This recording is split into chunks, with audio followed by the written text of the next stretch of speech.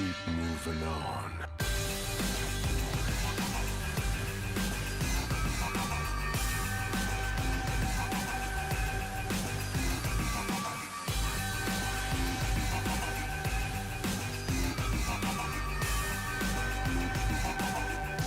Keep moving on.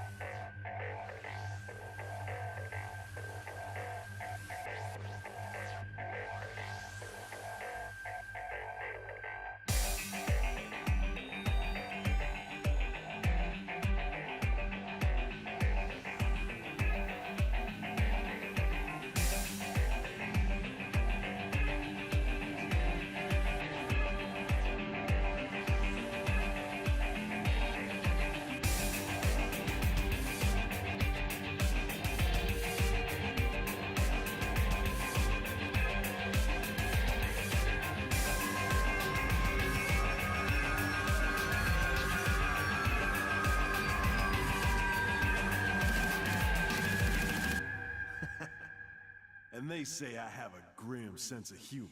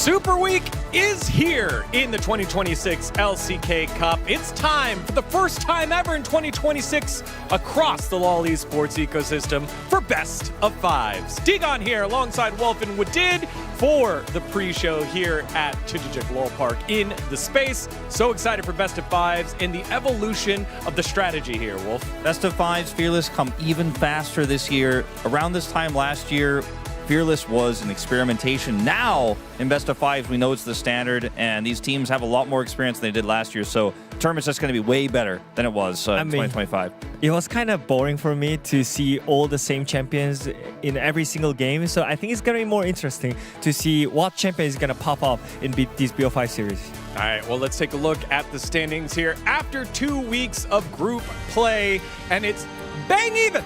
10-10 in terms of the points, a little bit of a differential in terms of the game points, but overall each group has found a way to get themselves 10 series wins. The critical thing is that Gen G are still undefeated completely, and if you look at the group Elder, no one is undefeated there, and T1 has a significantly better score than D+. You consider Gen G is 5 games ahead of D+ as well. I think we definitely have a clear favorite in terms of dominant teams here right now. And we need Bro to bounce back for this BO5 as well. You're telling me what did? Yes. Yes. They almost had it. I almost was glowing in the light with Wolf and Ox as well. Honestly, if Bros would have won there, I would have been the only one. I feel pretty vindicated about the DRX spread. Huge. A little bit weird that they lost to DNS at the beginning of the week to ruin my perfect week, but it happens, it can happen. Kind of illegal that you picked the DRX 2-0 week. Kind of illegal that you picked a 0-2 DRX week. I guess. That's fair.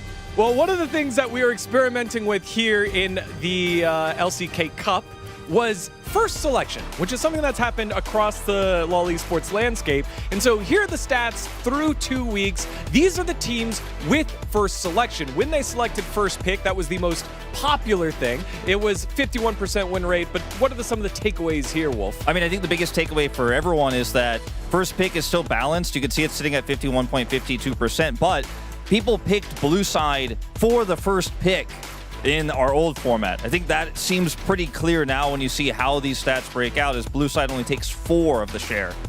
And also, it's going to be a completely different scenario when it comes to BO5, because I think the more series goes on, I think you prefer to have the counter pick after game 3 or game 4. So probably these stats will be change, I think, after this week especially. Notice also no one ever picked red side when they had first selection, and it was picked a single time across all of our games in this tournament when they didn't have first selection and they had the opportunity to pick it rather than first pick, second pick, or blue side.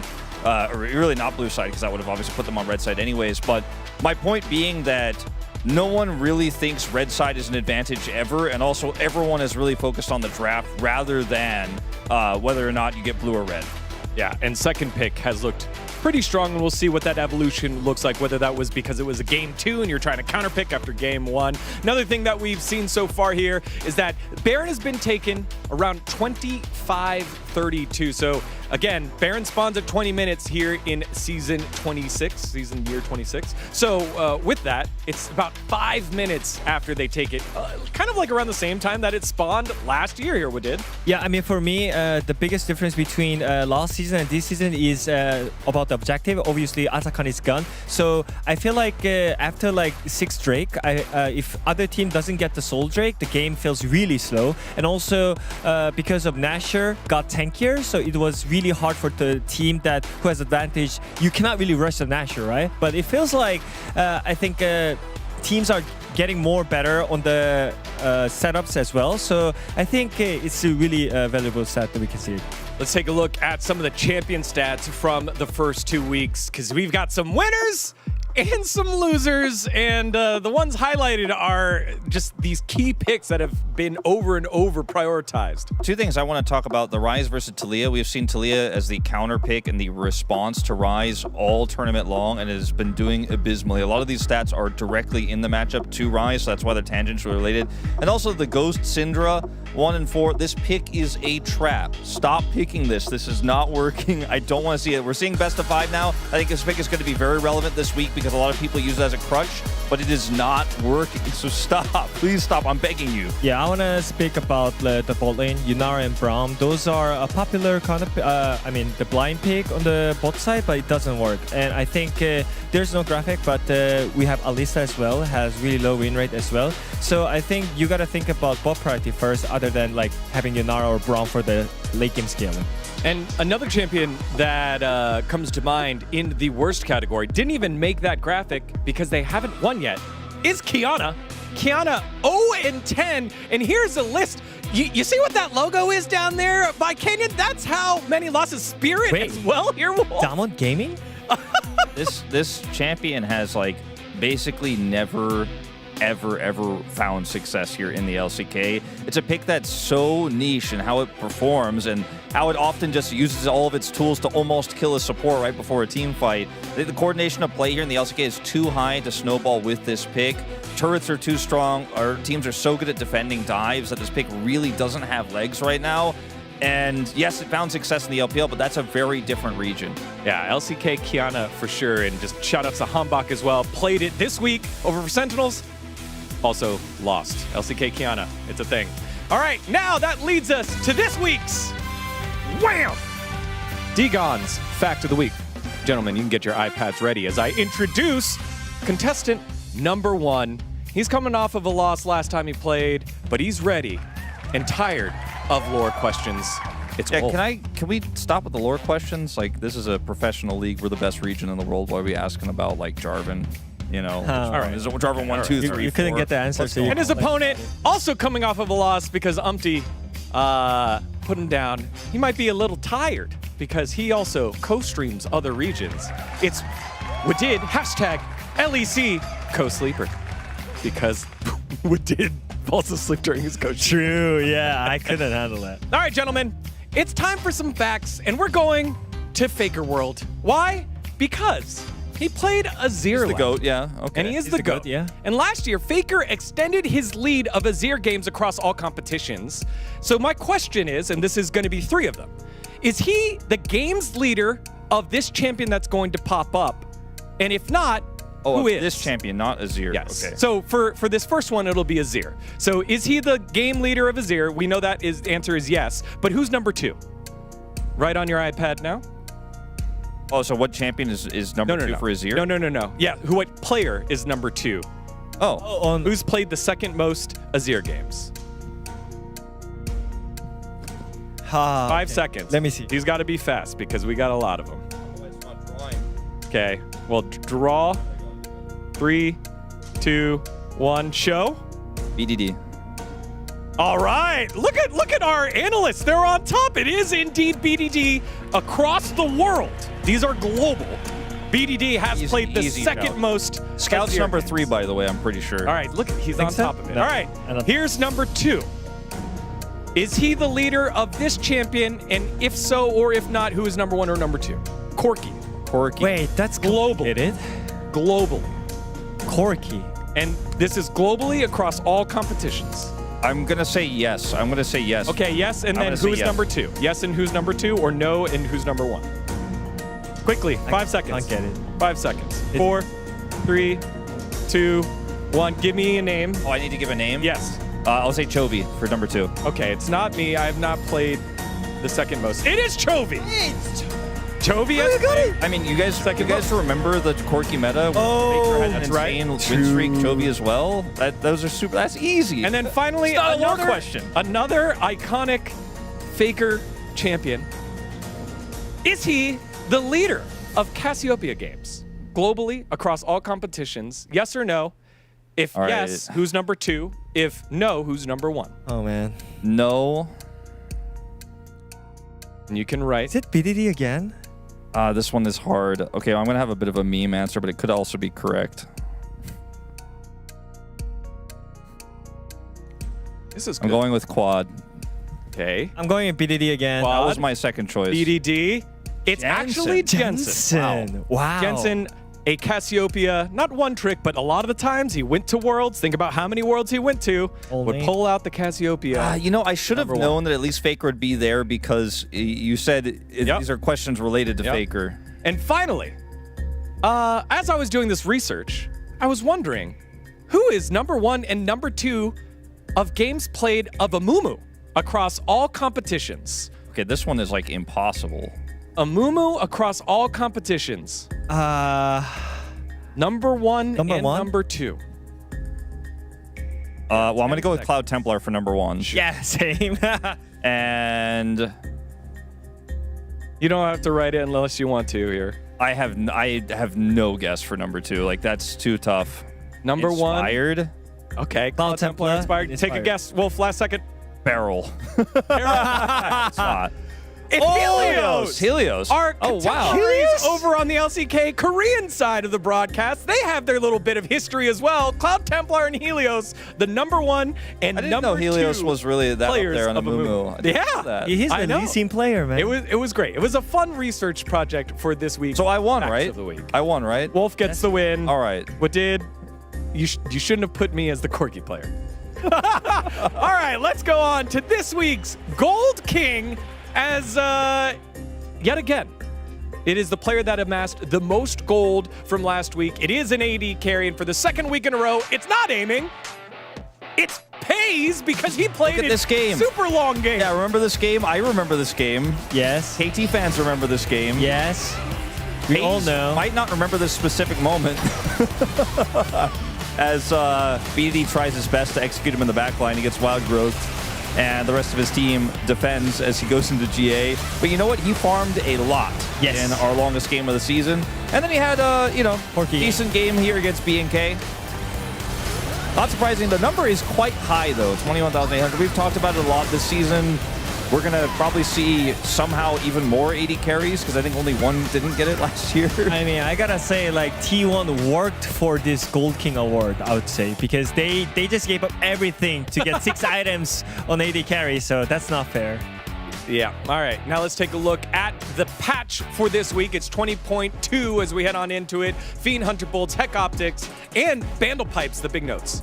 I mean, Bandle Pipes is the big one here. 300 gold increase on the combined cost. Fiend Hunter Bolts is being bought a ton already and is buffed actually quite significantly. You can see the notes there. Hex Optics, kind of a Caitlyn exclusive right now, may push Caitlyn into higher prio and best of 5s. Yeah, but Fiend Hunter Board, I think that item is just so OP at the end. And also, we have these champions, especially Varus, is going to be available on top and mid because of the Dusk and Dawn AP Varus. And also, Talia available in the jungle makes a flex pick. And Aatrox Viego, when it comes to BO5, you definitely got to choose the champion after all.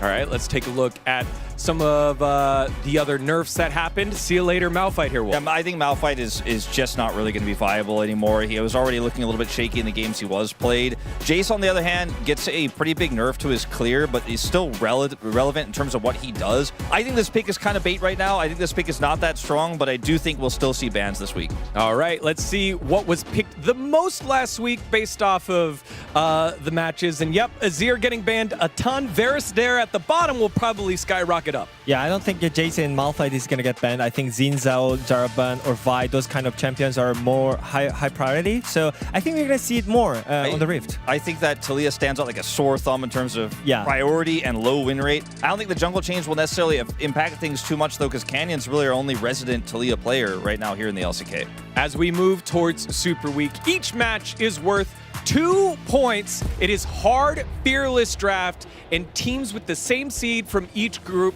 face off against each other. And here it starts here with the Bros up against DRX. What were your matches of the week, gents? I mean, T1 D+, I think should be an interesting one. D+ looking relatively dominant, but T1 definitely the favorites there. Yeah, I mean, for me, Nongshim KT is going to be a banger. No one knows what's going to happen in that matchup. As an LEC co-streamer, man, I can feel the LEC smell from that matchup. Yeah. All right. Let's see it one more time. For the Super Week, it is hard, fearless draft, so you won't be able to play the same champion. Teams with the same seed from each group will play off against each other, and a win awards 2 points compared to 1 win during the regular season. All right, now let's take a look at our predictions here on who we think is going to make it on out, whether it's Baron or Elder. Me and Wolf are aligned with Umpty. And Atlas, Valdez, Oxenwood did all believe Elder's going to get the win here. I mean, I would say Team Elder is much better, like just in general. I think Team Baron is all about T1 and Genji. Top heavy. So. It's crazy if Elder loses and Hanwha loses to Genji and certain results happen, Hanwha might not actually make it to the next stage, which is crazy. Yeah, there's a world where that may happen, which is why every single match and every single game matters. And it starts here with the Bros versus DRX. Let's take a look at our predictions that we had here between each other. And yes, of course, I'm alone. 3-1s though? Not convinced? Bro. I'm not really convinced about like DRX being like 3-0 against Brilliant. So. I think Bro has had a few isolated really good games. Yes. So I think it's actually definitely possible for them to take a game. If they get the upset win, I would be pretty shocked, but I don't think it's impossible. But I think DRX have shown that they can beat anybody in this tournament on their best day. The coach comms, they've leaned on it heavily. I still think without them, they'll look pretty good here against against Bro. I strongly doubt that it's gonna go like 3-0 because it's very first BO5 in this season, so it's gonna be like they try some new stuffs as well. So I think it's gonna be really like close one, even though like Brion is not like performing better than DRX. Yeah, it's time to rely on Teddy, the human nexus, as well as for Romer to earn his Bro nickname. Why he's had such an insane win rate in solo queue. Will it be able to do it here against DRX? We'll find out, hopefully after 5 whole games. It's Super Week and it kicks off with DRX versus Bro. 2 squads looking to try and prove themselves and earn a very, very important win in this group battle so that no one gets eliminated, because right now might be Bro, might be DRX, so this win means a lot.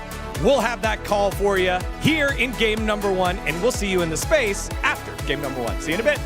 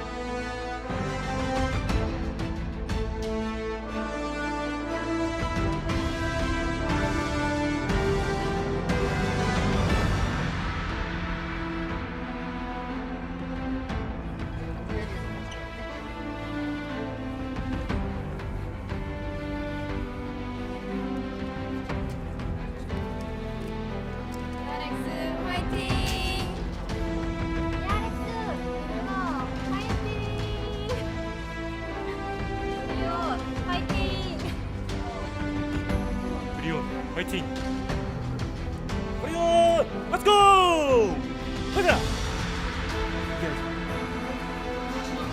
Welcome, ladies and gentlemen, to the Super Week here at the Chijijik Low Park for the LCK Cup. I'm Atlas, I'm joined by Orcs. The AA batteries are back, and we are ready for this first best of 5. Best of 5 is obviously the best because we are fearless. Everything could be completely ridiculous here today because it's DRX versus Bro. I'm hoping for it to be so. And I feel like we have this Super Week, you know, roughly evenly matched matchups, expectations. That's how it's supposed to go, isn't it? That's what we're aiming for. And some of them, you know, on paper, maybe with how we've seen things play out, won't be as evenly matched, but we've tried, and we're hoping that there'll be some bangers. Yeah, I think people are looking at the weekend for where those bangers really are going to come out, but I think that Saturday probably going to be a little bit more interesting than Sunday based on what we're seeing at the moment. That being said, this is the original Bro and Brew. Oh, yeah. We could potentially get 5 games of the most sophisticated League of Legends that you could possibly get in your entire life. And man, am I excited for it. Really looking forward to this one as we go through the points of the match here. The first match of the Super Week, 5th seeds versus Bro versus DRX. And yeah, a loss locks 5th place in the group. So pretty important to make sure that you're picking up a victory here, because it could mean that your run just kind of fizzles out. Yeah, I mean, really important. And I think that's the thing, is that points for your group are doubled in Super Week. So it impacts your group massively, but also it's all about that personal placement. You want to win for your own team, you want to win for your group, so very impactful overall in both regards. Yeah, Teddy, of course, meeting his former team here, was on DRX since 2023 before joining the Bros, as Rich obviously went on a bit of a journey before he came back and joined DRX. He was over in China for a bit, North America for a bit, and then just joined the broadcast for a bit, and now he's back. And looking to try and find some success here. You saw UCal there as well, him and Rich. So this is a lot of reunions on the Rift, but I imagine probably not going to be too friendly, as backs are against the wall for both of these teams. Let's have a look at some of our predictions here, as I'm sorry, Bro fans. I have paid my Bro tax, but I do not think that they're going to pick up victory here. Unsurprising that it is only Digon throwing out that pred. Yeah, a lot of 3-1 Andys here, and then we have a couple of 3-2s on the Korean side with Pony and Prince. I think, honestly, Digon. Yeah, the 3-2 prediction, though, to Digon's credit, if this goes 5 games, flip a coin, dude. Like, I don't think that we're really getting too much. As you can see, 1-13. The Bros definitely the underdogs. You know, interesting is that he's predicted Digon. Bro, but his hair is blue and his jacket is blue. What does it mean? I think perhaps it means that the makeup team dressed him incorrectly today. Yeah. So let's go with that one. As 45-54, that is not what I was expecting. As the Bro fans are out in force today for our fan predictions. DRX is a really popular team. After their victory in 2022, picked up a lot of fans, and a lot of them have stuck by them, even though things didn't necessarily get better since then. So somewhat surprising that we do see the Bros creeping up.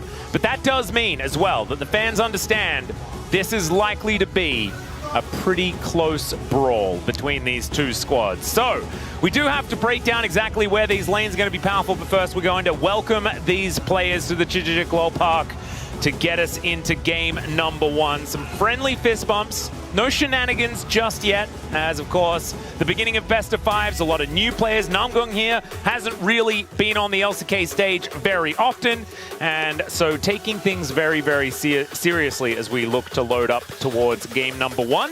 And I think, to be fair, the predictions have obviously shown Bro to be the underdogs, but when we look at the series they've played so far, other than that first series up against D+, they have managed to take a game in every series they've played. And when you look at their opponents, being DRX, HLE, and KT, true, those are trickier opponents on paper, and they took games each time. So, you know, they have been at least putting a good effort in, and that does make it definitely a sort of valid thing to say that they're going to get some games today. And when it does go late and fearless, it definitely adds an extra element to it. Yep.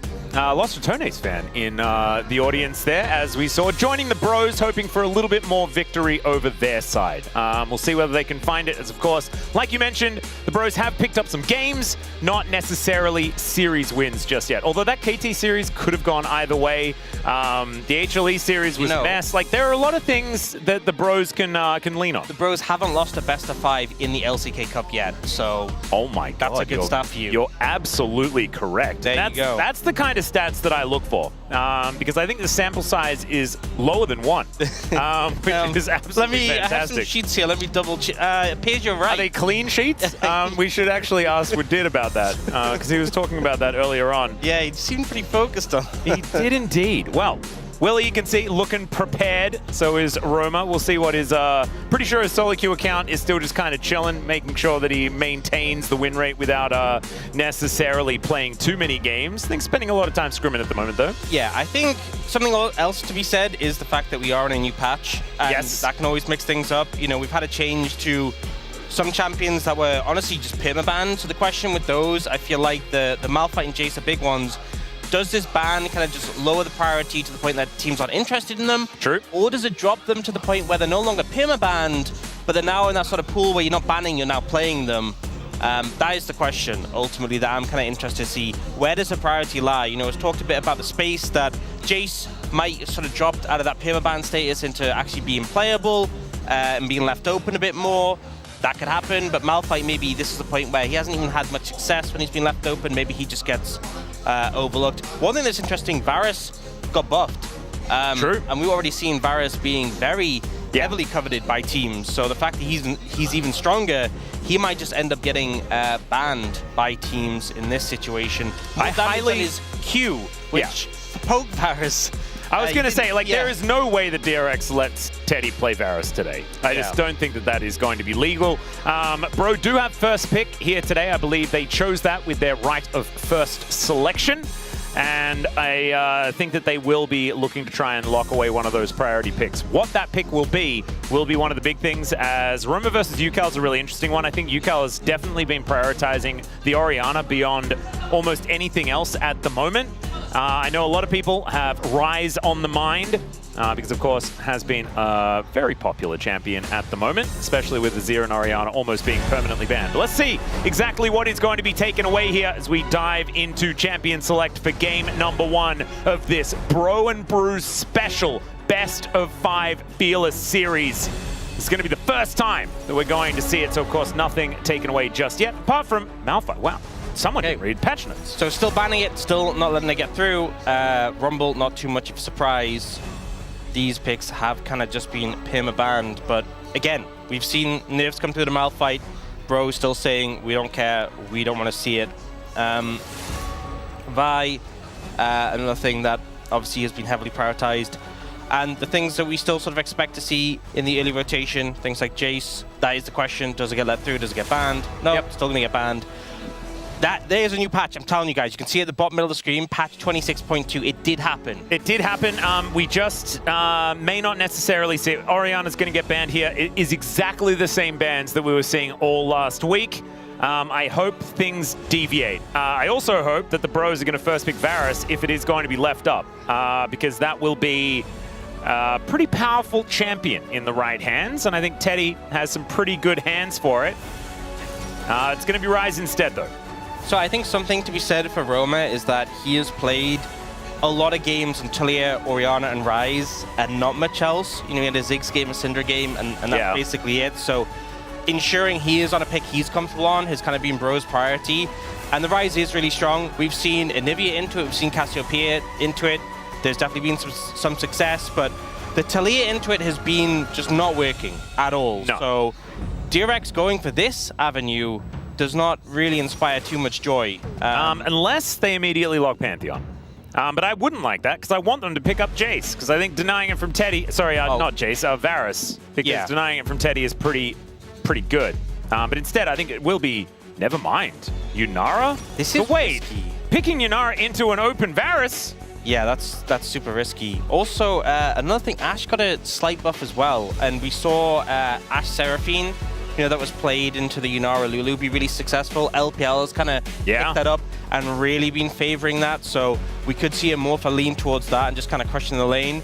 For now, Bro are going to say, hey, you're not going to take the Pantheon, we will take that happily. And this mid jungle is so strong because you have point and click CC from either side. You know, one of them connects, the other one's just going to follow up. So much burst between them. I mean, this entire top side is point and click. Obviously, one of the things with the Yunara is that she is quite mobile. You kind of need one of them to have flash, but as long as one of these three has flash and the Yunara doesn't have cleanse available, it's just a pile-on effect, right? Yeah. They will jump on top of Jiwoo and shut him down, so a lot of early mid-game power from the top side of Bro. Nara's going to come through from DRX, not too much of a surprise. We've seen this matchup a ton of times, not just in the LCK Cup, but forever. And the Varus got banned, so interestingly didn't prioritize that inside the Renekton. Yeah, I'm somewhat...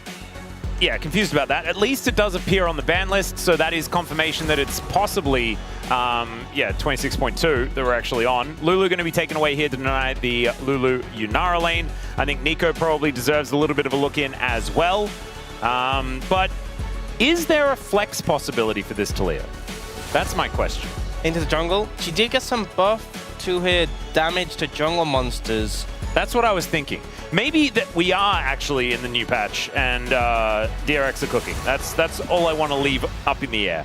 As there's that Nico ban that we were expecting, pretty obviously taken away. There is the Corki as well. So 2 of the best AD carries on the patch taken away here to try and make sure that the Yunara's life is as good as possible. It's not. It's not a jungle Talia. It's just not. Yeah.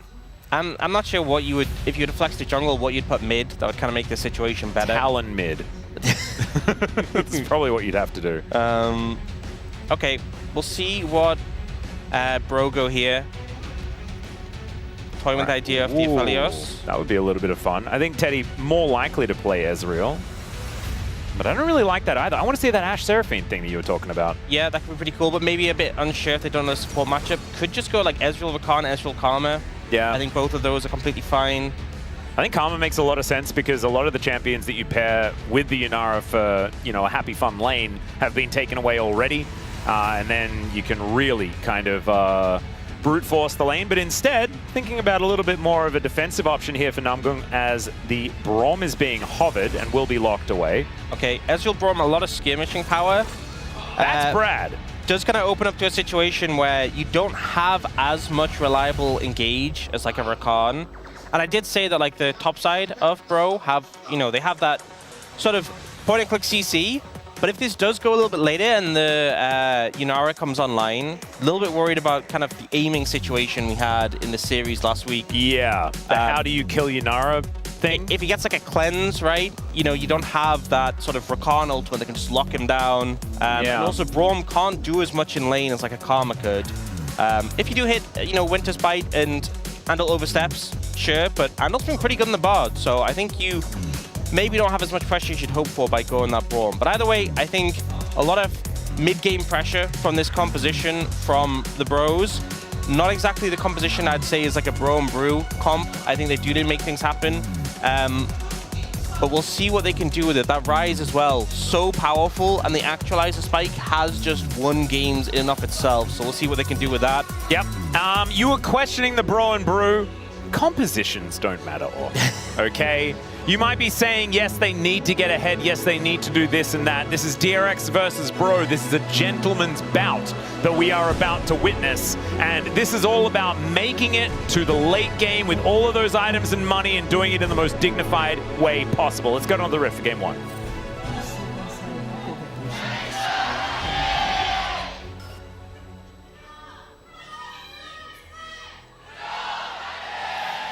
All right. DRX and Bro fans in full voice today in a packed house at the Chijijik Lol Park today. As let's see who is going to be able to take the victory. DRX on our blue side, the Bros on the red, but they had the right of first selection. So this is the composition that they elected to go with. I think some question marks there. I imagine, you know, Wolf backstage is a little bit upset about the killability of this Yunara. He is sort of the king of how do you kill Yunara guessing games, and didn't come up with too many options, and then aiming won the game earlier on. That might be the case here. Jiu has been known to put himself in positions on the map that are not necessarily the best. So let's see whether he can shore it up here. As of course, over the last couple of weeks, he has looked better than last year. Yeah, I think he definitely has. I think it's been an improvement. I think last year was a bit rough for him, all things considered, especially when we compare to like his peak when he was on Nongshim, and he was the most hyped player. Yeah. But definitely seeing a bit of that energy coming back. Just still some inconsistencies. And although on the Bard has been really impressive. Yeah, his Bard was actually phenomenal. Yeah, we've been seeing some great Bard play, not just from Carrier, which is kind of the expected, but it kind of across different teams. Andal's Bard in their last game was unbelievably good, so that one is going to be worth looking out for. I believe we had another player also having a pretty great game when we weren't necessarily expecting it. Was it Korea? No. Korea? No. It was someone else. Someone who we weren't necessarily expecting to be great on Bard played a really good game on Bard, as well as Andal. So, cool stuff here in the LCK. Let's see whether Andal can continue channeling that, as he does just eat a flower. Yeah, and Teddy and Namgun just able to push them in, but again, hard to really apply too much pressure in this lane. But it does kind of make it very uncomfortable for Willa to play towards the bot side of the map. you know, we talked a lot about things like Lucian Braum and how skirmishing in the river very difficult against them. But I mean, Ezreal Braum as well, especially with the Pantheon. This kind of trio, you know, like if Pantheon goes for that empowered stun, triple auto to instantly stack the Braum passive is just so scary. Yeah. So can't really engage too much with Bro in these sort of early game skirmishes. Having a look here at the mid lane, Yukal was a phenomenal Taliyah player at the beginning of his career. One of the players that really did enjoy this one. So seeing whether he can channel a little bit of that, as we know that this pick has not necessarily found the most success, but right now does have a little bit of an advantage when it comes to the farm. Yeah. Both of our mid laners taking the Ghost, and Romer actually already using his, I believe, to get back to lane. Yeah, he reset for the early tier and just ghosted straight back to get there as soon as possible. Obviously, Taliyah can move against the train and get back pretty fast, so doesn't even need to use that. And I think will pull a little bit ahead in terms of farm as well off the back of this. And there's level 4 hit. A little bit of aggression towards Teddy, who misses everything on his way out. Can understand that, though. Was a little bit frightened about what was going on. And we'll get tagged. I don't think the bro's too worried, as the Braum Ezreal, as you already alluded to, not necessarily going to be smashing this lane given the ranged nature of the Bard, and Jiu's access to the lane, to the wave because of that. And we do know that Inara just really likes being able to hit the wave. Yep, just super strong with those autos. And also a big thing is the level 6 of the Inara we've seen a lot of times capitalized on, and just able to have so much all-in power, especially compared to an Ezreal who's kind of, you know, if you connect the ult share, but a bit lackluster in those all-ins. Oh, Roma taking a bit of damage here as the threaded volley not quite going to find it. And with Gideon showing up, not going to be too much more. But Andal just being a little bit frustrating here. And Roma not going to be able to ghost back to lane this time. So going to miss out on a little bit more. And already it's about a full wave here for Yukal in advantage. As Roma will be sticking around just to make sure that he does collect some of that. So never mind. He's going to be able to even it out. Yeah, had some cover from the rest of his team, so you could stick around and pick that up. Not too much of a concern. Some good pressure there from Yukal. All right. Teddy and Jiu just hanging out in this lane. Namgun going to make his way back after getting a little bit of vision down in the mid lane. But right now it is a lot of control of the bottom side belonging to DRX. He's not quite able to hit the Winter's Bite. And right now as we're broing and brewing, DRX looking pretty comfortable, you could imagine. They're feeling pretty okay. Never mind. Oh, Andal taking a fair bit of damage. Does get a Cosmic Binding back, and not quite able to hit the concussive blows are the bros. Concussive bros. Maybe that's what we should call it. Yeah. It definitely feels like the Braum vibes. Yeah. Just concussive bros. Especially a composition like this, you know? Yeah. It is just 5 concussive bros. Yeah. A lot of CC. Exactly right. And a lot of it is definitely going to land, as Willa is going to get visited. It does have Yukal coming over, as Roma not going to get picked up by that seismic shove, as Willa is desperately trying to run around the rocks. Slowed down, though, is this Rise, as Willa just wants to get in there. Can he find the Wind Becomes Lightning? He does. There's the Blast Cone, the flash used from Roma to get himself out of there, but still has to invest the expensive Summoner spell. And so the bro's looking a little worse for wear, even if it still says 0-0 on the kills. Yeah, Roma living up to his name, but I'm not sure really where he was going with that one. He was just journeying. That's the whole point of roaming, though, is you just don't necessarily know. You're roaming. You're just roaming free. Yeah. That's what he was doing. Well, we to question his journey. Sometimes calibrating the Realm Warp is difficult, you know? They explained it in Star Wars. You know, if you get the calculations wrong, then you could find yourself inside of a star or something like that.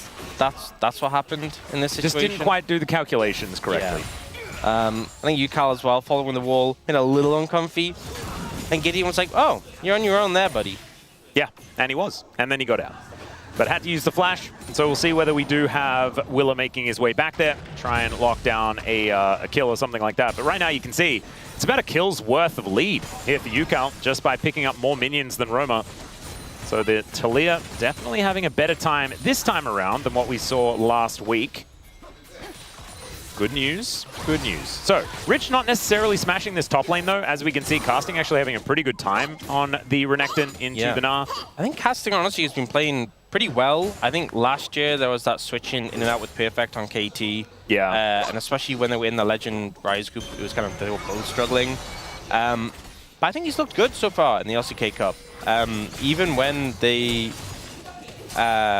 did have that series against KT, you know, going up against the player he'd been sort of subbing in and out for, had a good performance. So doing well in this matchup. Obviously a positive. Gnar later in the game is just going to be a menace in side lanes, but if you're holding up well so far, it's definitely a positive.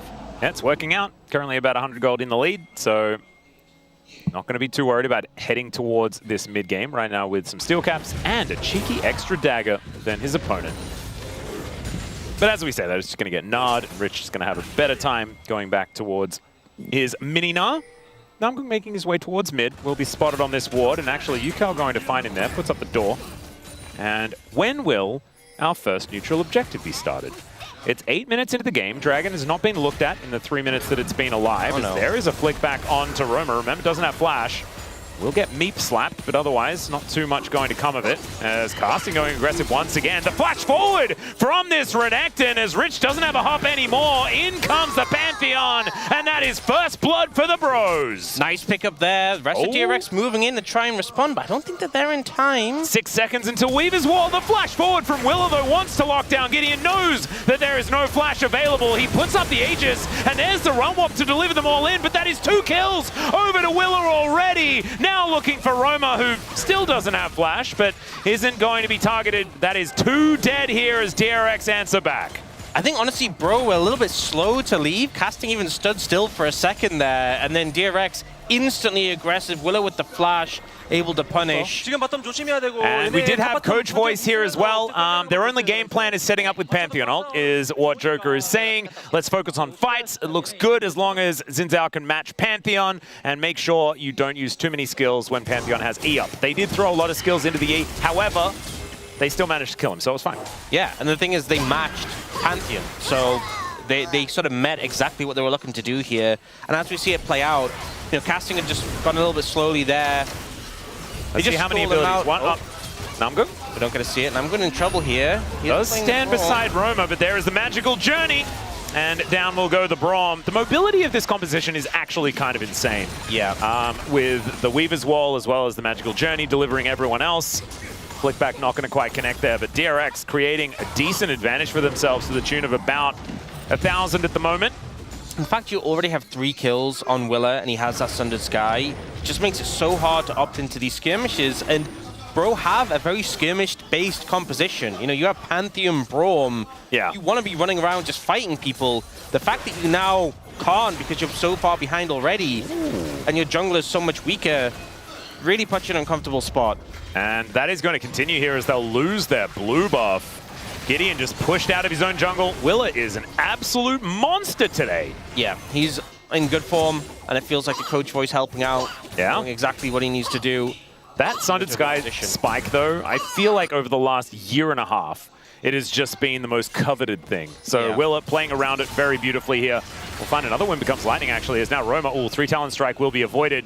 And Willa not with his flash available. Another blast going to disengage. Shout out to Valdez. And DRX continue on the front foot. A little bit of dancing here from Andal, trying to work out where to go. But right now, Willa is just taking all of the stuff. All of the things on the map belong to Willa. And here on this bottom side, Jiu is alone, but maybe not for long, as Yukal was rotating down. Not going to quite be able to get that next plate here as Willa does secure the final grub.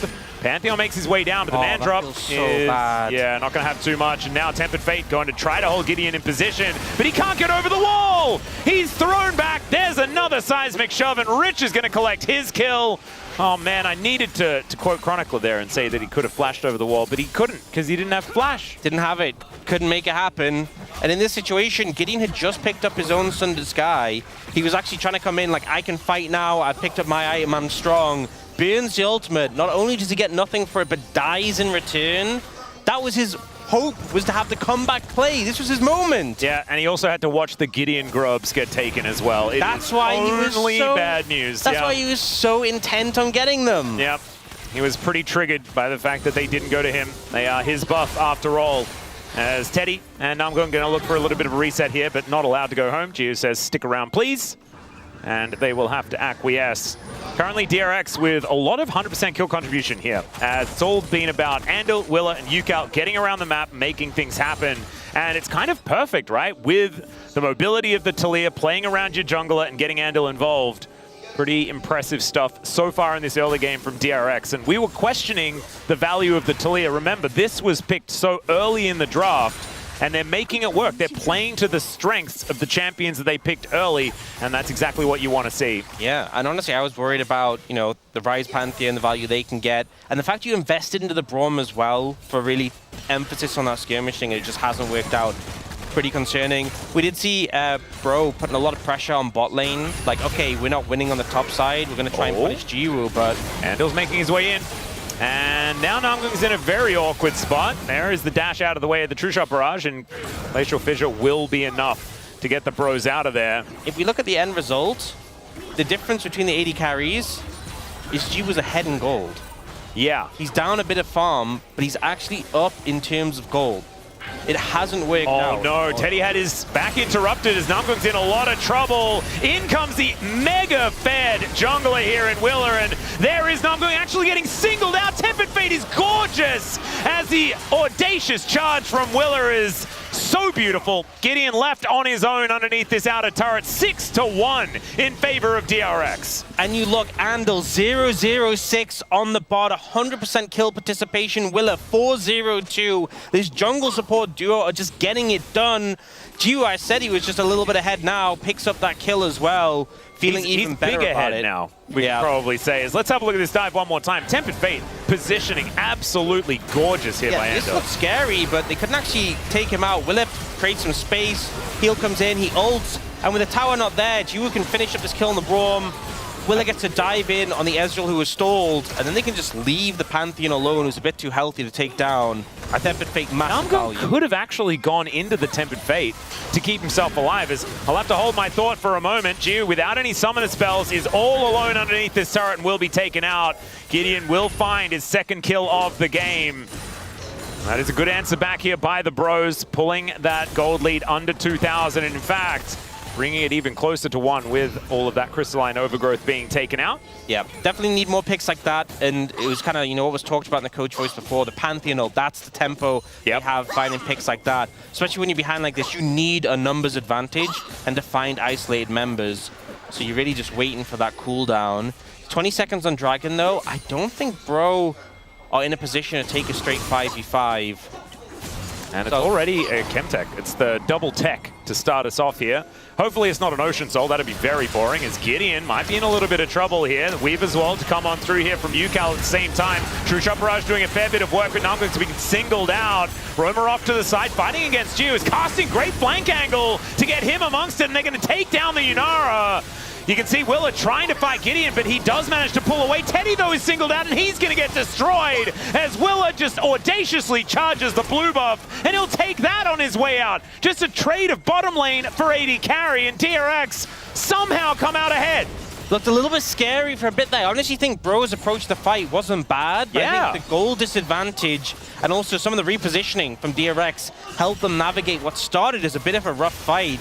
Jiwoo kind of just got taken out immediately, and the flanking Renekton was initially a big threat, but unfortunately just wasn't the gas in the tank for the Bros. Yeah. Dragon will go over to DRX. I really thought that that was going to be successful, as we'll have a look at it one more time and see where it all went wrong here for the Bros, because it started off looking like the answers were there by DRX, but then the Bros did get that phenomenal flank angle. Look at this ward. Yeah, so the Renekton coming in, and also with the root being laid down on Jiwoo, Andal's already low, Jiwoo's getting exploded, Willer's going super deep to kill the Braum, and it looks like it's going to be a good cleanup for this portal so Andal can slip away, and then also Willer diving to the blue buff so he gets out.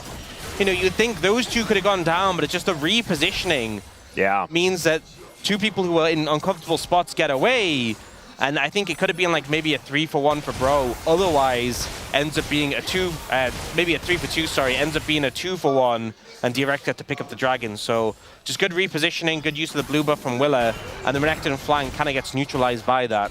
Yep, Teddy as well, just in a very awkward position after that teleport came through from Rich. So that is a large reason why as well a lot of the DPS was separated from the Bros in that last fight. Is now Roma finding a bit of damage here onto Rich, but Andal's going to come on over and just prepare some tea for him, and he should be A-okay. But this turret not necessarily looking the healthiest. I think as well, Jiwoo, you know, I was talking in the pre-show about Fiend Hunter getting buffed, which has just been the default second item for the Yunara. Yep. but it got like a sizable buff. So the fact that you were already building it and it's now stronger is going to feel like such a big spike on those 2 items when it does come through. Yeah, the 2-item spike going to feel pretty fantastic. As speaking of which, Jiu is now poised in the mid lane to try and lock things down. Right now is the only one with a gold disadvantage, and it was an Infernal Soul after that Drake did get taken down, so pretty high value one, especially when Rich is going to be on a side lane, right? Like these sorts of things, if it is DRX that can continue stacking these and getting all of that extra damage, going to be pretty dangerous, as Andal is just a walking canteen. It's given as many, like just a cafe. There it is, Jiu just going to become a bit more healthy. As Yukal here towards his bottom side crashes another wave. Only 1 plate remaining in both of our bottom lane turrets, but no one really there to take them out just yet. No one feeling all that confident right now. The bros with a lot of vision in that area, but still 2.5 minutes on the Dragon. So not a whole lot of reason to be down towards the bottom side unless they're going to try and push for that first turret of the game. Still hasn't been taken down just yet. I just realized that Bard is the ultimate bro and brew champion. Yeah. It's the only one that actually brews. Apart from Gragas, I guess. Gragas, Yeah, Gragas does also brew. he brews a fair bit. But it's the different kind of brewing. And Yeah. This is the cup of tea brewing, which is, I think, what the bro and brew really stands for, you know? Because it's dignified, you know? You know, if you're a bro fan, whether you're having your tea or you're having a drink, that's fine. Yeah. Either way, it's good. Probably fits. It fits the vibes. And so there is still another Bro and Brew champion that we can have. Hopefully, Fearless will be able to give us a Gragas game later on so that we do complete the full set. And the full set is only 2, so it's not like you really do. Is there anyone else? I guess Gentleman Cho'Gath? Oh, yeah. Up you go. God, I love that skin. All right, I feel like we'd have to go into skins rather than going to like... Yeah. I don't think there's any champions that fit it, unless we're missing something really obvious. Like the whole Debonair skin line would definitely fit. Yeah. So we could have actually had Debonair Ezreal in this game. Oh, isn't that... what's his Zenzawa skin where he's in a suit? Oh, that's Tuxedo. Oh. That's the Jackie Chan skin Still good vibes. from that great movie. Did you watch that movie? Which one was it? I think it was called The Tuxedo. Oh, yeah. It's dope. I did watch that movie. Did you know that Jackie Chan did all of his own stunts in that movie? Doesn't he do all of his own stunts in a lot of movies? Yeah, all of them. That's how I knew that. Wow. Or at least, like, maybe not towards the end of his career when he was, like, much older. I don't know. But it was certainly true for a really long time. Yeah. And all of the coolest ones were definitely Jackie Chan. I've seen a lot of videos of him doing crazy stunts. Have you seen The Drunken Boxer? God, that movie is so good. I haven't seen that It's one. like some of like the best like martial arts choreography I have ever seen. And Jackie Chan, of course, does all of it because, of course, that is a martial art that he invented himself. So there you go. Bit of bro and brew, and it fits, right? It's on theme because it's the drunken boxer. There we go. You know? That's how we bring very it all Gragas. full circle. Very right? Gragas. Back to the original point. Uh-huh. Beautiful. All right. DRX, in the meantime, by the way, guys, if you were asking us to talk about the game, Orcs, catch us up on what has happened. We do have some items coming in. Fiend Hunter Vaults for you. That's we go. nice. Dragon's now up and available. And DRX like, you know what? Baron. But Bro have cottoned on to that. Actually, they just TP'd casting into bot side. Oh, no. And they've got a ward on this dragon. They know that they're... Triple shot barrage. There's a Tempered Fate not doing too much here. As Jiu is over the other side of the wall. This is a very interesting scenario. Gideon going down very low, though. And the Pantheon will just be executed. That is no jungler, but casting. Trying to take matters into his own hands. A massive Crocodile will destroy 2 with the help of Roma, who finishes them off. And a 2-for-1 old DRX. That was not the decision that you wanted to make. Gonna look to take the mid tower now. Yukal trying to defend. Yep, Yukal just trying to keep himself safe here, but Teddy is dashing forward. Yukal will be able to make it to the inner turret, and that will be able to keep him safe. The Dragon still up and available. Willer is still dead for 20 seconds, though 10 on Gideon, as the bros are going to look to reset and then come back once again. Let's have a look at this one more time. It was like magnetism, you know? Bro with the Dragon, DRX were at the Baron, and they just like got drawn to each other. Like there was some compulsion to fight in the mid lane. Yeah. Casting though got massive value here, just sliding in.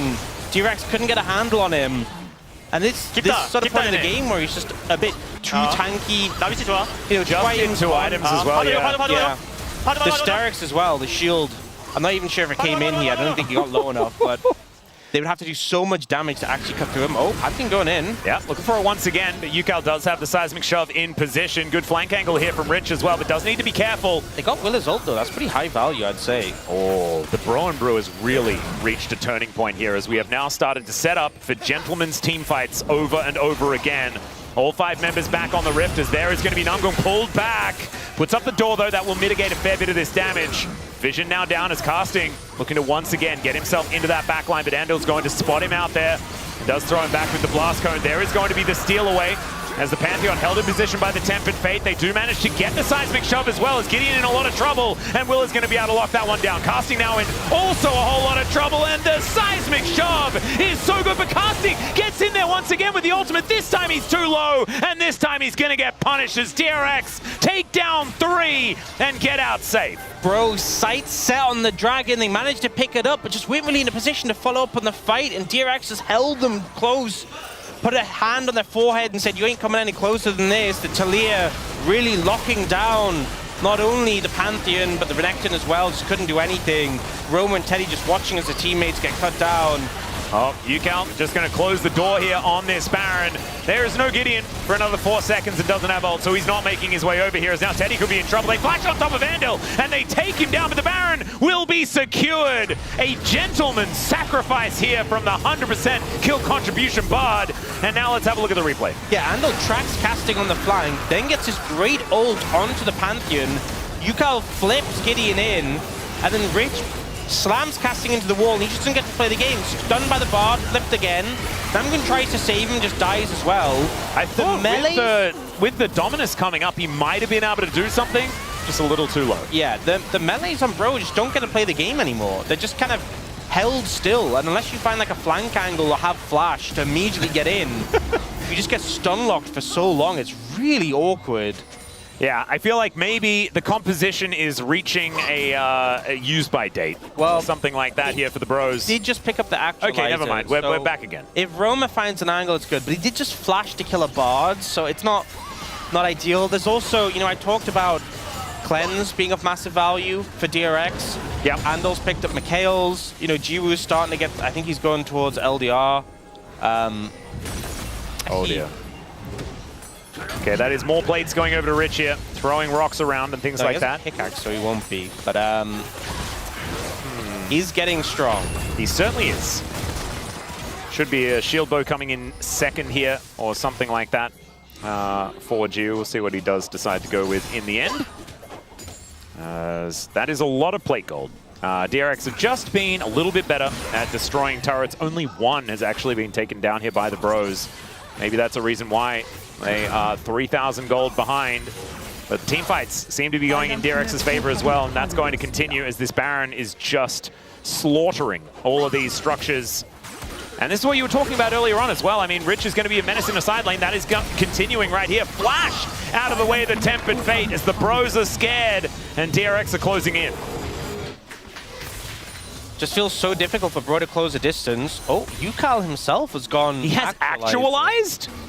Yukal's like, I can do this it Rise too. build is so good, I'm just going to build it on anything. He's going to copy him. There we go. Yeah, Hopefully he plays Cassiopeia and Anivia in the next 2 games, and he could actually just do the same build. we are on 26.2. There is plans for them to buff this item in the next patch, but it's still not being buffed, right? So it's still just normal actualizer. So yeah, it's still normal, ridiculous on Rise. Gideon going to get caught out here as Jiu is going to get cleansed. The Aegis goes up, but Gideon doesn't have very much support, and pop goes the Pantheon. he just got exploded. Yeah, That did happen. yep. And it's an 8-1 and 4 Zins out. Willa is so incredibly massive. Yeah, him and Andal have just completely ran this game. Yep. I'm going to say, like, I think Andal's front runner for POM, and it's not close at this point in time. This guy's Bard looking absolutely fantastic once more.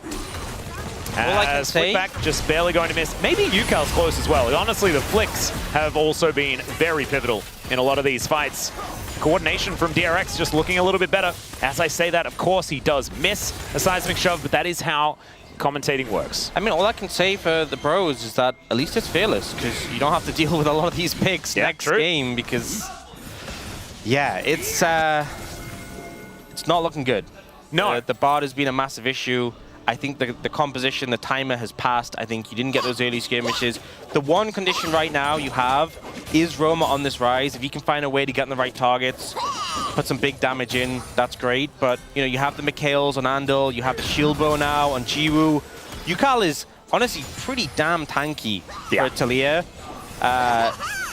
Especially the Actualizer as well, even buffs the Seraph shield, so... Yeah, true. It's kind of difficult if GA on Willa. This is going to be a difficult team fight to win, but they're going to have to try. True Shot Barrage softens up Willa and Andal. They've got some coffee to drink, or some tea. There's another Tempered Fate to lock down this Pantheon. Seismic Shot doesn't find him this time, though, as there is the two-man knockup from Namgung, but he's going to get thrown back as well. Rich has that Nabar in a pretty good position, but looking a little worse for wear. DRX. Yeah, some good poke coming out from Bro actually this time, so maybe able to get position on the Dragon. Yeah, there is still vision down here by DRX. Willa moves on over. And the Bros, let's see whether they can keep coordinated and make something happen, as Yukal, looking to flick back casting here, was wanting to go on a bit of a flank angle once again. Rich's Mega's about to run out too. This is honestly as good as you're going to get for Bros to take this fight. Well, Willa could be in trouble here as he's taken down very low. That is going to be the steal away from Gideon. Very nicely done. As DRX probably just want to get out of here at this point. There is a Realm Warp, though, to deny it, and there's the man drop that comes on through. But an immediate flick, and Yukal says good night to the Pantheon once again. This time, Casting can't make his way in as the concussive blows wear off onto Rich. And DRX just take down the jungler and move on. They get a Dragon, which is still good, but you can see even with the best conditions possible, there's still a gold lead for DRX. It's still so hard for the melees to close the distance and get onto the right targets. Let's have a look at it one more time. I think the main thing here, though, is the Dragon was denied. Yeah, it still just comes down to a flip at the end of the day that Gideon ends up winning. Obviously on Pantheon, a lot easier to secure than other junglers with the execute. But here he oversteps and gets deleted. And you kind of just have to dive forwards to try and make it work. But there's so many peel tools on DRX. If you're not coming at multiple angles, they just throw the Unraveled Ears down, they do the flickbacks, they do the stuns from the Bard. And it ends up backfiring. And now Casting has no flash, which I think is pretty rough. Gideon and Roma have theirs, though. Yeah. Possible angle. Also with no flash, so that's something. But Jiwoo with both sums, definitely scary, and getting scary, approaching that Infinity Edge. That's the thing as well, you know, I talked about the Fiend Hunter being buffed. It's nice when you get it, you know, but it's also if you're already gonna crit, you get the extra true damage. That is something that got buffed as well. The true damage is more from 10% to 15%, so you know, when you get that IE, you get some massive true damage. Oh no, Gideon has to flash once again. And so how does the Pantheon get over the wall in order to stop this Baron? He has to ult in, which makes it awkward to time it, and his ult's not quite up yet, so they need to buy some time here. Well, there's the teleport in from Casting.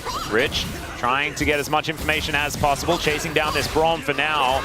As now looking to get on top, but he's so slippery. Tempered Fate onto 3 as the Realm Walk does absolutely nothing. Teddy is executed, a massive Gnar into the wall as Casting gets that shield from the Sterix, but it does nothing at all. Goomba stomped and taken out, and DRX are just running the show here. 3 on the floor, and they sacrifice the Bard, but it is another beautiful, worthy sacrifice from Andal. Andal is just putting on a clinic. 17 assists! 17 assists, Ox! That ult just catching all 3 of them as they just got in aggressive. It was just perfect.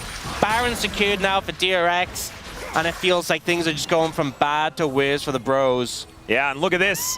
Did Yukal just complete boots as a mid laner? Is that what happened? Tell me that didn't just... I think that must have been a mistake. No, he switched boots. I think he switched boots. Ah, okay. Yeah, Thank God, okay. All right. So they got their triple ult here and managed to catch Ezreal when he'd gone in with the rest of his team to try and funnel onto the Gnar. Perfect ult there, honestly, from Andal. Just beautiful. And he gets focused down, but it doesn't matter. Yeah, I believe he had the... Lucidity, right? Lucidity, yeah, for the movement speed. So now he switched over to the upgraded Sorks. He wants that extra pen.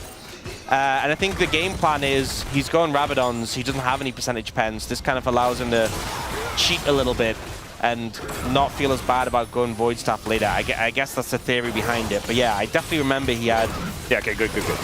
As long as he did have some shoes to make use of his quest. But this is going to be base broken here towards the top side of the map.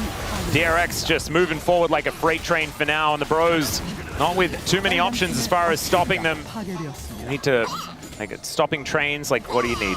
Spider-Man? Spider-Man does that. Spider-Man can stop train. He did do that one time. A train. Yeah, he did. I remember that. It was pretty hard. Yeah. But he did do it. And it was a while ago, so maybe there's more tech that some of the other Spider-Mans have figured out as well. They need to get one of them, though, to figure out how to stop this, because DRX are closing in. 2 inhibitors now taken down. And the Bros, I mean, they're going to have to force something to get them off these Nexus turrets.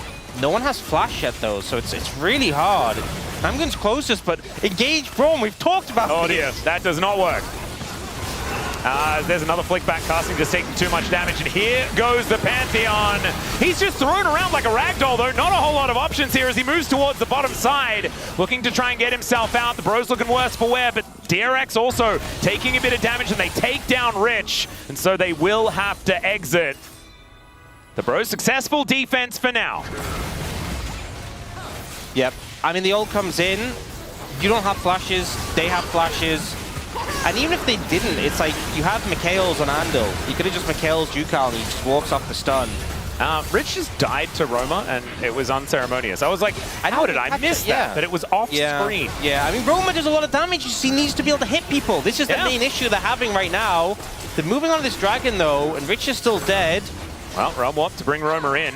DRX just not electing to do that. They're going to do the winning the game thing. Base, yes, base. Hey, but even if their Nexus does go down, they got 3 Infernal Drakes. Yeah, that's pretty good. That's pretty cool. Tempered Fate going to hold on to Teddy here as the Weaver's wall. Oh dear. Flash out of the way, and he does Arcane Shift as well. And it'll probably not going to be enough to deal with the Ezreal at the moment. But DRX are just trying to stop backs to make sure that these minions can get ushered into the turrets. How much as time Yukal did is he buy? just hunting him down. He did get... Oh, wait. He'll get away over the wall. Oh dear. Does he know? Oh, the circle! Perfect the position, and the barrier is not actually enough to stop him from being taken down. Oh, Teddy, no! He'll get taken out. Gio delivered another kill, and now 4 versus 5 to defend the Nexus here for the Bros. That was so nice as well. Like the fact that Gio found him, Teddy tries for the barrier to get the recall, but it's just not enough. Doesn't block enough damage. A cute attempt from Teddy, but he gets caught out there. And now, without the Ezreal, I think there's no real chance here for I'm a bit sad. I kind of wish that Andal had have hit him more recently. Because Andal was the one that was, you know, like telling them, go get the Ezreal, but he didn't get an assist. Oh, really disappointing. Well, there's a Tempered Fate. That's going to hold on to Roma here. Oh, Yukal, he's pretty good at these. The flash does have to be used. Gets Roma to safety, but it's not going to help. Now I'm going to bottom lane.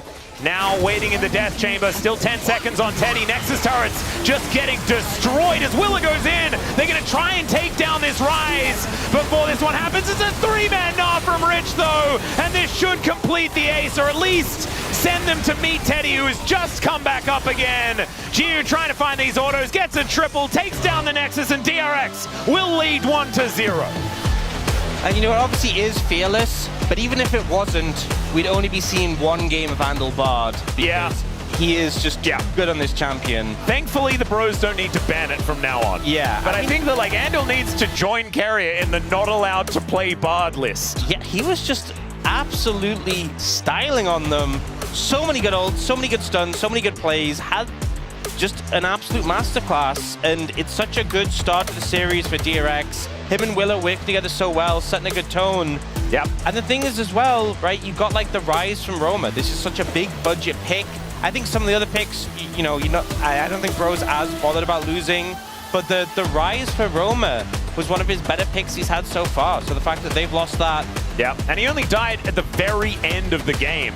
He managed to stay alive, but just couldn't really get the value, right? Like, We've spoken about this so many times, the like palm on the forehead, and they're trying to hit, but they actually can't. And didn't look all that great. We've got a phenomenal meme here in our caster prompter. Hopefully that is going to be put up onto the LCK Twitter. A little bit of a Peter Parker with Keria and with Andil, and it looks absolutely brilliant. But it's time for us to take a short break. When we get back, ladies and gentlemen, the space is going to break that one down. Degon are going to tell you the reasons why the Bros are going to bounce back, and then we'll hopefully get 5 games for you.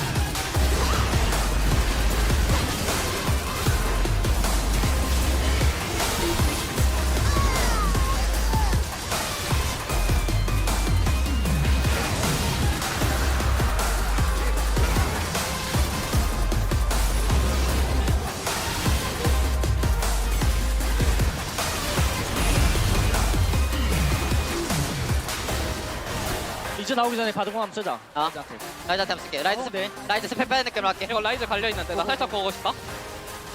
얼른 와, 조냐 생각해. 괜찮아. 라이즈 노플이야. 빨리 좀 와.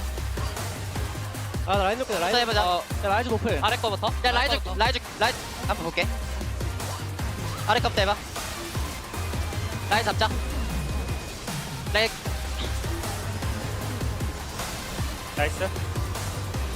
아, 나 점프 잘못 눌러서 큰일 날 뻔했네. 아, 빠하자. 점프 잘하다. 나이스, 잘했다. 나이스.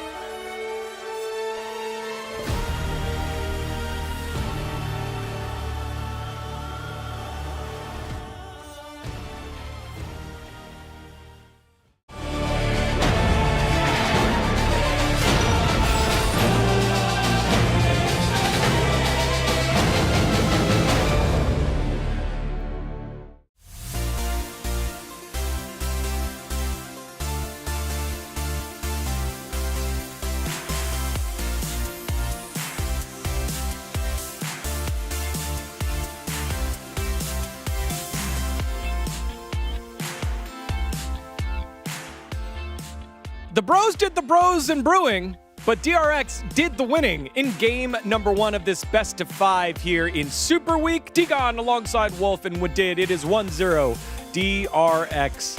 And a lot of it has to do with the play of the Bard. Andal just kind of we're confusing Andal with Keria? It was crazy. Really good, and he set his team up for a lot of success. Look at the draft. I had only one concern, is the Talia, right? Here for DRX into the Rise. We talked about in the pre-show, this has not been a good matchup for the Talia. But I wondered, when we got to late game, would they be able to lock down and kill this Yunara, or was she just going to have too much of a front line to pop off? The answer was Bro just did not brew. They just skirmished early, they scrapped early, they took a lot of poor fights and fell massively behind and lost a ton of tempo. And also, whenever you have Ryze and Ezreal in lane, I think you should be able to push the lane and get the control by themselves. But I feel like Ryze had such a weird moment with his ultimate, so he had to use his flash in the early game. And also Ezreal with Braum, not really working out against Yunara and Bard because you can't really push them out. So I think just the main issue for Bree on this game is not having a control from the laning phase, and I think that was really hard for Breon at the end. All right, let's get to it and see the early skirmishes that Wolf was talking about. And it started with what was supposed to be a proactive play, didn't quite work out for the Pantheon. We have a lot of these early scrap attempts for the side of Bro where things look unfavorable initially, and then they try to turn around the play. Like here, Ghost is forced. There is no way for Ryze to join this fight. Pantheon ult. Doesn't cancel, goes on top lane. Yeah. And then they stay. The rest of the team is rotating up. Ryze does not have ultimate, so he cannot actually get up here faster. Yeah, and also these two guys have no flashes after all, so this feels more impactful for DRX. Gets his ult back and comes up here, it's too late. And a ton of tempo was lost, so many resources were used. The Ghost was used before this. And like, if the Pantheon ult is stopped, this is even worse, right, for Bro. And like, opting into these types of fights, I understand you want to try to get ahead early, you want to utilize your Pantheon, but don't forget the enemy team can rotate quickly with this composition as well. And before this play, Roamer made that little bit of a journey around the blue buff, was down 400 gold just straight up. No kills, just off of CS, so already behind. The Bros tried to make a play somewhere across the map, and then on the bottom side of the map, this was when DRX was like, ooh, hands are working today, because they dive perfectly on this tower. So yeah, you can see Namgung tries to attack Yunara without wave.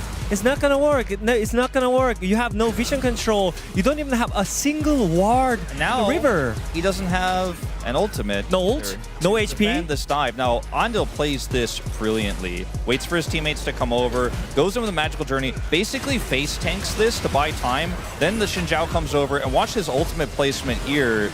He's able to both disable the turret, deny damage, and also keep the Braum isolated, who doesn't have ultimate, and then they just pick them apart one by one. And this this is a domino effect from Namgung's all-in onto the Yunara. So it's all about the mastery on the champion, right? As Braum, you only have one chance to attack back, right? You have ultimate, you have flash, but if you waste that one single window like that, that means you're gonna ruin whole game.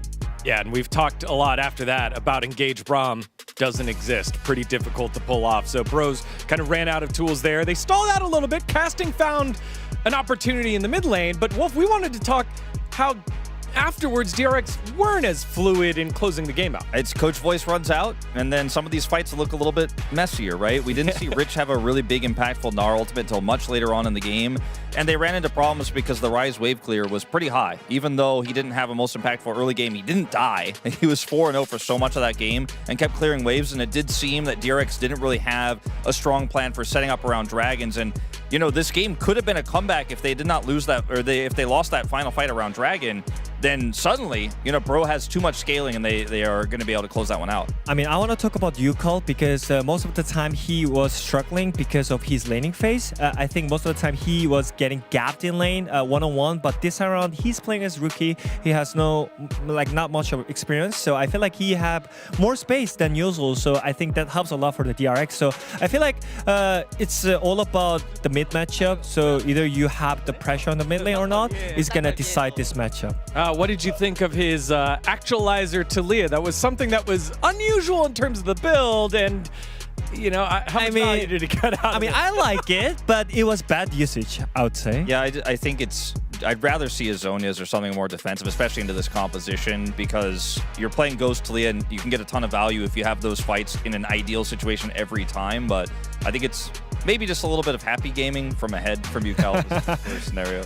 Yeah, makes sense. The Bros head on over to the second pick here. So getting counterpicked, we saw how important that is and how common that is, especially in game number 2. What do you want to see from them from the draft here, Wolf, that maybe, you know, they should be aware of, as we know this is a best of 5? Rich did not look great in this matchup, did not have the same impact casting had. Give him a counter pick, maybe play through casting a little bit, try to play around that top side. Seems a little bit more safe than trying to play through mid or bottom right now. Just play for winning lane. I mean, I think I would rather see like just some aggressive picks on the bot lane and try to all in. I mean, I don't like Namgung to play defensive champion and play weak side. You know, it's never gonna work. All right, Bros over to the second pick to get counter pick. DRX selecting blue side. Let's get into game number 2. Back with Atlas and Ox. Thank you so much, gentlemen, for that breakdown of game number 1. And yeah, the Bros gonna need to bounce back and find a bit of an angle here. I don't know whether second pick is necessarily going to do it, but we'll just have to see. Yeah, I think maybe hoping to get a better matchup in bot lane. They kind of opt into this situation, though, even though obviously they didn't have counter pick. I don't think they needed to pick the Braum. I think when you go into a situation where you're playing into Yunara, and the Yunara has a favorable lane matchup, you played yourself. Yeah, and they also kind of knew what was coming as well, right? The Bard has been a very highly contested pick, and so understanding that that is probably what's going to come out would make a fair bit of sense. Not quite able to get it done, though. Let's see whether maybe it's going to be higher priority on the Varus. Things like this that have found a fair bit of success in the hands of Teddy. Maybe that's going to be the way that the Bros can fight back here in game number 2. That's the thing, is that the Varus was there the whole time. They just didn't really... Yeah, it's decided that perhaps no was going to be the angle. Teddy did have that really disappointing play on the Varus last time they played, but I just don't know whether that is necessarily the reason why they should just forego the champ. Let's see. It is going to be a fresh draft with 10 champions evicted from Summoner's Rift. And so possibly an answer here, as we're seeing once again, the right of first selection did go over to the Bros, and they elected to go for counterpick. That means that DRX are going to remain on the blue side here for game number 2. We are going to have what we're used to, which is first pick happening on the left-hand side of your screen. And that is good for me, as an old person, that really struggles when things change. Yeah. Bit of normalcy. Yeah, there we go. Beautiful. Rumble, Malphite, and Jace probably all going to see bans once again. I think that there is probably some room to move with a couple of the mid lane picks, perhaps. Maybe we're going to open the Orianna Azir or something like that in this game, but we'll just have to see. I think Rumble is still definitely permaban status, and the Jace going to be the same thing despite the nerfs. Yeah, just the fact that we had both Malphite, Jace nerfed, and we're all talking about... Okay, I mean, okay, this is what I find interesting. Jace and Malphite both nerfed. We're like, oh, will we see them go through? Nope, just stay in permabanned. Okay, fair enough. Varus, first draft, didn't get a look in until second rotation when it got banned. This time, we're just banning it outright. Okay, cool. Yeah. I wonder what that means as far as the first picks are concerned, because we may see Orianna Azir now traded once again. I think an Azir ban would make a lot of sense, because if they leave up the Orianna, UCAL very, very happy on that champion. And instead, it's going to be one of them left up, and the answer is not there. Roma hasn't played Azir yet. And actually, I don't think UCAL has, I don't think either of them have played Azir yet.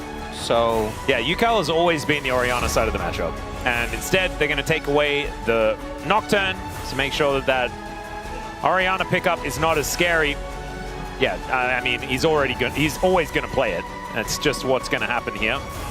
And there's still plenty of other ball carriers that he can elect to play, but there is the Orianna for UCAL that he's loved so much. Wondering what Roma's going to play in this situation. He's going to play Azir. Okay, well, we'll see if he brings it out. Like I said, his most played, he's got 3 games. He had 3 games on Talia, Orianna, and Ryze. Obviously, Orianna's been picked, Ryze and Talia were out of the way already. And then just like a game on Syndra and Ziggs. So I feel like his champion pool hasn't really been tested, and this is his first best of 5. True. So, going to be interesting. Maybe he moves on to something else. Maybe it's not going to be the Azir this time around. but it's kind of always what happens, and so never mind. Okay, gonna bring out the Azir. We'll see how he performs on it into Yukal's Orianna, which has been his most preferred pick in the LCK Cup. Pairing up with the Jarvan, though, does put the Orianna in a comfortable position, and especially as DRX opted to ban that Corki, Ezreal's already gone. So limiting options in terms of mobile AD carries you can get outside of that Cataclysm. Ambessa pretty powerful here, especially if you then lock in like Nico, for example, keep the Ambessa flexible, and that's what they're going to look at here. Yeah. Oh man, this is a scary draft already from DRX. Yeah, a lot of dive potential with this, and good setup for the Orianna. You know, we're talking about mobile AD carries sort of being thinned out a little bit. Applies to both sides in this situation. Casting looking to potentially go for the Gwen here, so Ambessa typically has been good matchup into Gwen, especially on the one-item spike. But seen, you know, Keen is an example of a player who's been doing very well in that matchup. Yep. A lot of people have been picking the Gwen into it. Gwen did get tapped by a few nerfs on this patch, I'm pretty sure. I think it was jungle changes only. Ah, okay, so never mind. I did see her on the list, but not necessarily. Yeah, it was monster damage cap. Yeah. So unless she's stealing jungle camps, not too big of an issue. All right, so not going to be happening this time around. The Aurora going to be taken away here, though, as the first ban to come through from the Bros. And now the Ophelia is going to be taken away. I was actually thinking that maybe Gio did want to jump on that champion, but not wanting to pair it alongside a Nico would make a fair bit of sense. I think if you can get your hands on a Lulu, feels a whole lot better. And so not electing to do that. There's now one last ban to come on through. Top lane champions, probably likely, as the Ambessa likely to head towards the jungle. Willer, I think, very happy to play that one. So the Kennen will be taken away. They're really expecting this Ambessa to go jungle. Or, I mean, I guess another aspect is just trying to preserve your Gwen or force your Ambessa into top lane. Yeah. It's sort of like to guarantee the top lane matchup That being is best. said, Akali's still available. Ah. You could just put Akali top lane into the Gwen. And that matchup has, for a long time, been pretty good for the Akali. And around level 9, you can just solo kill the Gwen. And we've seen Gunblade Akali be very strong top lane. You know, Darn had that phenomenal game on it. So it also fits extremely well with what the composition wants to do. And with the jungle Ambessa and presumably an AD carry, you're going to have a decent damage profile. So perhaps something to look for. Well, this is Sivir, freshly off the nerf table as well. Yeah, was a slight nerf, so just armor growth and attack speed growth. Still think she'll be fine, but you're alright, did get toned down a little bit. I don't think the spell shield has a lot of value here, but her range not the most comfortable into this composition. But you have the Jarvan on your side, so it does make a fair bit of sense there. Gio going to be jumping on the Kai'Sa as, oh my god, Vi made it to last pick on blue side, ladies and gentlemen. Yeah. And the Ambessa will be heading towards that top side of the map. It is going to be the double speed up lane here with the Sivir Karma. So the Mantrid Inspire as well as on the hunt means we're going to be zipping around the map very, very quickly. But it does mean that the amount of engage that is on Bro is at about 0. A bit of Jarvan. We can give a bit of Jarvan. And they do have a donkey whistle, so I guess you can just press the run fast button and then they go in. I think for Bro, you know, punishing the Orianna early is definitely something you can do. Otherwise, you're kind of just disengaging, using the movement speed, trying to kill any targets that aggress on you. You do have like the Azir who can kind of hold his ground, the Sivir who can throw down those ricochets. But DRX have just got a go comp, you know, and I'm really struggling to see how Teddy's going to try and survive in these fights, because the Vi in particular, you know, you fly in with the ultimate, you smite the spell shield on the way, and there's going to be like 18 different abilities following up that are going to just blow you up. Yeah, the fact that you then have public execution and you've got Pop Blossom, you've got all sorts of different options here. It is kind of insane. Casting fan here in the audience as well. And so let's see whether Casting can have a good game. So I think a lot of it does hinge on whether Rich is going to get unlocked from that lane and is able to actually impact flank angles. If the Gwen does have a really good time, though, could mean that Casting is the one with all the value and is able to get the advantage. Let's go to the Rift here for game number 2.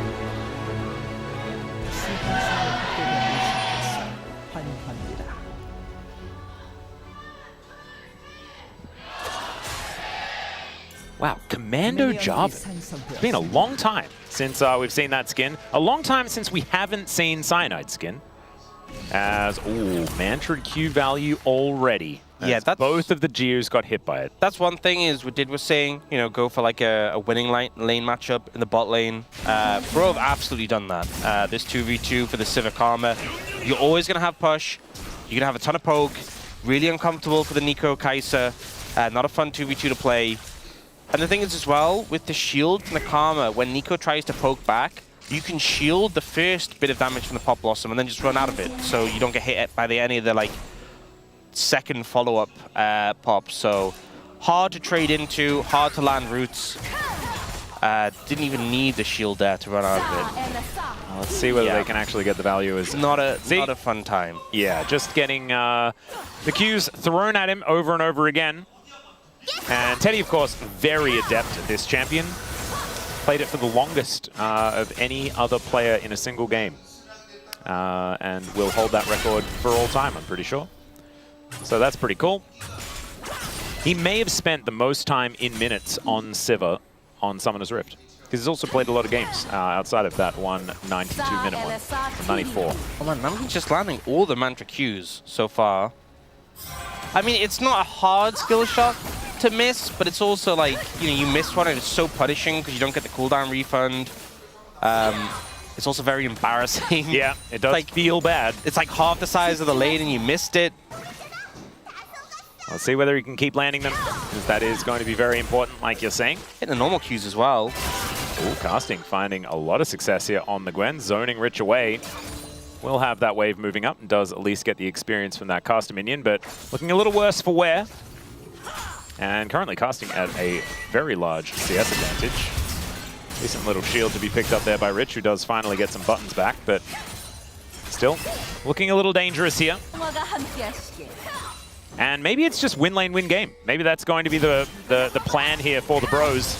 Maybe you don't need to engage if you're just winning all over the place. And that sort of forces DRX to try and go in on you.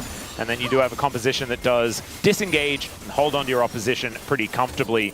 Repositioning with the on the hunt. They also Inspire, things like that. Do have a crazy amount of Baron damage. That is very true. We've talked about teams struggling to do Baron and how it's a lot stronger, it's a lot tankier. This is the sort of composition where it's like, okay, it's reasonable. You know, you could actually send it for it. And Rich actually getting a good trade there. I think a big aspect of this matchup is Gwen obviously having the passive stacked up on the wave and getting the full stack Q to trade back. Obviously, Rich was able to push the wave in early. A level 1 Gwen, not that useful. But I think once Rich gets that one item spike, that's really where he can start to take over and just mangle Casting. Yeah, Eclipse is a pretty good item. Does teleport back to lane though. As you can see, Casting has already made it back as well. He's got a book and a rock and 2 swords here for Rich. As far as fighting is concerned, I would say that Rich is looking a little bit better, especially because he does have 2 weapons, you know, so theoretically they could both be the long swords, even though they don't look right at this point in time. So there we go. Thematically correct. Casting fighting with a book and a rock. I mean, the rock makes some sense. The book, not so much. We'll just have rock, paper, scissors, right? Oh, true. Oh my God, that's what he's gonna do. Yeah, he's got you're a genius. He's got all 3, so how can you ever lose? Exactly. Oh my kind of cheating. And he liked it, and so he put a ring on it. Oh my. Okay, it all just makes sense. Okay, well, Rich is going to have to try and figure out how to beat Exodia here towards the top side. Casting's already put together in his item build. Oh man, it just works so well. Another Mantra Q going to connect, and the Boomerang Blade for the double bounce. Yeah, this lane is looking real difficult for Geo and Andal. A lot of these Kai'Sa lanes have been hard, and then Kai'Sa has just like found a couple of skirmishes later on, and then everything's fine. That's the thing, is that they're still keeping up in farm okay. They haven't lost that much tower damage yet. It's a little bit tricky to keep maintaining that tower health as the lane goes on. But so far, things are doing okay. Yeah. And, you know, you're still going to have cash back. If you're keeping up a farm, you're eventually going to become strong.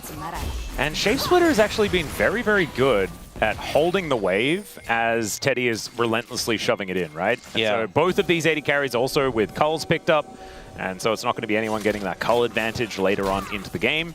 Right now you can see it's about a 200 gold lead here for the Bros as Roma looks for an angle. Shockwave comes down. There's the Emperor's Divide as well as Gideon looks for the knock up onto Yukal as Willa just has no idea which direction he wants to go. Yukal just barely walking his way out. The flash has to be employed here by Roma as now Willa still very healthy. Flag and drag doesn't quite land there, but Willa is still having to get himself out and casting has first roam. So first blood over to the Bros. That felt like some complete indecision from Willa.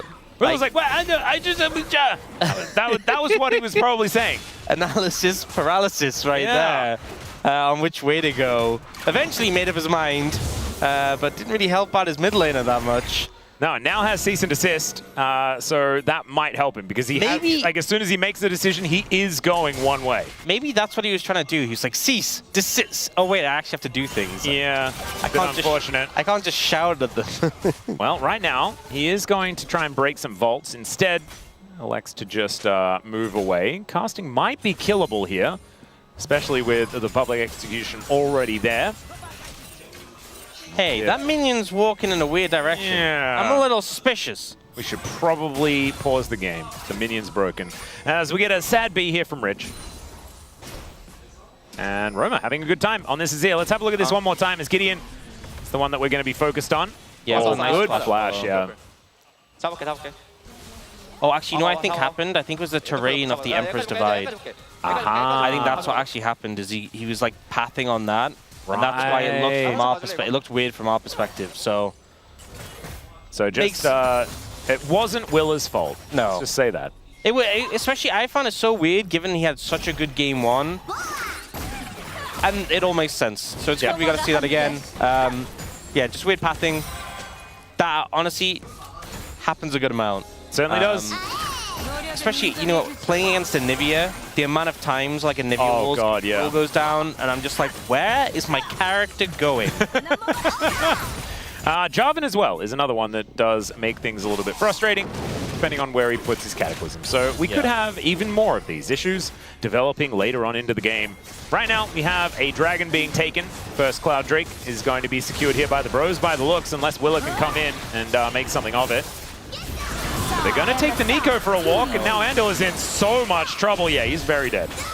Just not a whole lot he can do about that. As the Drake is going to be taken down, and then the spectators are just going to get destroyed. Yeah, Andal learning the pains of not being barred in this one, and just able to like goof about and make weird bard noises and just get away with anything. Just not enough chimes picked up by the Nico. Yeah, gets punished there. And this is a good start for the Bros, right? You know, the MO has been kind of get the early lead, win lane, win game. They're getting that dragon, picking up some more plates in the bot lane. 이제 서로 풀 될 때까지 카르마 이용해서 Coach 계속 voice 맞대는 게 come 좋을 through 거야. here. 확인하게. 카르마 와도 언제 뜨냐? Let's see what Coach Song has for them, as of course, up against his former team as well, which is pretty cute. Does have Teddy alongside, so Song and Teddy, of course, have worked together in the past. So that was play with Karma until both mid flashes are back up. Yep. Well, they are going to be playing with Karma no matter what during this game. I believe they meant, you know, around the Karma, make sure that one can be utilized. Is now going aggressive towards Andal and is not exactly going to be all that successful. Level 6 now gained for said Andal, as Willa is going to be able to grab the Gideon grubs one more time. Oh my goodness, Gideon's going to be so upset. This is twice in a row. Yeah. 0 for 6 on the Gideon grubs. Maybe next game. Yeah, perhaps. There is at least a guaranteed next game. We'll see whether there's going to be a guaranteed 2 more games if the Bros can continue with this advantage. Right now, 1.2k as Rich goes in. Probably the wrong time, but Willa is here and it shows up to make it a 2v2. So just going to be backing away. Also, I mean, Vi is so miserable into Gwen. Because, you know, if you ult and she shrouds, and like you're outside, it just cancels it, and you just lose it. It's very depressing. Probably why we saw Willa sort of hanging out in the top lane and then decides, you know what, perhaps I will not press the button. I'm here, but I'm not interested. You're on your own, buddy. Yep. Sundered Sky picked up for Gideon, so he has that spike already. So I don't think really, as much as he was there, and casting was low, and he would have opted in if there was a fight. Probably just wants to finish off that item first before they get stuck into anything. I think DRX probably wanting to force a man advantage in one of these fights. You know, Willa catches someone out, and then Gio can follow up with a Killer Instinct, something like that.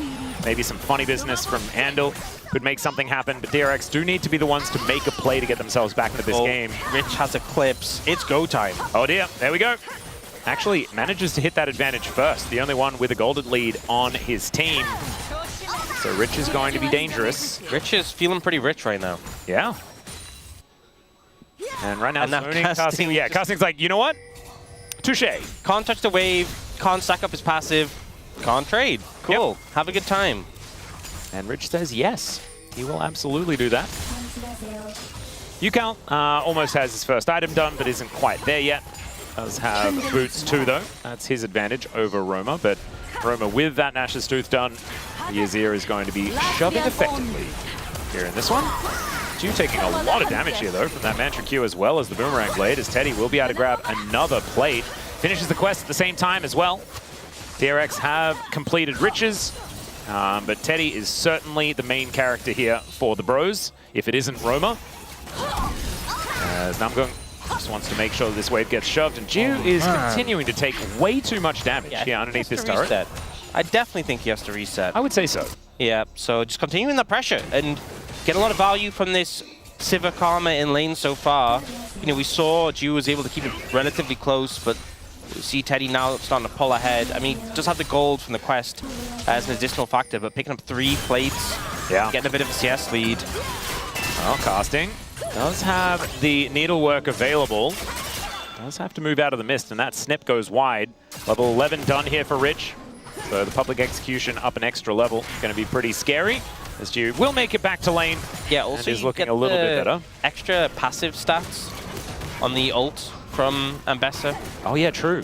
So, you know, even if you're not committing the ult, just that extra... It's armor pen and... Oh dear. Gideon is in position. As finally Casting does hit that level 11 himself. Public execution comes down, but Gideon right here. That is going to be able to buy that space for Casting to not die. So ults both traded on either side. As back to base goes Ju, and Andal has to heal to make sure that he survives. Kraken Slayer is done here. 4 stacks left on this cull for Ju. Yep. And yeah, it's armor pen and healing on just damage you deal to enemies with abilities. Well, there you go. So the fact that it goes up as well with the level 11, even if you're not using your ult, it's just power in all your trades. Well, there it is. That 350 gold just popped for Ju. So this Kaiser is going to be feeling good. Same thing to be said for Teddy, though, who is back in lane, only needs a couple of creeps. And that cull is going to cash in as well. Unless that stacks on the refillable. Is that stacks on the refillable? Where is that number coming from? It is. That's refillable, yeah. It is. So Cole's both stacked. His has been done for a little bit. So both teams setting up for this dragon now. Would be second for the bros. And Andal chunked that a little bit. Ooh, this one might be tricky to contest. I'm going to need you to be at full attention. Okay? I'm really trying. Because I have a bad feeling. Oh no. Yeah, I know. It's all right. As long as you're paying attention, we won't blame you if it does inevitably just be another Chemtech Soul. I know you, Max. She still will. Yeah, probably will. As Yukal just trying to do some zoning here. Maybe if this Drake never gets taken, we won't need to worry about it. Yeah, honestly, that's the best case scenario. Yep. Namgung is going to throw down the Shurelias. A lot of movement speed buffs here for the bros. As Willow will be able to clear out this ward eventually. Shockwave connects onto just Roma, just to try and push him out of lane. Honestly, kind of low value. He has TP as well if he really wanted to get his health back. Yeah. And it is going to be Yukal going back as well. And so he should be able to finish his first item, but I just don't know whether that was necessarily worth it. Yeah, Blackfire Torch is He also has the empowered recall, so he just did the empowered recall and TP's back, so... What does it mean? It means the Shockwave is down if they're going to start this dragon right now. I mean, the cooldown's not crazy long, but yeah, not the highest value. And now they are starting dragon, so no Shockwave for the dragon. Yeah. Well, Gideon is just on this. Willer is rotating over, though, and Andal is in a pretty good position. Pop Blossom just started here, but in goes Gideon. That's just going to be his go button flash out from UCal as Teddy takes down this Nico. Public execution is great, though, as Rich gets into a good spot, but Kasi will catch up to this Vi and take him down. No junglers on the map, but Bros are all over this Drake, and will still be able to secure it. And what's our soul? 26 out of 16. Wow, they were really making us win. I knew it. Like, I knew it, man. And Ox, wait. Where were you looking? You're looking on the floor? You're looking on the floor? I looked away in shame. Oh, come on, man. Oh, God. I was sure that you'd be paying attention. There's a replay. You can take us through it. Yeah, I mean, didn't manage to connect with huge value for the Nico ult. The turnaround came in from the Bros. And honestly, even though DRX have this sort of point-and-click engage composition with things like the Vi, things like the Orianna to follow up, it just felt like they didn't really have the setup to go for it. And especially the Shockwave not being there is a big hit. Yeah. Well, at least it's only a Chemtech Soul, so might be okay. DRX have started off this Rift Herald, but there is a Gideon in the area. No flash, though, and with Rich rotating down, he has an 800 gold lead. He is very scary. And so they are not going to contest. Still the Bros with a decent advantage, the tune of about 1.5K. And, ooh, they're going to take Andal for a walk once again. Shapesplitter comes through, but he doesn't manage to land the snare. The Blooming Burst is just going to be enough to get them out of there, though, as now Willa to move over towards casting. Cease and desist isn't up, but they should be able to just guarantee this turret, as Willer is just going to be fighting this Gwen wherever he can. Needlework comes out, and that is going to be enough for them as UCal coming on over. Andal is just dead as the Cataclysm comes down. Pop Blossom going to do nothing at all. Shockwave picks up 2 of them, but UCal is still going to go to the Death Chamber, and DRX are just being led around the map, and the Bros are telling them where to go. Yeah, just see champion, kill champion. They're just walking around, taking objectives, taking structures, and DRX feel kind of lost right now. So different from the game 1 we had in this series. Yeah. We're fishing for something here. Well, looks like Romer is just going to be able to get himself out, shifts the sands, and he's going to be A-OK. There's such a deficit right now in this game, and I feel like for this comp to work, you have to just be able to just pin down targets and take them out. You have to be able to find the big engages. We just haven't seen that. All right, checking out some coach voice here. Is Joker going to need to be as inspiring as possible? 우리 궁은 없는 거라 찝을 각좀 잘 올까? Just trying to work out exactly where to play around. And saying to focus on the Herald, so they do manage to take that one down, but we're going to check out this replay here as Gideon, he spots a target, he says, you know what, I'm just going to kill Andal first, and then immediately follow up onto UCal. Yep, and also commands his Azir to take the kill. Pretty impressive stuff here by the Bros. Wait, who left? Is that the... they used all their coach voice, so now they don't need to be in the booth, and so they can just watch the rest of the game. That means the DRX not going to be able to use their most important tool. Yeah, demonstrated. Honestly, they're not in a great spot from here, so some extra coach voices probably would have been nice. Yeah, Joker's like, you're on your own, boys. Figure it out. Well, I mean, every game's throwable, you know? Yeah. Or wait, should I say the more positive? Every game is comebackable. Comebackable. It's a great word. Yeah. Is it a real word? We don't care. It absolutely is. Okay. Coined professionally in the League of Legends ecosystem. 100%. All right, the Bros now setting up for a little bit of a siege into the mid lane. A supercharger there from Gio to try and get himself out of the way of that damage. Does actually work out. I think at some point Willa just needs to ult someone. Yes. Like stepped up and just Gio fly in, press all your buttons and kill them. I think Rich is also very strong. He's got more of Malmortius done. That's going to help him in the lane. Yeah, maybe they're waiting for 2-item spikes on Gio, which is a valid thing to wait for. But Casting also doesn't have all of rock, paper, scissors anymore. He's only got rock and scissors. Oh. So that's good news. Willer is now looking for a Teddy option, but he's a tough one to ult. He does have weird glowing sort of stat thing. Yeah, I just don't know whether there's any paper in there. Yeah, but it seems, you know, it was technically built out of a book. If you were on a schoolyard and we were playing rock, paper, scissors and someone whipped one of those out, you know, I'd be like, what the hell? Yeah, it's like we're playing rock, paper, scissors and you're making a rift. Yeah. What the heck does that even mean? Like, what kind of school are you at? Is it Hogwarts? Do they make rifts? in Harry Potter? I don't seem to remember. Did they play many rock, riff- paper, scissors in Harry Potter and they have some weird convoluted Oh, yeah, they version? probably would have a weird version. Is there a Harry Potter version of it? I don't know. We could ask chat. Let us know if there is one. I don't think there is, though. As, you know, as most people, I have also read Harry Potter. Still, the bros, even without the full rock, paper, scissors, they've got a stick as well. I mean, casting's got a lot of things, okay? Gadgets. Yeah, I'm still thinking about Harry Potter, so I was like, it's a collection of Horcruxes. But it's not. He's not Tom Riddle. Okay.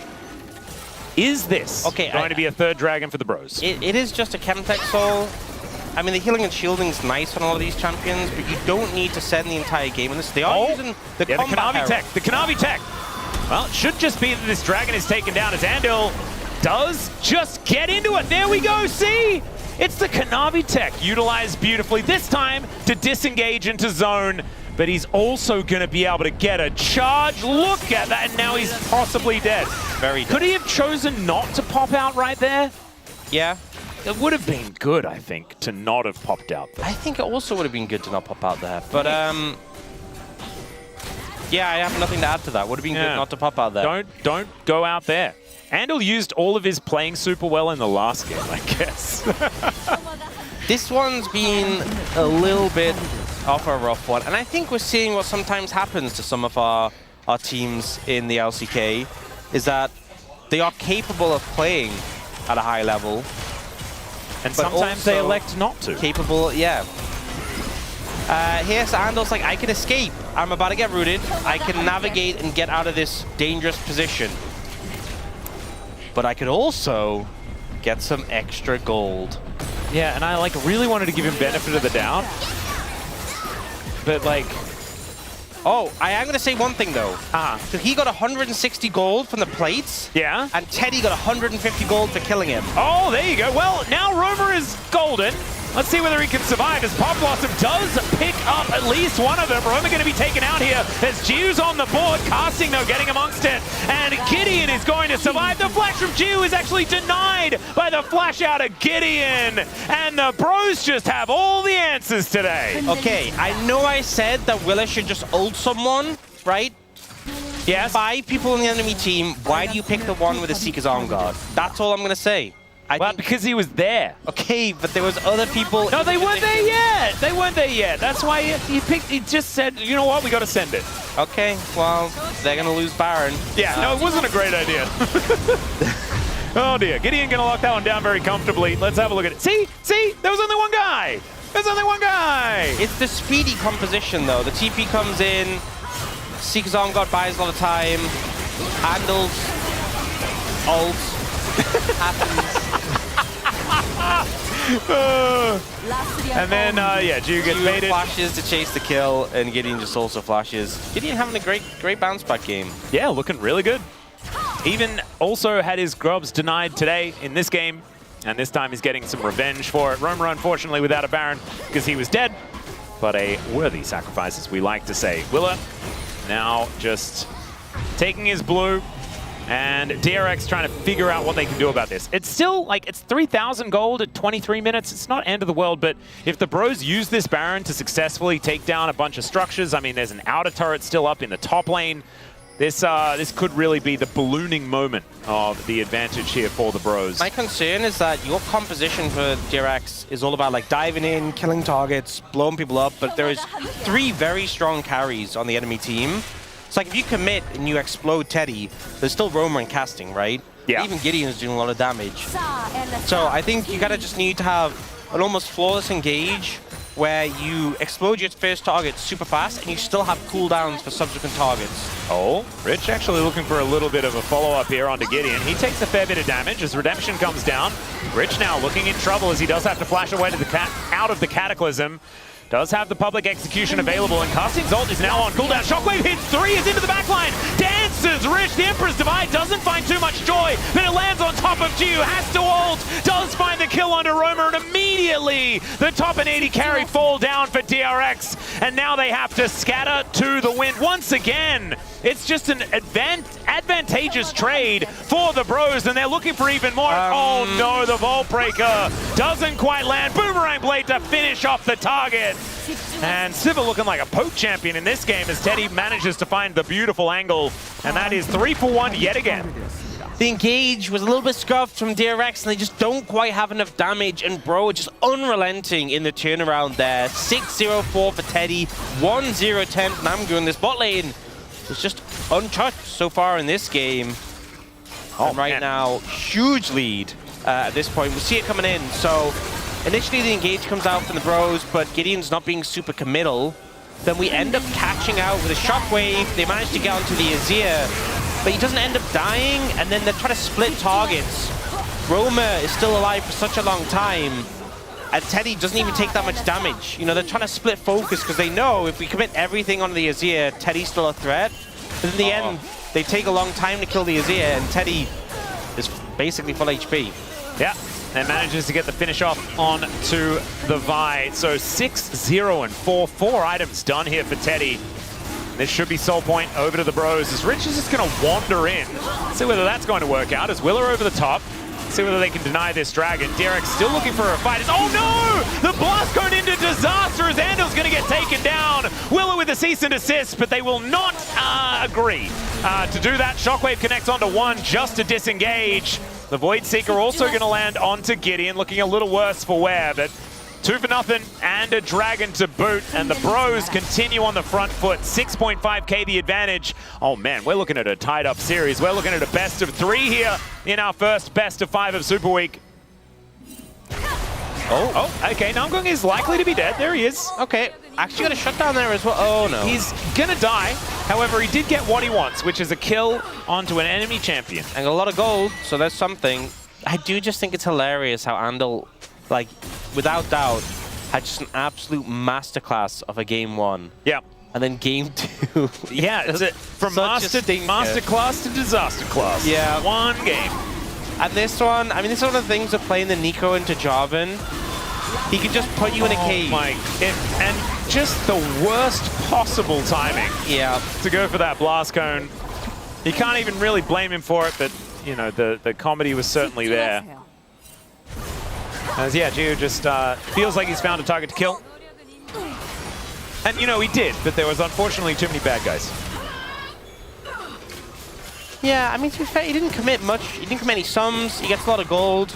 Yeah. I don't hate to play. It's not like there was anything on the map to play for. And there was a shutdown, so, you know, you get your gold there, Jiwoo. Teddy is, you know, starting to fight back when it comes to being the gold king. Teddy is very rich right now. Yep. Actually, Rich is on the other team, but yeah, he's richer than Rich. Yeah, he's significantly wealthier than Rich. Rich is the richest on his team in comparison to his direct lane opposition, as Karthik sort of stopped killing the minions. He was actually the richest on his team, but Rich is richer than his counterpart. Yeah, and Rich will always be rich because he's rich. Yeah, he is the most rich. He is the most rich out of everyone in the LCK, but not the most rich in this game. Okay, Jiu, just going to try and clear out these minions in the mid lane. And if the Bros fail to, you know, just like bring this one home and finish it off, DRX's go buttons might be able to create enough of a ruckus. If they can pick off a target without retaliation, you know, things like this, there could be ways to set up if the game goes late enough and the Jiu gets scary enough. It's double GA, it's Sonya's, and it's Gwen. Like, these are your targets. And also, because you have a Karma with Redemption, like, if you kill Teddy, for example, when he comes up, you can have, like, Mantra Shield plus Redemption. So he's not, like, coming up at low HP. He's coming up ready to, like, instantly have a way of recovery. So he's not like, oh, he revives and we instantly just kill him again. It's really looking difficult from this position for DRX. They are in an uncomfortable spot. They need picks, honestly. Like, killing targets in a straight 5v5 might be hard. You need to explode someone in an isolated spot. Well, right now, the Bros just looking at this Baron, and is already down to 50% health. Willer looking worse for wear as well as the poke is raining down. Let's see whether he can get himself a steal as Gideon decides that they do not want to give them that option. Andal in a bit of trouble here as Gideon flashes after him. The Pop Blossom connects onto only one. Sees an assist onto Teddy. He goes down to the GA. It's now Giu getting amongst it. He breaks his arm guard. Rich still trying to dance around the fight, and the shockwave is fantastic. Rich now gets on top of the priority targets, and Roma likely to go down, but the rest of the team team are already dead, flashed out of the way, and Rich just has to watch on as the pros are able to tidy up this Baron, most likely as a result. Honestly, a massive effort from DRX, but there's just too much of a difference in terms of gold and too many carries on the side of the bros. Rich is going to try here. I don't know about this one. Gideon's there with Smite, so I just don't think this is going to happen. Still, he is going to try his darndest to take them down as he gets the more of Malmortia's shield, Mega Cone to get himself out of there, and Rich is going to survive it. The Baron, so he did! You know, fair play. Hero play coming out. At this fight, I honestly think DRX play it and get about as much as they can hope out of it. All in all, they managed to get the GA out of Teddy here. But the problem is there's multiple other carries in this fight. So Roma ends up going in with casting on a Jiwoo. Jiwoo does buy time with the stasis. Teddy comes out though with a big shield, but Rich finds him with the ult, shuts him down afterwards. Unfortunately though, the likes of Namgoon and casting just end up shutting down the rest of the team. A lot of value from those shields, a lot of value from the Gwen. Gwen basically untouched in the fight. Oh man. Gio hasn't done a massive amount of damage. Teddy certainly has. Gideon gets on top of Willa, and he's going to be able to Mega Cone his way out. Pop Blossom, delivery into the backline, and there is no follow-up. So it is just a dead Andal. At least Willa is going to survive, but this should mean that the Chemtech Soul will go over to the bros. On a Gwen as well. Oh dear. Yeah, that is, it was difficult to kill any of them to begin with, and now it's even more difficult. Namgung also has an AoE shield, so Chemtech Soul kind of underrated here for the bros in this composition, as at least DRX got a crab. Now they're probably going to lose Baron, as the bros, they know that Andal is dead for another 3 seconds. He's not going to be here as a 4v5 as Yukal now finding himself in an uncomfortable spot. Voidseeker is going to connect onto casting as Rich just trying to dance his way out. Does throw down the ulti just to become unstoppable, but it's not going to save him, although he does actually get out and make sure that his AD carry dies in the meantime. Gideon now just flags, drags, gets himself out, and they should be able to block Willa as well, who's in a weird position on the map. And now Yukal is just going to get run down by a job, and Shockwave does absolutely nothing, and Willa is very dead. Teddy able to solo him out there towards the top side of the map, and DRX are just falling apart at the seams. This game was already real difficult, but now I think it's over. Yep, they were looking for desperate plays. You saw there, Willa was trying to find a flank angle to look for the steal. Teddy found him and just ulted him down. Gideon is just destroying people. Solo killed Yukal there, I think. 6-1 and 16. Yeah, to be fair, I will say, right, please, on Jarvan, kind of easy to get assists with the flag, right? True, it gives him attack speed buff, but he has been having a great game. It means he's been around. Yeah. You know, that's the main thing. He has been around. He has been having a great game. Man, imagine if it was an even game state. That could have been a game-losing play by Roma. Yeah, he knew. He knew they had just enough damage to kill him before anything happened. Yep.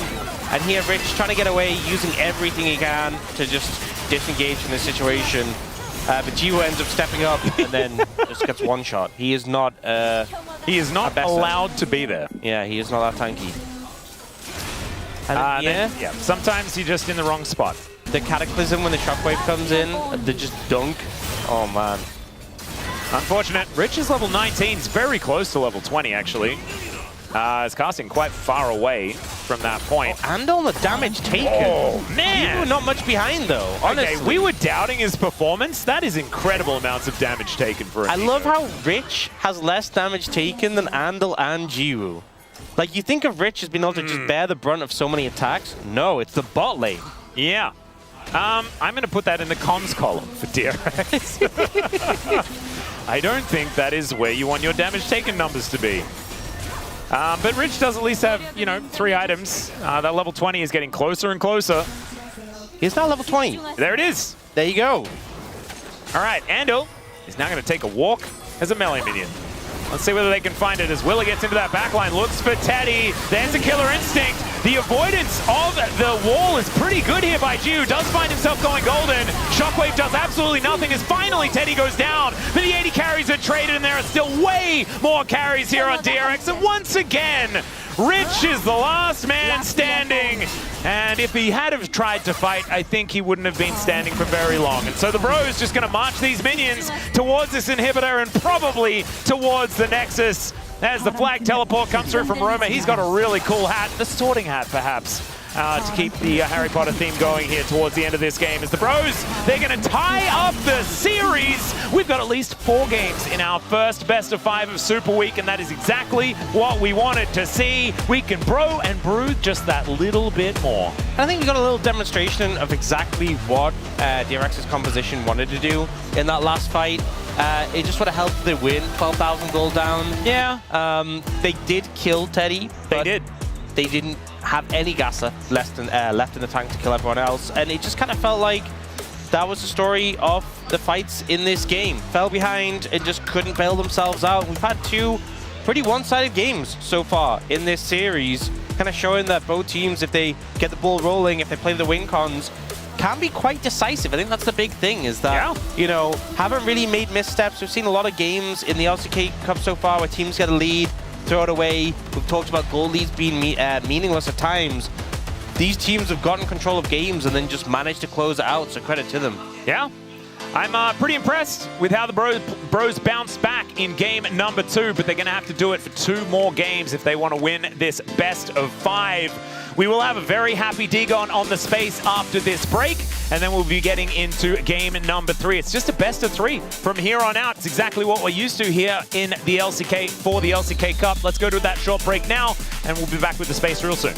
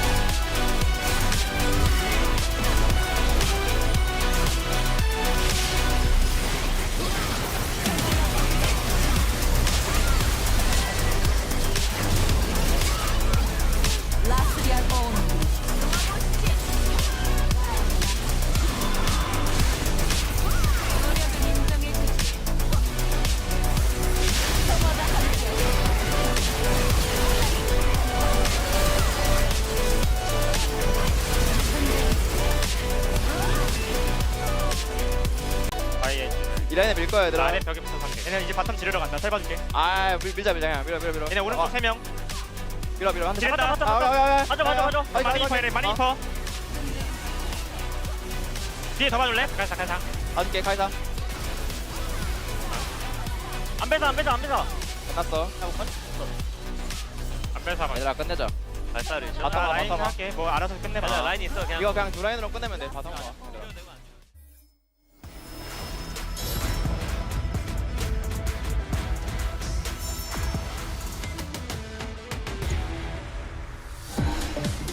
No, they're fighting it. Okay.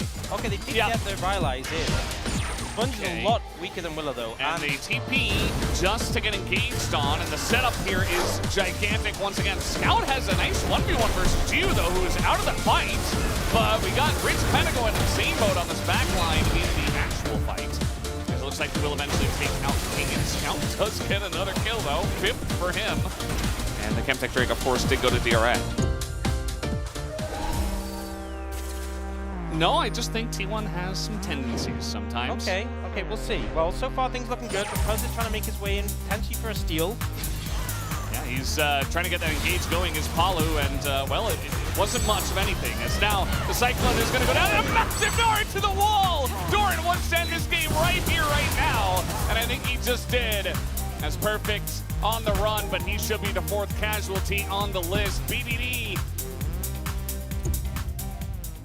So that's kind of how this matchup goes, is that it's all sustained damage for Diablo, and the other side rule is like, okay, I cross-bomb, you hit a rocket. 나 이번에 세게 볼게. 야 나 궁 볼게 이거. And the cycle is thing is like, okay, and he's got critical as well. 40% of your health, yeah, it's all big. It's a massive advantage. It's okay. In goes Viklo, looks for the angle. There is the backflip and the solo bowler! 잡았어. 아직 잡았어 얘들아. 와, 데미지가 말이 안 되네. As now Cuz looking for the engage. They've got Perfect with Flash. He wants the angle. Gets rooted immediately. Has to flash away. And Gideon access to the back line. It doesn't touch the Palu. Has the GA. And now it's Bro on the front line pushing forward. As aiming doesn't have a front line. BDD is also on the run. Down goes the Narc. aiming is by himself on the bottom side, trying to 1v4. Flashes over the wall, gets one, picks up another. He's making a move. Three. He's going insane mode. And it's the quadra for aiming a pentakill. 하라면 지렸는데? I think the Bros probably want to fight for this one. Spell Shield now on cooldown, maybe an opportunity here as Bros do move in. There is the engage onto Namgung, but they do have Teddy with the culling. The Light taking a lot of damage as Roma shows up, teleport in from casting as well. All of the Bros now in position. Namgung flashing away here as Kanabi does go into the Rift Herald, and that's a triple knockup from Delight. Flash out from Teddy, but I don't think he's going to survive. You said this Akali was dangerous, and my God, were you correct? And Zeka picks up a triple.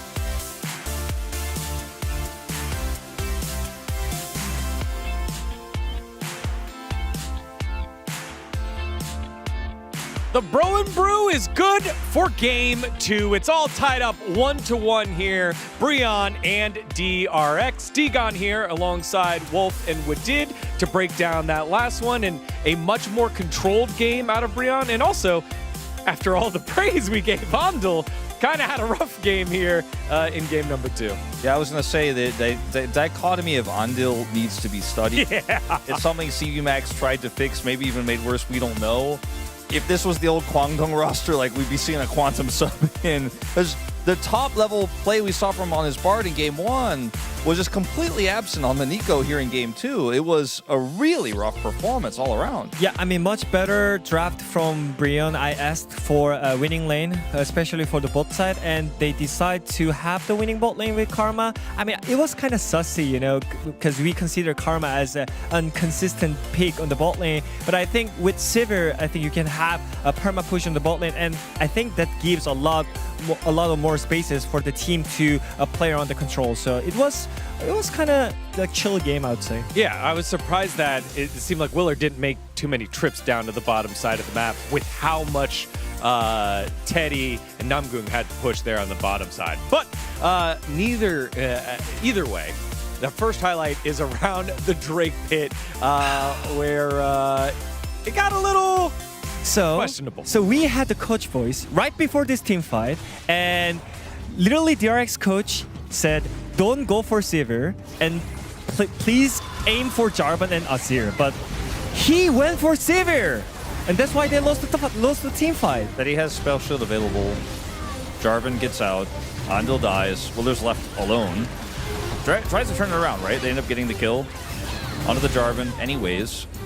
But it's just 100% not worth. This fight, there wasn't even follow-up for the Nico anyways. It feels like the setup here was extremely botched. The way it was played out was extremely desperate. And there was not a game state where Andal needed to find the AD carrier. There's no way to win the fight, and no one was there. It was just quite bizarre, frankly, the way that was set up. It's not uncharacteristically weak for DRX. And they didn't show that coach voice, but we were able to hear that DRX used it. And Joker's been praised a lot about how he's been using those coach voice moments. He was right in there, and he was right. But that was maybe a time where it got a little too much in Andel's head to force the play. And then by that time, 22 minutes in at the top side of the map, you're thinking, uh-oh, Bromer's getting caught. Here comes DRX. The bro throw is on the way, but the rest of the bros show up.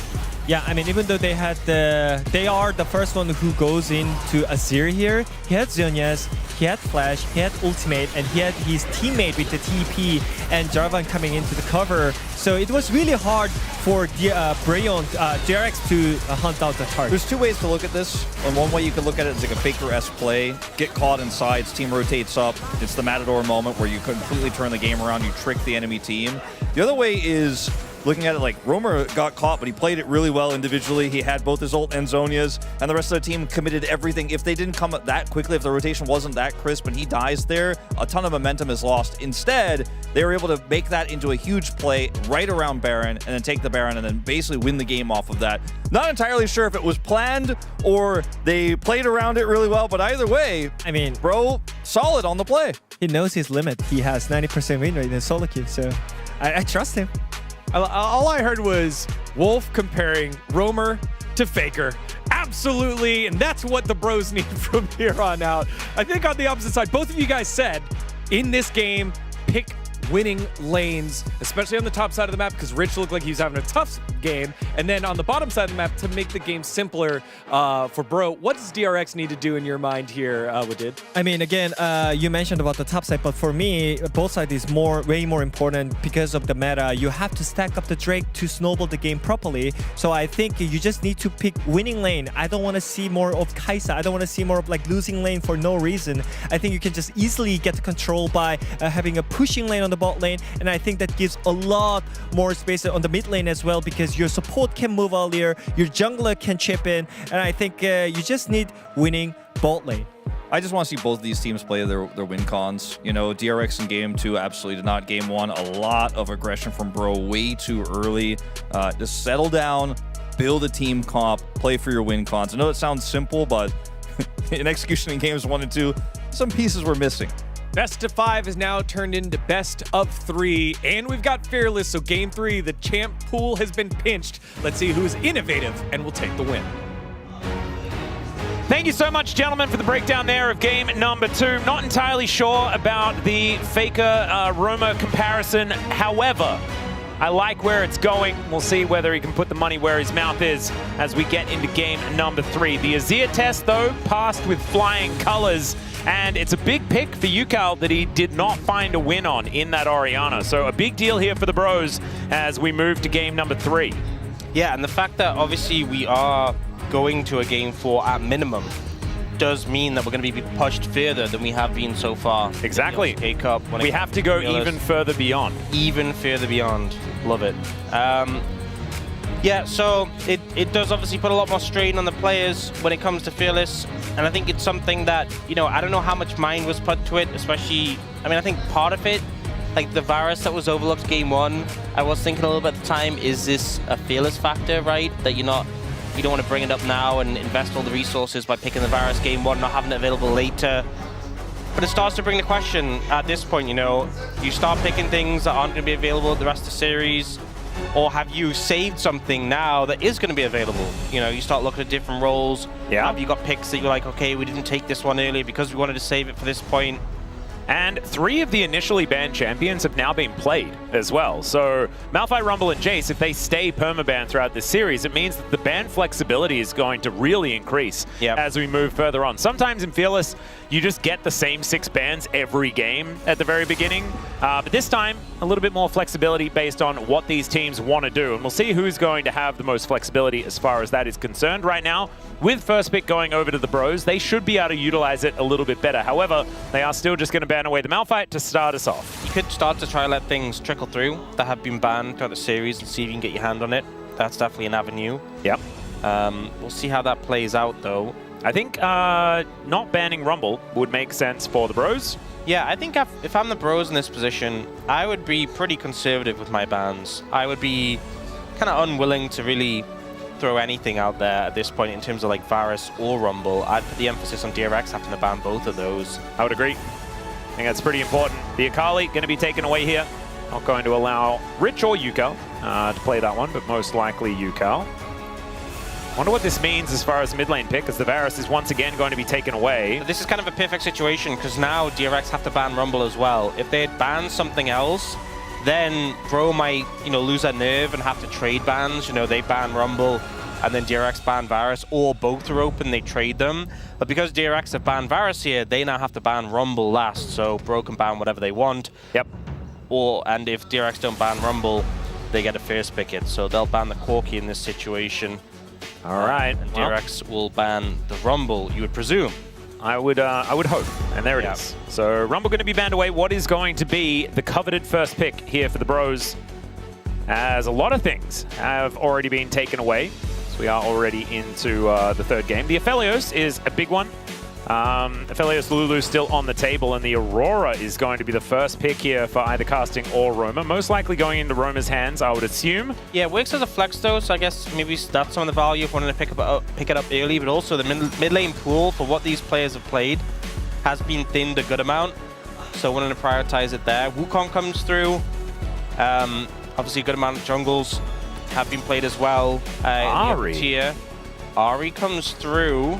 That is going to be Yukal's answer to the Aurora, theoretically. Kind of feels like they are going for a similar theme to what they had in the last game, with that sort of dive-focused feel to it, with the Wukong Ari together.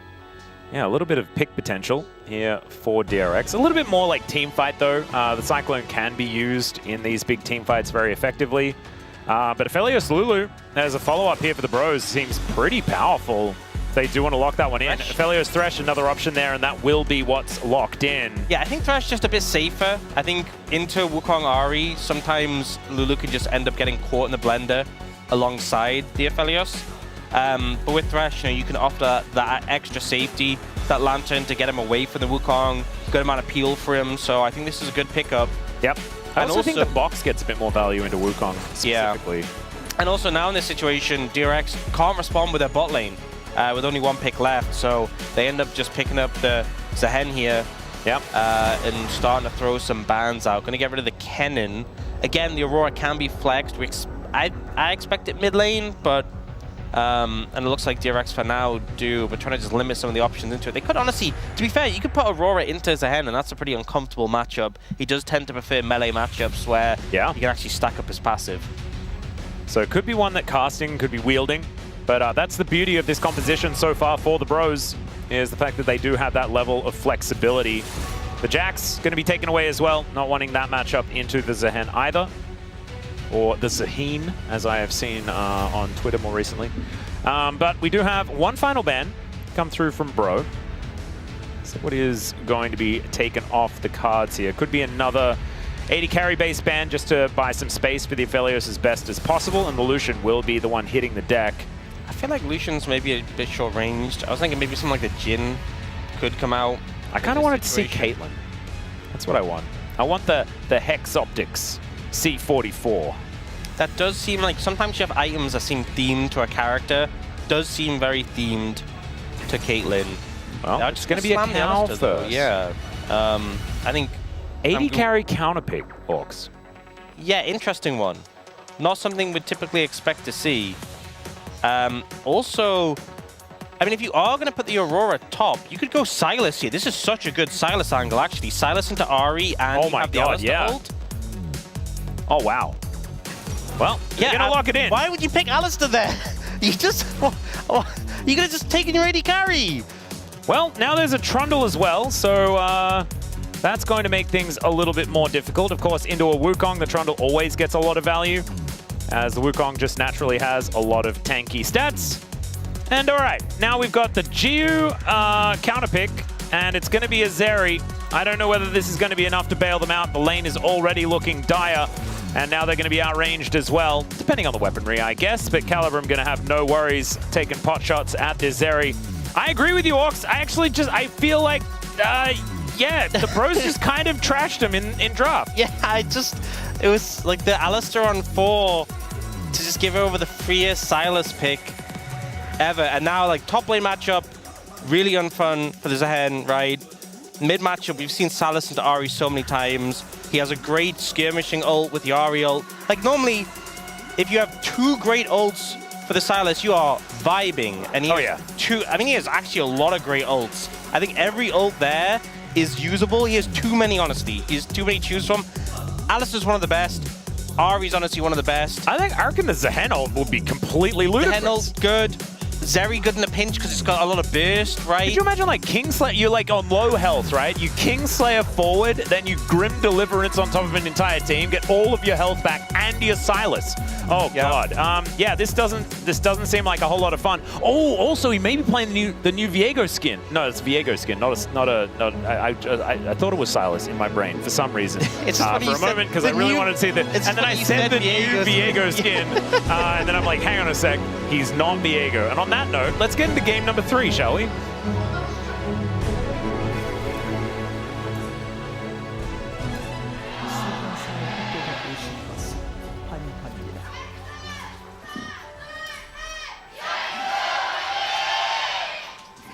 All right, here we are, ladies and gentlemen. I'm feeling a little bit sheepish.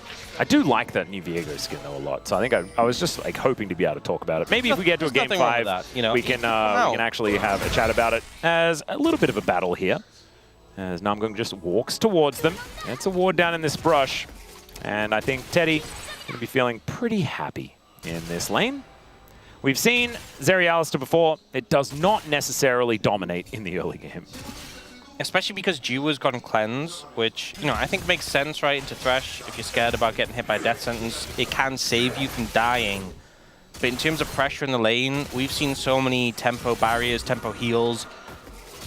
It's not really a tempo cleanse. Yeah. Doesn't absorb any damage if they don't have like an ignite or something. So it means Teddy and Namgun can play even more aggressive in this situation. I feel like Cleanse is really awkward. Maybe it can be used for the extra tenacity after you've used it a little bit more effectively. I'm not entirely sure. I just feel like if you get hit by a death sentence, like the Thresh is likely coming anyway, you know? Well, if you time it right, you can just cancel it before you even... Ah, right, okay. So I thought if you just spammed death sentence, you could just probably launch yourself over there anyway. No, there's a little delay before you can fly in.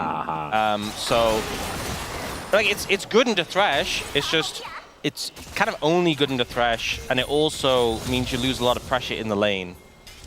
Well, they didn't have a lot of pressure in the lane anyway. Maybe that's the thinking. You don't need to worry about it. Is now Willa's getting invaded, potentially. Yeah, Gideon shows himself. And oh, 9 health! Oh dear, okay. Thankfully, Trundle does not have a lot of ranged abilities, so he's not able to steal that one away. Yeah. As now Willa, moving towards his Krugs, just realizes that he cannot fight Trundle at all. Yep. One of those champions who just bully you based on the stats.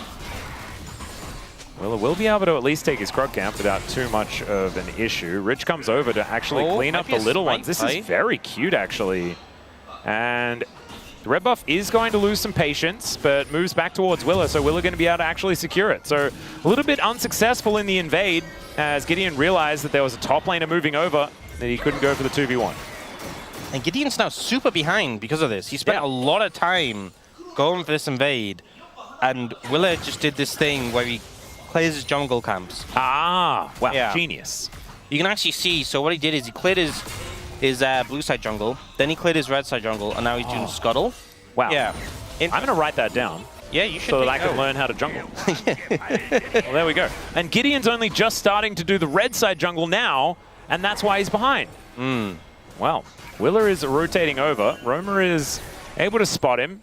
Willa realizes that he's not going to be able to do too much right now. And there aren't a lot of camps here for Willa as well, so it's likely that Gideon will be able to just complete this clear, but things are going to be momentarily delayed. Yeah, you have a window, you know, there's like a catch-up window where with camps respawning, not really going to put Gideon behind too much. Not obviously what he hoped to happen, but it's not the end of the world. All right, having a look here towards this bottom lane, you can see Teddy and Namgung pretty happy about the position in the lane, but you can see that Jiu's actually kept up relatively well. Things not exactly falling apart. And Andal actually at level 4 before Jiu manages to get there. It's in range of a little bit more experience as they were getting somewhat zoned. Rich having a pretty good time. Not what we were expecting here, as casting still ahead in farm, but I thought that the Zahin could have been taken away, as there is a late cleanse from Jiu. And actually with the Gravitum as well, Gravitum stun's kind of annoying, you know? So with the extra tenacity, it means the follow-up is also less dangerous, but now the cleanse is on cooldown. You also saw him contemplate the cleanse there. Yeah. Like, do I need to... Maybe that was a tempo cleanse, right? He was like, there you go. I would lose a lot of health if I don't cleanse here. I'm going to cleanse. And then he's also like, well, what else does cleanse do in this lane? Yeah. He's like, may as well press a button. Get the There was value. definitely times I've seen 80 carries when cleanse is a lot more popular. And we were seeing it like a lot of games. Hold the cleanse until next game. No, not even that. There were games where like you get hit by like an Ash Arrow or something, or like just a stun, some CC, and it's like you are in no danger of dying at all. Yep. You're under tower. Instantly cleanse. I have the cleanse. I'm hit by cleanse. Yep. By default.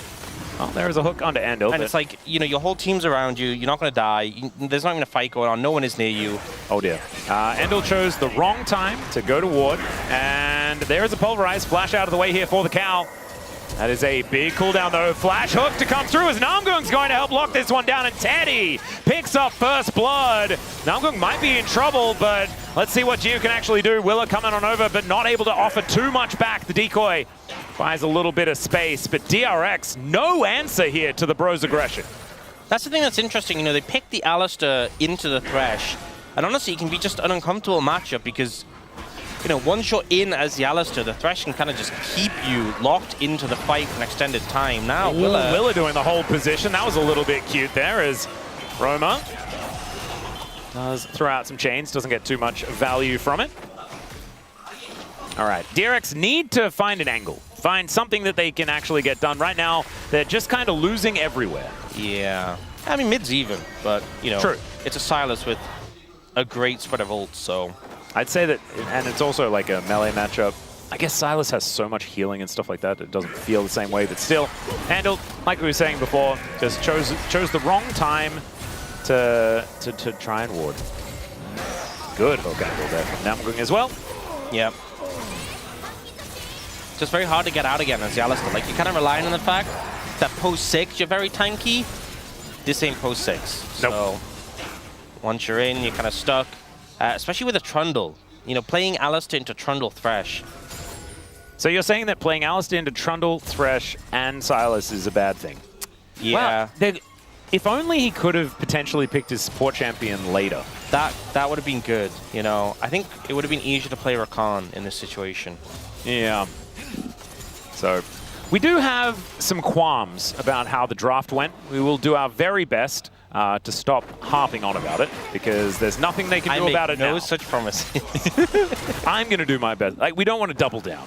Like, you can stay over there and keep talking about it. I'm going to try and stay positive. And I'm positive it was a terrible decision in draft. That's all right. Casting, throwing out some damage here towards Rich. And DRX, like, I mean, there are some angles where a team fight could work out, right? If they land the right charms and things like this, they can catch Bro out of position. But they just have, once again, it's so many threats here on the side of the Bros. Just hoping for a Zeri moment, honestly. That's the angle. We're going to need some really nice certification. I hope Wolf does have the cards ready. Well, actually, he might not need them today, but if he does, they're going to need to be real pretty ones. Yeah. We have them on standby. Jiu using the Extendo Beam to farm quite well, as Hex Flash by Namgung is worth a look in. Yeah. Level 6 is being hit by everyone here on this bottom side. Has been a big spike for the Zeri in the past. Just don't know whether it's quite going to be enough here unless Willa comes down and manages to make something of this. Shows himself, but otherwise not too much going to happen. As Hook going to hit a minion. That minion was very annoying. There's 3 versus 3 here in this bottom lane, but there is an Ahri rotating down. Teleport in from the Sylas as there's the playback. Andal decides that he wants to go for this one as they look to take down Gideon. He's going to be the first one to hit the deck as Roma has an ultimate, and is looking to just do battle with this Zeri, holding him at arm's length though, and he's ran out of gap close. He has to flash to get on top and will be able to take down the Zeri, but has to sacrifice himself in order to do so, and Andal just walks his way out. These hooves were made for walking, and he'll escape as Willa finds the Q at the quintessential moment, and DRX are back on the board. Huge fight win for DRX there. The target selection just so much better than the Bros, who I just feel like didn't really have a clear idea of what they wanted to do when they approached that. You know, the TP comes in and they end up committing in such an awkward manner. You know, it was Roma going in basically by himself. I think maybe believing too much in the fact that they'd just be carried by a Sylas with an Alistar ult. And you know what? It did a fair bit of work. But having to invest the flash to get on top of the Zeri is not really what he wanted to do. Rich kind of wishing that he was there for that fight because this lane is not looking very fun at all. Yeah, definitely not. Also, the fact that Andal survived because he just baited with the heal to the last second. Yeah. Like, Teddy was like, he's dead. You've got him. I'm going to get him one more auto, and then he just healed. He was like, got you. And he just wandered away and survived until the very end. So very nicely done. Well, I mean, he has died already, but not in that fight. And DRX still behind. So the Bros still in a really good spot, but now we've got a Trinity Force onto Willa. He's level 8, and the Cyclone going to be up relatively soon. Let's have a look at this fight one more time. And with the Sylas teleporting in and Andal sort of out of position, I felt like this was a great angle for the Bros. Yeah, I think Gideon just goes in a bit too quick. Immediately picked, you know, Yukal getting a reset already on the ultimate. Roma is trying to just solo Jiwoo, and even with the Alistar ult, like, he's getting focused down, so he's not getting a ton of value while Andal's stalling. And then again, Yukal gets another reset on the Ahri, and this Wukong in the early skirmish is just so strong. You just don't have the damage yet on your Aphelios, so I think this is where you can get value with this composition for DRX, the reset potential on a Zeri Ahri. If you find that early momentum in the fights. Epapolv onto Namgung as Gideon's making his way in once again. We've seen this one before as the pillar goes down, but Warrior Trickster going to be there for Willa. Andal rotating over, finds the flash, pulverize, separates Gideon one more time as Yukal fighting alongside Roma. He's dashing after him as Andal's going down incredibly low, and he will be taken out. It's Roma that gets another kill, and more kills on the Sylas. Oh, that's dangerous times here for DRX. Oh dear, okay, still looking for more. Hook gonna connect onto Yukal. Namgung having a phenomenal performance here in this skirmish. That's gonna be Casting sharing some of it as Teddy taking down plates and Jiu. Oh dear, he does not want to be there and he's just dead. And that's a cleanup. That's Bro finding a big win on the back of that. Rich gets some alone time in the top lane, but not sure he's really feeling good with how things have panned out there. And yeah, his opponent just went to 2-0-1. Yeah, not feeling great about this. This one, the engage coming out from DRX here. They go for the start on a Gideon. But the thing is, Yukal's trying to make his way over and is being chased by Roma, so can't even get there first. And a TP advantage for Bro. Yeah. And then the thing is, they actually hang around. You get this great hook coming in from Namgung, and then they're using this defensive cycle to try and disengage. The fact that this was a fight that was being started. And he was making a lot of these calls as well. And Casting just having a great time. Yeah, the fact this was a fight being started by DRX when they didn't have the TP advantage, and Yukal didn't have a clear path down, it just felt like a big mistake. Well, there is going to be the flay hook. But Andal doesn't really seem too worried about it. Doesn't have his ultimate up and available right now. But it's a 3,000 gold lead, and at 13 minutes into the game, that is massive. Yeah, and you look at the, you know, it's a fed Aurora, it's a fed Aphelios, and even though there's not like a huge gold lead on Roma, Roma is actually pretty fed. It's just that you can also... Oh dear, hook gonna connect. There is an immediate cleanse. The ulti out from Jiu though, as Andal does have his ult. Flay just barely not collecting the cow. I mean, they live, but it's just so much pressure. Yeah, and it's also so much invested, right? Both of the ultimates now on cooldown. The cleanse also down. So next hook to land onto Jiu, he is likely just dead. As Charm is good. As Roma is going to finish off his quest. Oh dear, is this just tower down? There's nothing they can do about it. Trundle eats through turrets. Yeah. And demonstrates it right here alongside Teddy as the Bros just launch that gold advantage ever further. This is looking like the Bros having a match point And 2 possible games to come after that for DRX if they even want to try and claw back the series. And you know, if Bro win this, we're down to only 3 predictions left standing. Yeah. It's Prince, Pony, and Degon, who had 3 2s. Yeah, it's kind of crazy. I think I was cooked as soon as Bro even won a game. I was expecting that the DRX hype train was going to continue. Not happening. As the Bros, even in this game, looking absolutely phenomenal. Charm going to connect there onto this Thresh. So now I'm looking a little worse for wear, but so is Andil. And he's played back into the turret. And oh man, even throwing out the Teemo emote. Namgook's feeling himself today. All right, let's see whether Gio can find an angle. He's just going to skate his way into the lane. That's his move. And DRX just look lost. The hook is going to go wide this time around as Yukal does have the Spirit Rush, and there is going to be Gio finding himself a kill. But now Teddy throws out the Moonlight Vigil. They're all standing still as Roma does get the flash out of Gio, but that is the Wukong picking up a kill immediately. He's dead though, as Yukal maybe just, could have used that Spirit Rush a little bit earlier, but Roma had the dash and is able to follow as Gio's just going to skate his way out. Casting not able to lock him down. So a 2 for 2, I guess. I just think it's such a crazy game for the Sylas. The fact he can grab the Zerial. Yeah, Grim Deliverance gets Rich out of there. But it's high value as well. Like, he popped that for the burst AoE. Yep. And it was high value. You know, there's not a bad ult. There's not a bad ult. He can steal any of them, and it's great. It's so rare you get a Sylas game like this, that you have like the absolute S-tier ultimates, and then you also have like really good, they may not be like the S-tier ones, but they're still completely great in the right scenario. Yeah, Roma's just having a great old time. Yep, every time Hijack is off cooldown, he's very happy. As we'll see it again. This was a bit unfortunate for Gideon. Couldn't get the Lantern in time before he got charmed.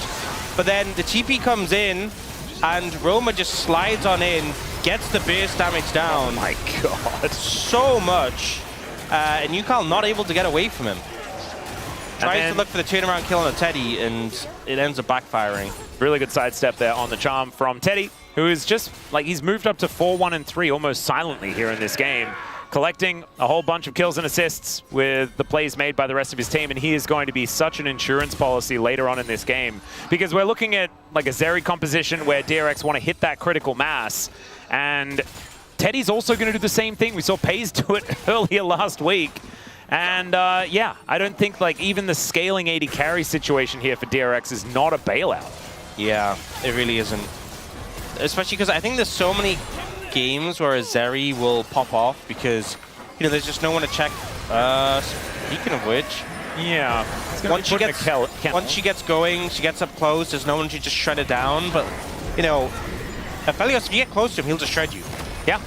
If he's fed especially, you know, Zeri always has to respect him and can't just have free reign in fights. Well, this is a hard game to play. Turret just taken out. The rest of DRX are going to show up, but the Bros are ready and they just destroy Gio. Now Teddy just throwing out damage from such a long way. The Herald is going to be utilized. They take down the Wukong. Some grim deliverance here, but it's looking real grim from Rich, unfortunately. Can't do anything about it. Andil is turned into a stake off on the sidelines. And DRX really need to reassess what they're doing here in this series because they've fallen apart after a phenomenal Game 1. I mean, it is just not looking good. I mean, especially Andil had just such a good Game 1 on this board. And with how that one played out, I was honestly thinking, was 3-1 too conservative? Is it a 3-0?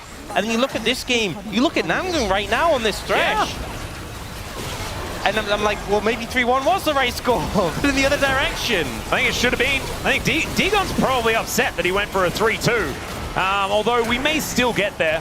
As you know what? Of course, there is another opportunity here for DRX after this game. But this one's already done. Yeah, we're all about overreactions. There's obviously still a chance to bounce back, but right now, this game just looks completely done. Roma in trouble here, though. He might be done as well. Yeah, Roma is very, very much done.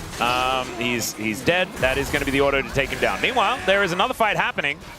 The rest of DRX can rotate down, and the Bros realize that. They are just going to back away, casting here on this bottom side, trying to get some value there. So some respite bought, I guess, here by DRX, but not much more than that. You got to take what you can, you know, absolutely. Get some kills here and there. Unfortunately, it does happen to be a Hextech Soul, which you'd rather it not have been if you're DRX. Unless you plan on getting all of them. In that case, That's an Terry with angle. Hextech Soul, pretty good. Yeah, that's definitely an angle. Also, casting, Cup half full, Ox, okay? casting is just doing a lot of damage right now. He does have the 2 items built. Rich realizing painfully that he only has 1 and a bit. Yeah. Yeah, not a fun time. Maybe he could just tell himself the Caulfield's Warhammer is a completed item. Yukal, to be fair, what I will say is Yukal does actually have a good amount of gold. Despite the fact that Roma has been picking up kills, is actually strong, Yukal's still ahead. And He has a death cap. Yeah, he has a death cap. So, like, if you look, bro are like 6,000 gold up, and you expect to see like everyone on the team being fed, but like Yukal is keeping pace. This is the one guy on the team But do you know what that means, who's Ox? actually strong. What does that mean? It means you shouldn't look at the 80 carry items. I am choosing to ignore that. Yeah, do that. I put Don't my look at hand those. over the screen. Yes. Can confirm he did put his hand over the screen. Unfortunately, Oh, now he there's will the have to, advertisement. yeah. Thank Great. goodness. By the way, guys, Teddy's probably going to be the one winning the Gold King after today, as far as this matchup Yeah, in is terms of concerned. total gold, you know, everyone's, you know, Yukal's doing pretty good. If we just ignore the fact that Teddy exists, everyone feels in a similar sphere. Yeah, and then there is a Teddy's Helios. gold lead is to the tune of about half of Jiu's total gold. Yeah, that's 3 full items. Yeah. And you know what? Some of those, They're that's pretty good good items as well. Yeah. Yeah. There's one of them in particular. Hey, what? Pretty Okay. infinite Counterpoint, Ox. If Teddy dies immediately at the start of the fight, that gold lead is meaningless. True, that's the thing. You know, Yukal lands a charm on him, and they just kill him. That's the plan. That's the game plan. Make it happen. Well, let's see whether they can. They're going to have to get through a, like, locket shield and all sorts of stuff. Lanterns coming down. They're going to require Teddy to be a little bit out of position. Yeah, hard as well when there's a Thresh. Yeah. But we'll see. That's the game plan for DRX. Maybe kill Namgung first. I don't and he can't know press any of those if they buttons. have any coach voice left, but I highly doubt it. maybe if they did, you'd be coming in, you'd be like, guys, we need to kill Aphelios. And they'd be like, you know what? Thank you for that insight. Thanks, boss. We would never have guessed. Oh, wow. Why didn't we think of that? Genius. Well, Rich realizes that he's not allowed to be here towards his bottom side. Gideon just rotating over. We'll taking a little bit of damage here from the Zahen, but going to be finding too much more. Namgung's rotating over. Oh, no. Okay, let's see whether this fight is actually going to work out. Is there some Grim Deliverance to come down? Pulverize onto 2 is decent, as Rich has stacked up the passive, so he's not going to be going down just yet. Actually finds a great angle as Gideon will be falling down. Roma has a Spirit Rush, but it's not exactly the greatest of the ultimates he has available as Jiu dashes in, finds the ulti. Namgung going to be taking down Teddy, trying to go beast mode as Jiu somehow manages to survive. And there's the Pulverize. Teddy's going to get taken down, and mission successful. Hexgate retreat, and DRX win a fight. They managed to do it. Unfortunately, Andal got the shutdown, but you know what? We take those. We take those. Mission completed. Next step, win the game. Maybe take this dragon in 28 seconds. It's a 2-step plan. Kill Teddy, win the game. We don't worry about the minutia of whatever's in between that. Yeah, no.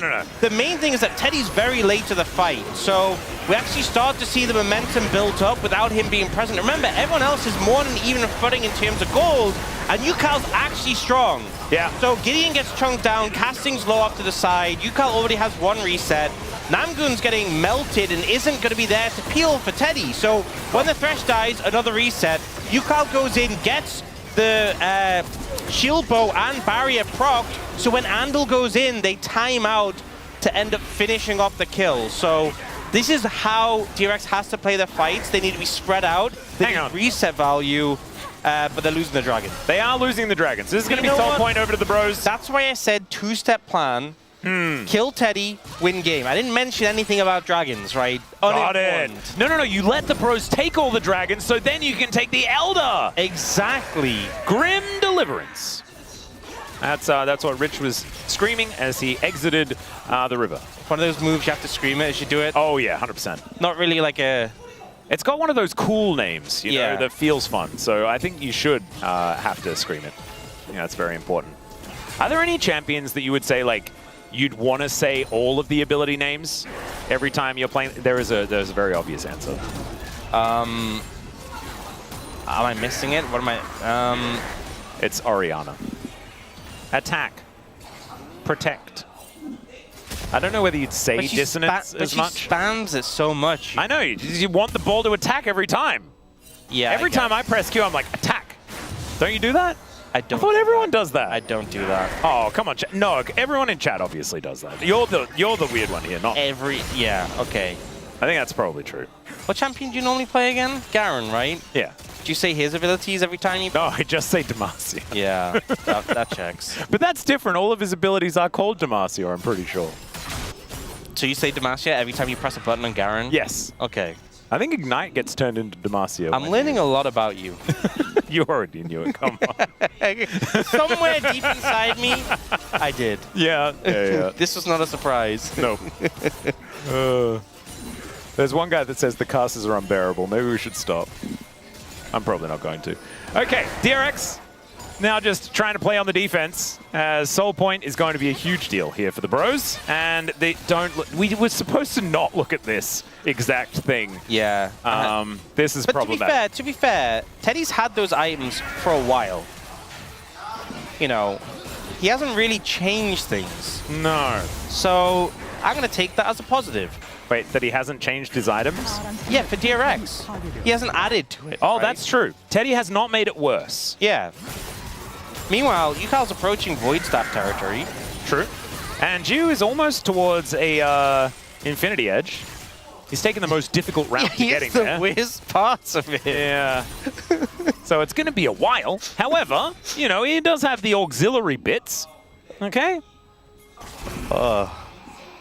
Deary. Not super convinced. Neither am I. I'm feeling like we are... DRX needs to opt in for thinking about what's going to happen later on in this game. It's good charm going to connect here from Yukal, and they do have a teleport, try and offer something back, but Roma is just dancing around this top lane, and meanwhile, there is another fight. As Andal is going to get engaged on, does have to use the Unbreakable Will. Okay, that's a lot of big ults down and TP from Rich. Yeah. And the thing is as well, with new TP, it's also got a good amount of combat value, because when you TP into a fight, you have that shield, so a lot kind of invested, a lot burn from DRX. Will Bro look to start at the Baron randomly? I could see it happen. Well, there is no vision available for DRX, so... If I had the coach voice right now, I would say do not do that. Soul is in a minute 30. Do not touch that Baron, I swear. All right, now Gio is taking 2 auto attacks from Teddy, and so he's half health. It looks like they don't need the coach voice. They just know it themselves. We don't need to do the Baron. That is what it is to be a bro. That's called discipline. Yep. Bro and brew. You just know it. And if you want them to not do something, there is a high likelihood that they'll agree. Yeah. That's kind of how it goes. Oh, IE completed for Gio now. Okay, big spike. There we go. Teddy picked up a BF sword. So honestly, in terms of the item comparison, it's not looking so bad. Yep. Oh, hi, Valdez. How are you? He said hi to me in chat. Oh, okay. It was really nice. It was right near the guy that was telling us to be quiet. Maybe it was him on his other account. Yeah, that probably. That tracks. That honestly tracks. Polite on one side and mean on the other. So, Bro is still ahead. Gold lead not as big as it was. Yukal just hit 16 and has Void Staff. This is as good as it's going to get, I feel like, for DRX. They can't let them get Hextech Soul, but we've seen how they can win fights. Can they pull it off here, though? That's the question. Oh, see the angle. I'll say hi to you later, G-Sun, as we do have a fight potentially breaking out. Hook going to go wide, as there is the kennel going down, but DRX not actually opting into anything. We do have all the ultimates up and available once again. As Roma has the Unbreakable Will. Does get pulled back. Dagon sleeping once again. Oh, never mind. As all right, Willa. They know that you're there because you just sailed overhead. But this is going to be Soul Point territory. And Roma actually taking a lot of damage. Rich going to push him away. The Lantern does come on through. The Bros opting to play slow and steady. As Willa, not so much. He's going to get caught out of position. There's a Cyclone. He goes between the worlds. Hook comes down there from Namgun, who brings himself in via the Dragon. Rich is still playing this really well, but over the wall they go once again. And DRX still without a fight that they've actually committed to just yet. Gio over to the side. Tagged there momentarily, and there is the Gravitum. Cleanse gonna have to be used to get out of the way of that one. As Rich pulls back casting, and he's down so incredibly low, doesn't really have the passive stacked up. That's going to be the steal from Willer, and down goes Teddy! Gio's still in the fight, who's taken down so incredibly low. He can't get over the wall, as now Romer is just popping off in the back line. He'll find a triple, and it's probably a quadra. There is the power of solo queue, ladies and gentlemen. Quadra kill for the Silas. Absolute carry there from Roma. DRX get the steal, they get Teddy. It looks like it's going to be a turnaround from them, but this Silas comes out huge. Roma finding the fight, finding the way to put the team on his back there. We see Willer just slides in, I think he maybe got like a bonk smite to get this. No, just a smite outright, and we see Teddy ends up getting blown up, but Roma just flies in, buys some time with a stasis, and then just cleans up all these kills with this prediction on the flat. I mean, I don't think it was a prediction, but he just catches him on the back of the flat and is able to clean it up. Just beautifully done. And the fact that he goes in and then uses the stasis so perfectly to just make it a mess here for DRX. Yeah, he was there for the cleanup. Their focus was Teddy, which I can't fault them for their focus, but you know, there's two of the threats on the team. Casting just putting the damage on the in sort of on the back line, and then Roma cleaning up there. And just so hard to deal with. Again, he has so many great ults, and there had the Alistair ult. And now he's got the Forbidden Book, as we're watching Dagon get his makeup touched up. Okay, that's pretty cool, I guess. All right, back to it. The Baron, next thing on the table. One thing that we do have to mention here for DRX is that they did deny the Hextech Soul. So yeah, it could be worse. It could be a lot worse, but it's not good. No. It's not good. It could still be remaining in the cons column. Yeah. What do you think about 4th item Shadow Flame? If that's what Yukal's going to go for. Not a big fan. I think you just go for the Rabadons and then you go for the Void Star. Yeah, that's what he did. He's already got those. All right. Romer is now dashing around this fight. Andal moving on forward. Yukal is in a lot of trouble here as Gideon throws down the kettle once again. Over it he goes, but still down goes Yukal, and now Andal should be very, very dead. Some double teleports coming on forward here as Casting able to bounce out of the way of Rich, then goes between the worlds. I don't know whether Rich is going to be surviving this one. It's Roma. It's just a one-man demolition machine on this Silas. He's so strong. He's so strong. And yeah, you said Yukal. I thought you were talking about Roma because he has the VOD in his inventory. Ah, no. Yeah, I got mixed up. That's okay. The Baron is dead. The Bros will be able to lock that one down. And I just have, like, we were clutching at straws originally. This game feels like it's been on its last legs for quite some time. But now it's looking like DRX have 0 options. This Silas pick is just doing so much work. Also, they changed it. I can't remember exactly when, but originally you couldn't get resets on the Ariel when you played Silas. Ah, because you don't get the essence? It was linked to the passive. Yeah. So it was still a good ult, and we still saw this matchup before that. And that was the same with Kennen as well, and they fixed that. Yeah, but they made it so you... essentially, like you saw there, you got resets now. Yep.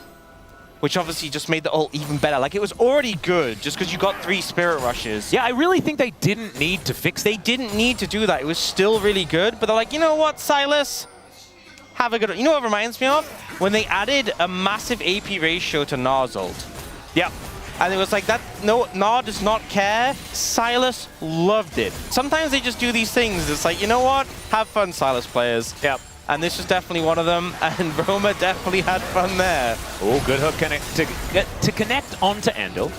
But it's just going to be the turret falling down. The Bros just need to protect Teddy, and he will destroy all of the structures. And also, Roma has a level 16 Alistair ult, which Alistair never gets to see, but he's so tanky now when he pops it. Oh, this is absolutely absurd. He's level 17 himself. He's going to look for a little bit of a reset here, make his way back, has the teleport. So there it is, death cap done for the Silas. He also has a Medjite with 20 stacks, I think. Yeah. I have a feeling that Roma might be a little bit scary. Goes underneath a couple of turrets, does get pulled back. There's a pulverize from Andal as they're still looking for Teddy. Good Cyclone to get some knockups here, and the AoE blender is decent. Hooker to go wide there as Yukel into the backline trying to get something done, but Roma is able to dance around the fight, and Teddy is still alive for such a long time. And the last one to fall down as Rich is in the passive. He will get a fair bit of his health bar back, but I think that one is going to be going down once again as they do kill Teddy, but that is all they'll find. Max range chains on Broma here as they'll take down the last Nexus turret, and the Nexus to fall. Bro with match point here in the first match of Super Week. It's just so funny watching the fight at the end, and Roma just isn't taking damage. Everyone else is like fighting for their lives. Roma's not taking damage, running over, just killing everyone. Underneath 2 Nexus turrets. Doing so much damage, healing, just has no cooldowns. It's insane. He played so well, but also that was such a good Silas angle, so credit to them for spotting it. But already now at match point in the series, DRX backs against the wall.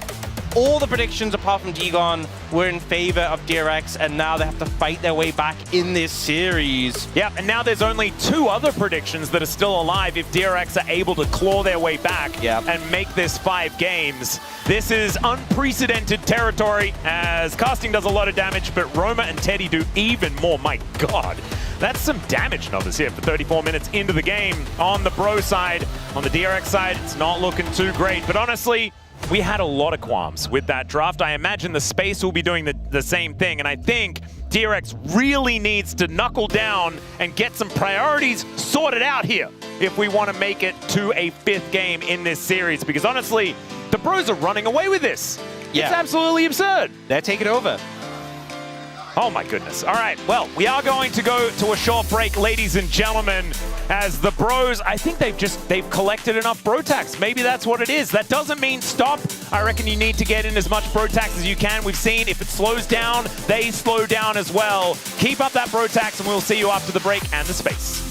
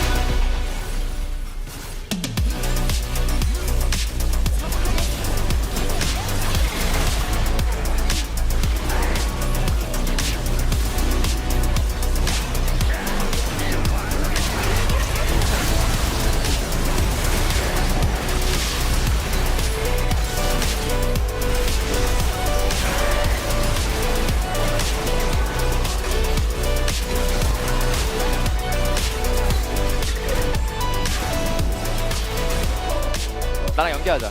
알리풀 있어 조심. 천천히. 아니야. 알려부터 알려. 막았다 봐. 알려부터. 얘네 빨렸어.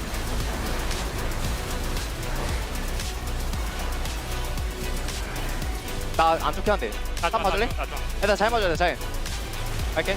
아니. 이겼어. 사인. 알리 노플. 잘 맞아. 잘. 나 죽을 맛있어. 뺄게.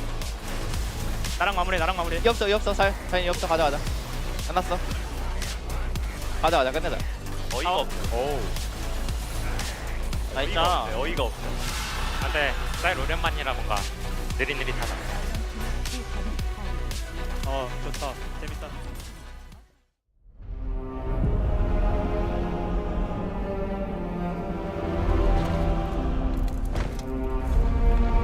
I still feel them.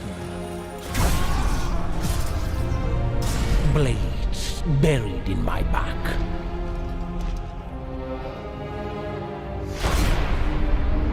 You trusted death to be my end.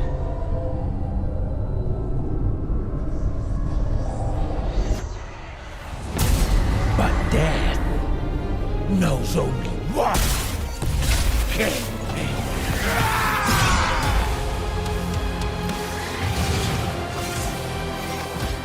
I will turn your swords against you, one by one.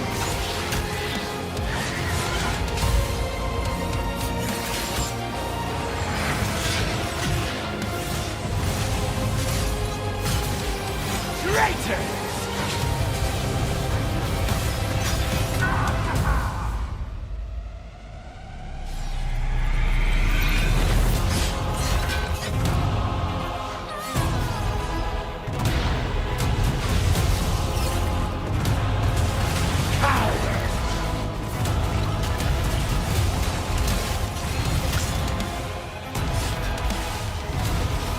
Betrayer!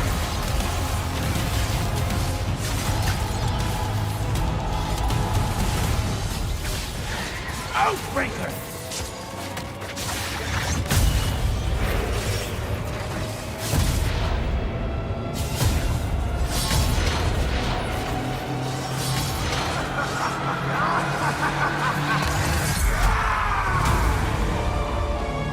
You will beg for the end. For death.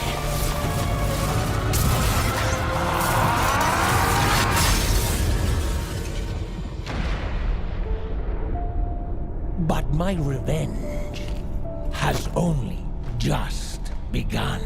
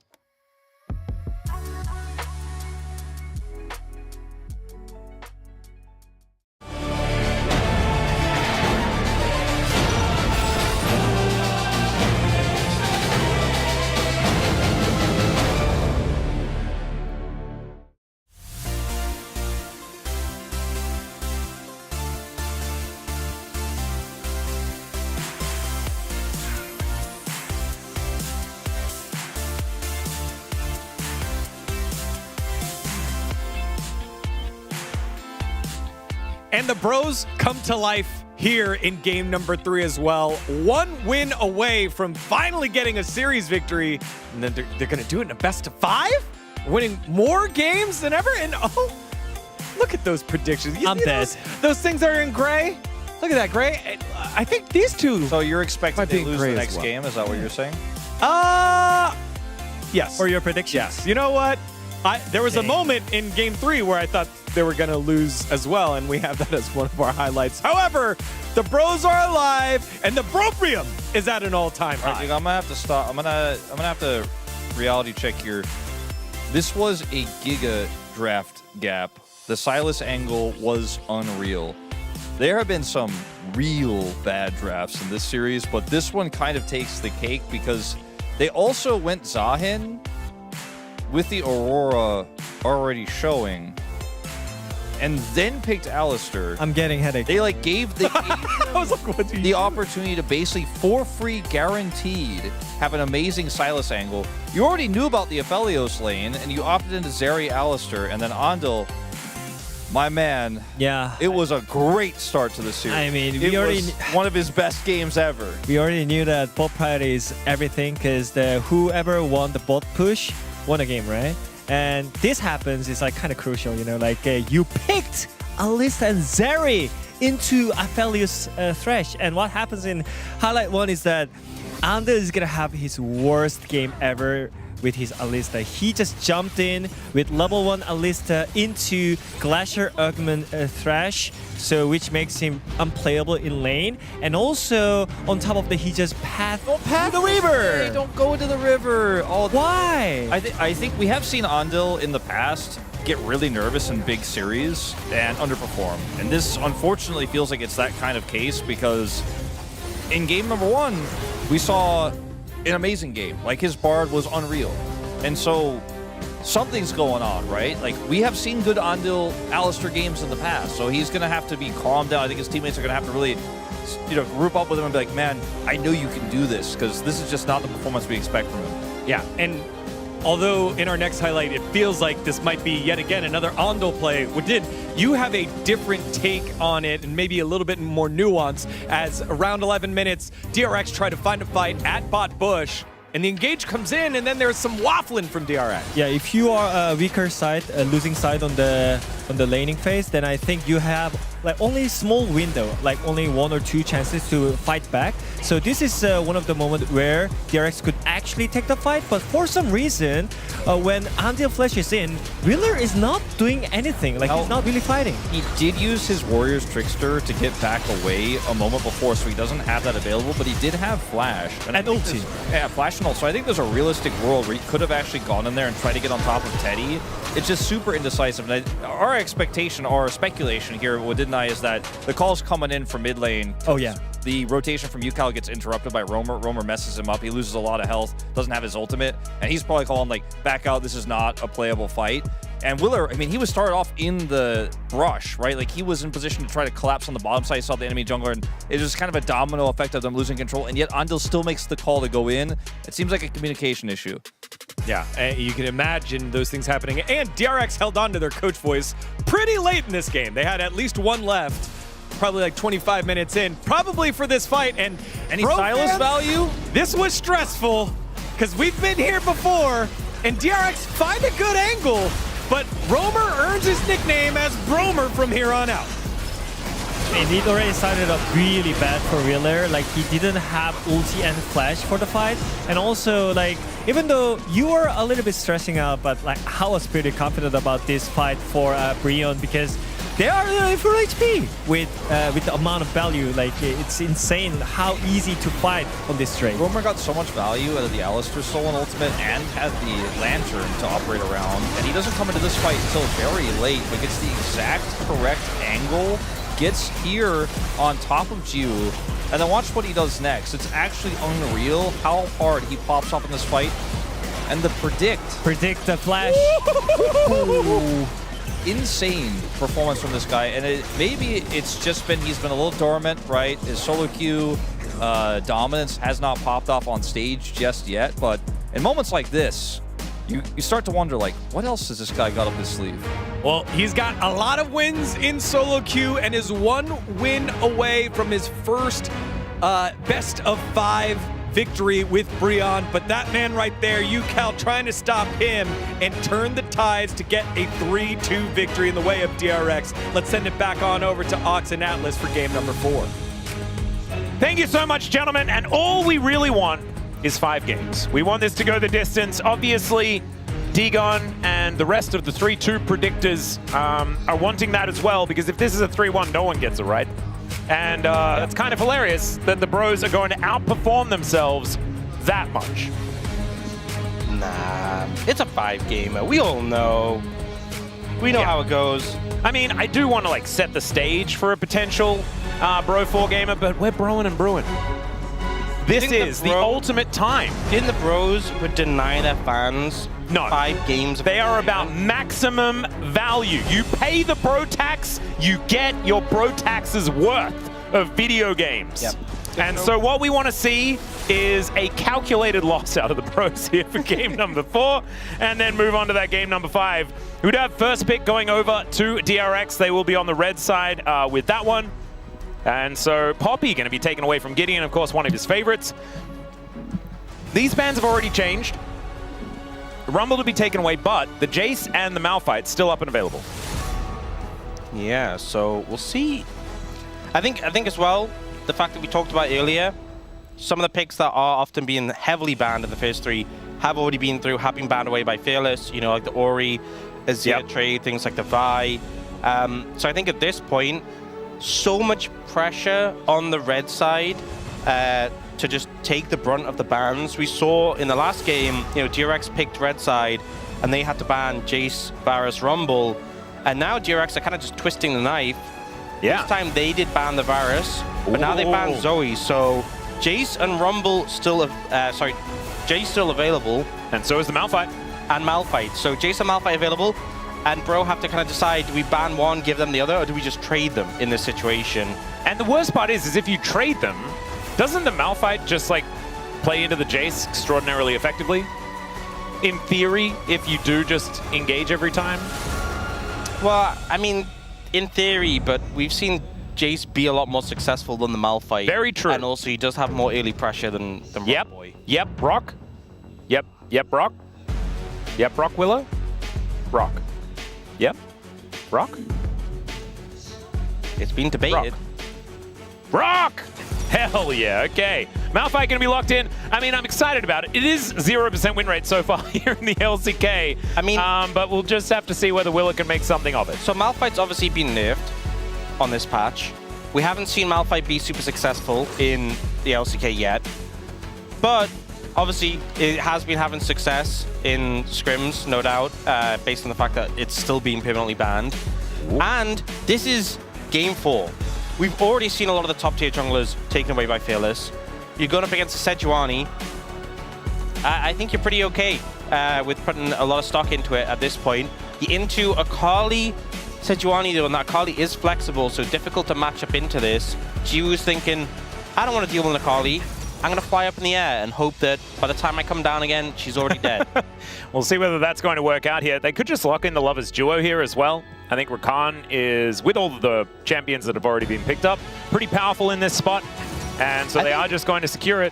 Honestly, Rakan's stock has been really low this series. Like, he's been having a lot of success in the LCK. Yeah. There's been a good few angles where he's kind of been overlooked. That being said, I think Rakan can be great in a lot of spots. Sometimes Xayah Rakan as a duo can end up a bit weaker just because Xayah's short range can make it uncomfortable. Ooh, this is kind of fun. Splitting the map here are the Bros. And opting out of teamfights into a Xayah Malphite composition sounds like a pretty good idea to me. Yeah, another big question for DRX is how are you going to match these side laners? Especially when a lot of the picks that maybe can handle side lanes comfortably, you know, have been taken away. I guarantee. Do you know what I guarantee? What you guarantee? I guarantee that Yukal is going to play Ghost Syndra. And Wolf, we might even hear him from here. He'll be so upset about it. Yeah. I think that's all I can really think about in my brain right now. As Lucian going to be taken away, we're going to thin out the bottom lane pool here on the side of DRX. Understandable. Teddy still with a few champions that he does still like towards that bottom side, namely the Misfortune. I'd expect a ban onto that one because he does have a lot of mastery on that champion on the LCK stage. And Twisted Fate going to be taken away from Yukal here. I think it makes sense. They're battling away like the global champions, especially with the fact that Ryze, Talia already gone. Yep. Really, like, we are playing the map wide, and we don't want you to interrupt that. Well, let's see what the angle is going to be here as the last ban does come through. Hopefully, they've done their homework. I'm expecting that Misfortune ban to come through, but instead, the Lulu going to be taken away. I don't know whether Lulu really fits with this composition, but will be able to perform very well in the lane. And so wanting to deny that, but instead, I mean, it could just be Ashe Seraphine. Ashe Seraphine honestly could make sense. Oh, never mind, Kalista. I'm not so sure about it into Malphite, if I'm being honest. But maybe you want to go Kalista Renata just to try and have a lot of presence in lane. What about Rakan mid and then pick away the Renata?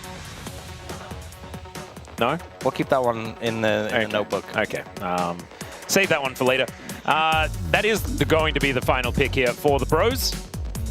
So whether they can make that one work. It doesn't necessarily farm that well in mid lane. Oftentimes when you have a 1-3-1 composition, which is what Bros comp kind of looks like, you do want to be able to have very reliable wave clear in mid. But there isn't a lot of that still remaining. So the Jack's going to be locked in here as Yukal is not thinking about the Syndra. Somewhere Wolf is like, I still don't like Victor, but I like it more than Syndra. At least that's what I'm expecting. UCAL might just go for the Victor. I mean, in terms of teamfight power, DRX have it in spades. Not going for the Renata, but going for the Elise. I think it's Renata. It's got to be Renata.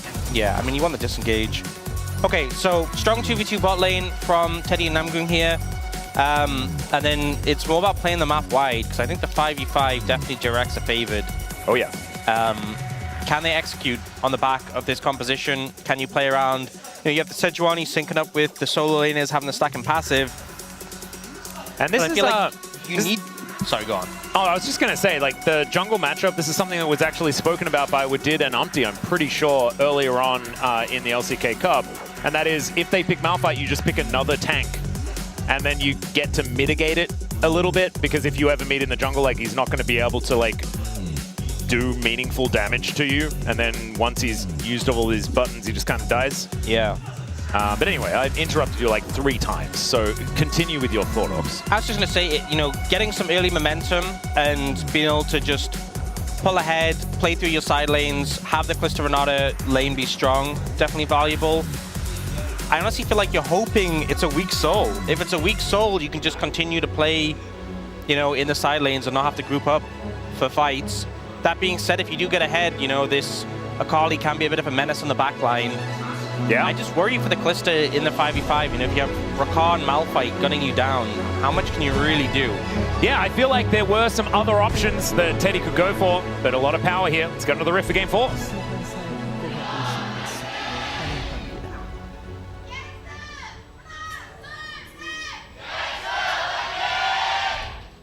All right, here we are, ladies and gentlemen. Onto the Rift for the 4th game of the series, hoping we can make it to the coveted 5-gamer. We'll see whether DRX can actually do that. One of the oldest Malphite skins there in the Glacial Malphite, I'm pretty sure. That's the name of that one.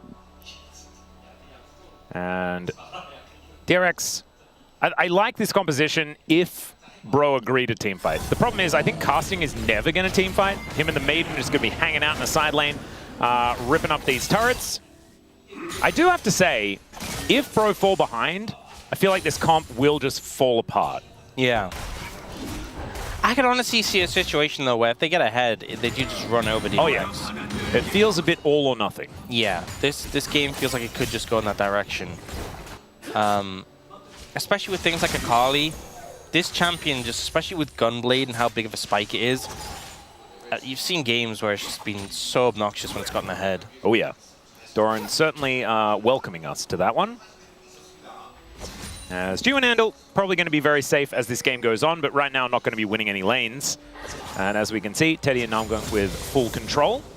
Only 1 minion being picked up so far by Dew, but we'll have that wave conga lining in. I think that's a nice thing is that at least with the Xayah you have some threat and extended trades. So, you know, Teddy and Namgung just can't completely disregard your damage in the extended trades. Like 100% confident they can do whatever they want and they'll just win off the back of end. Like if you do let them stack up the feathers, they can trade in return.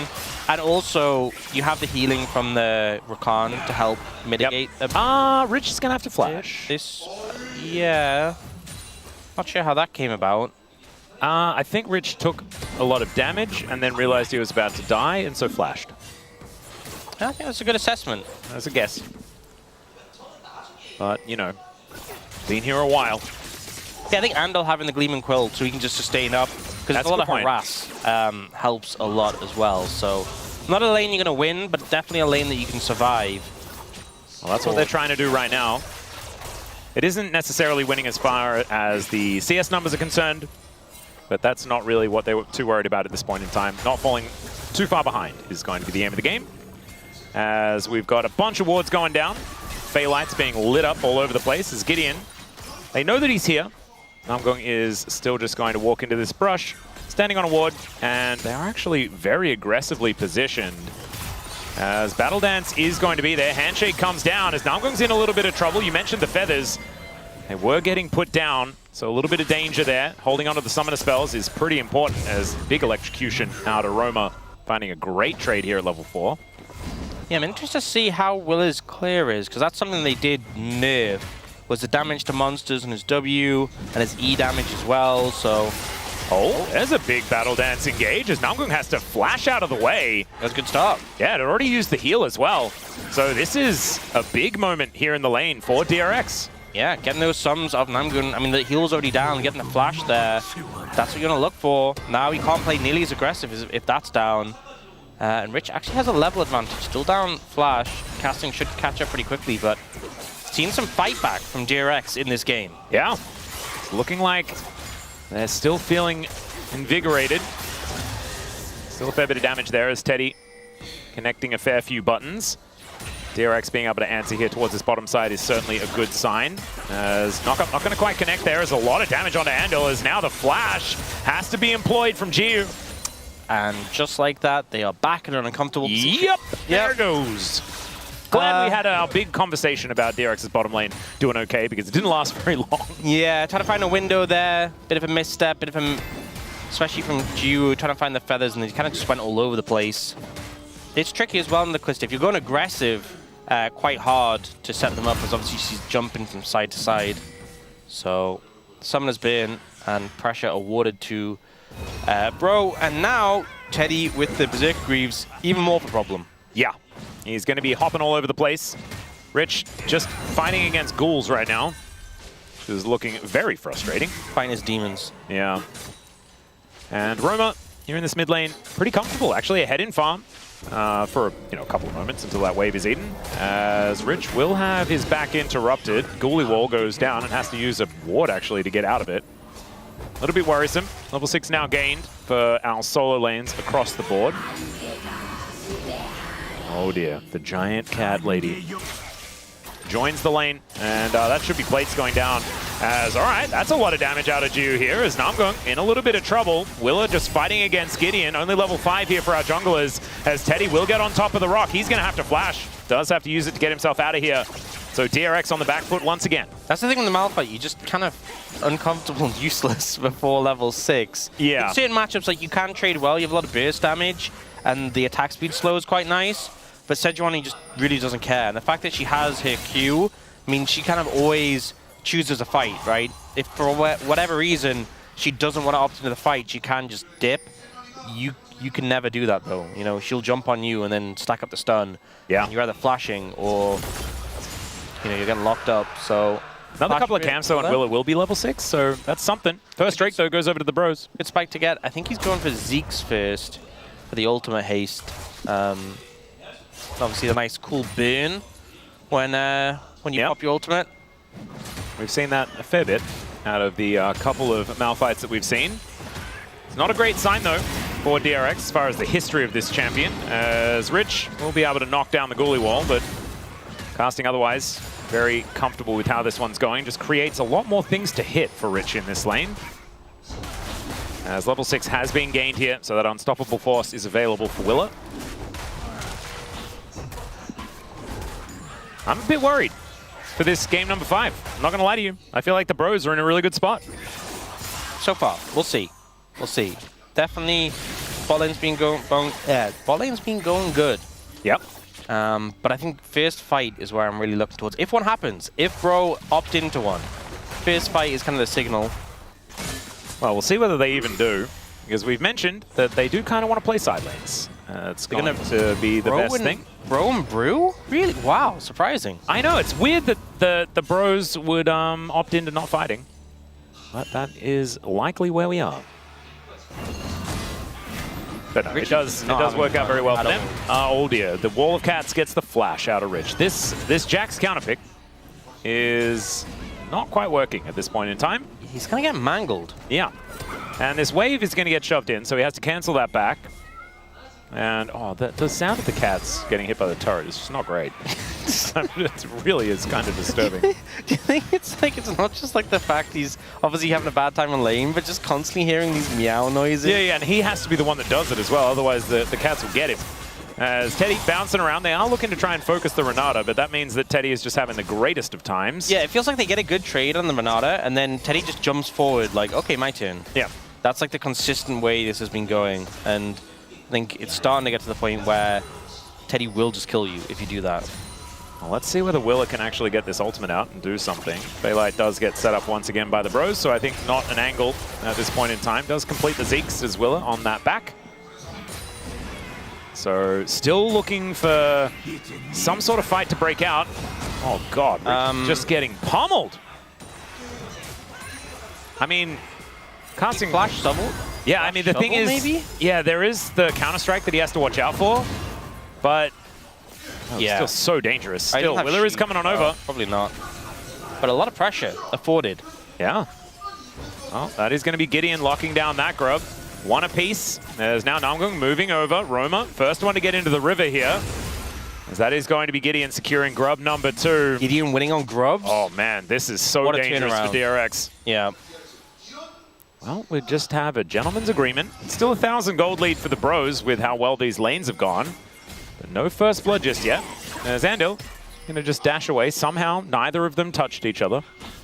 Even a little bit. And Yukao completes the Rod of Ages. I think Rod of Ages is a great item for a game like this. Or a series like this, to be honest. As things are taking ages, just in general. Yeah, really are. It does bode well for a Xayah composition, in theory. I feel like she does do a lot of damage at 3 items and things like this. Yeah, for sure. And it is a short-range composition, you know. Yeah. She will get a lot of value in the 5v5. You say will. Maybe it's can. Oh, good PS there from Teddy. Does secure the cannon. I'm just manifesting the 5-gamer. Yeah, beautiful. I love to see what you're doing there. Well, DRX going to look for a little bit of a reset angle here. He should be able to find it, as once again, Willa walks into a lane and then goes back home. Rich, though, this time, I mean, the CS gap isn't as ludicrous as it could be. I think the Yorick, from what we've seen in lane, has had infinite control. He has taken a lot of plates, though. That is a very good point. He's taken 3 already at 10 minutes. I mean, you just wait until Rich gets his fishing rod towards the enemy turret. It's going to be great. As now Willa has discovered Gideon. Okay, there is the engage right on top of the Akali as Roma flashes out of the way. Hostile takeover needs to get flashed there by Willa as well. And the Arcane Storm goes down, but it's more defensively used than being able to find any kills. As Jiu now fighting against Teddy, but Namgung's making his way down. Feather recall is going to be enough to get Teddy out of there. As Andal moving over. Gideon waiting for this Drake to spawn. The longest first blood that we've had has already been eclipsed. As Rich going in really doesn't want more of his plates to go down, but guess what, Rich? More plates are going to go down. That's how we know we're watching a game of culture, right? Oh, yeah. Focus purely on the macro, not the just the bloodthirsty kill chasing. This is not a barbarian's game. Yeah. This is a thinking man's game. As Andal is thinking about trying to dissuade Gideon from going in onto this dragon. There is no unstoppable force as Fate's Call is going to come out. There is the Chemtech Dragon taken though, and Willer is likely to just die. Perfect execution there from Roma. Not going to debate the name of that one right there, as out goes Jiu, has to use the flash. And DRX, they lose out on the Drake, and they lose a kill, and the turret goes down in the top lane. It's a disaster. Yeah, they're just falling apart. Yeah. There was a lot of things wrong with his entire passage of play. I think Take us through some of it. It all started with when they burned 2 of their best team fighting tools in the Malphite ult and the Rakan ult on the Akali. Got it. With no damage to speak of and no realistic way of killing this Akali. Got it. And the Akali also had TP. Right. So they committed just insane levels of resources to try and chunk Roma out. Roma just TP's back, and now you don't have your best tools. And then they still stick around, and Willa has Zeeks, which is an item based around your ult. Yeah. So then he wanders into the dragon with only Zeeks. Again, item based around your ult. He doesn't have his ult, and he's just kind of there, just an awkward rock standing there. Yeah, it didn't really seem like he was able to do much of anything at all, apart from die, which he did. Yeah, correct. That is a good assessment of the situation. Thank you.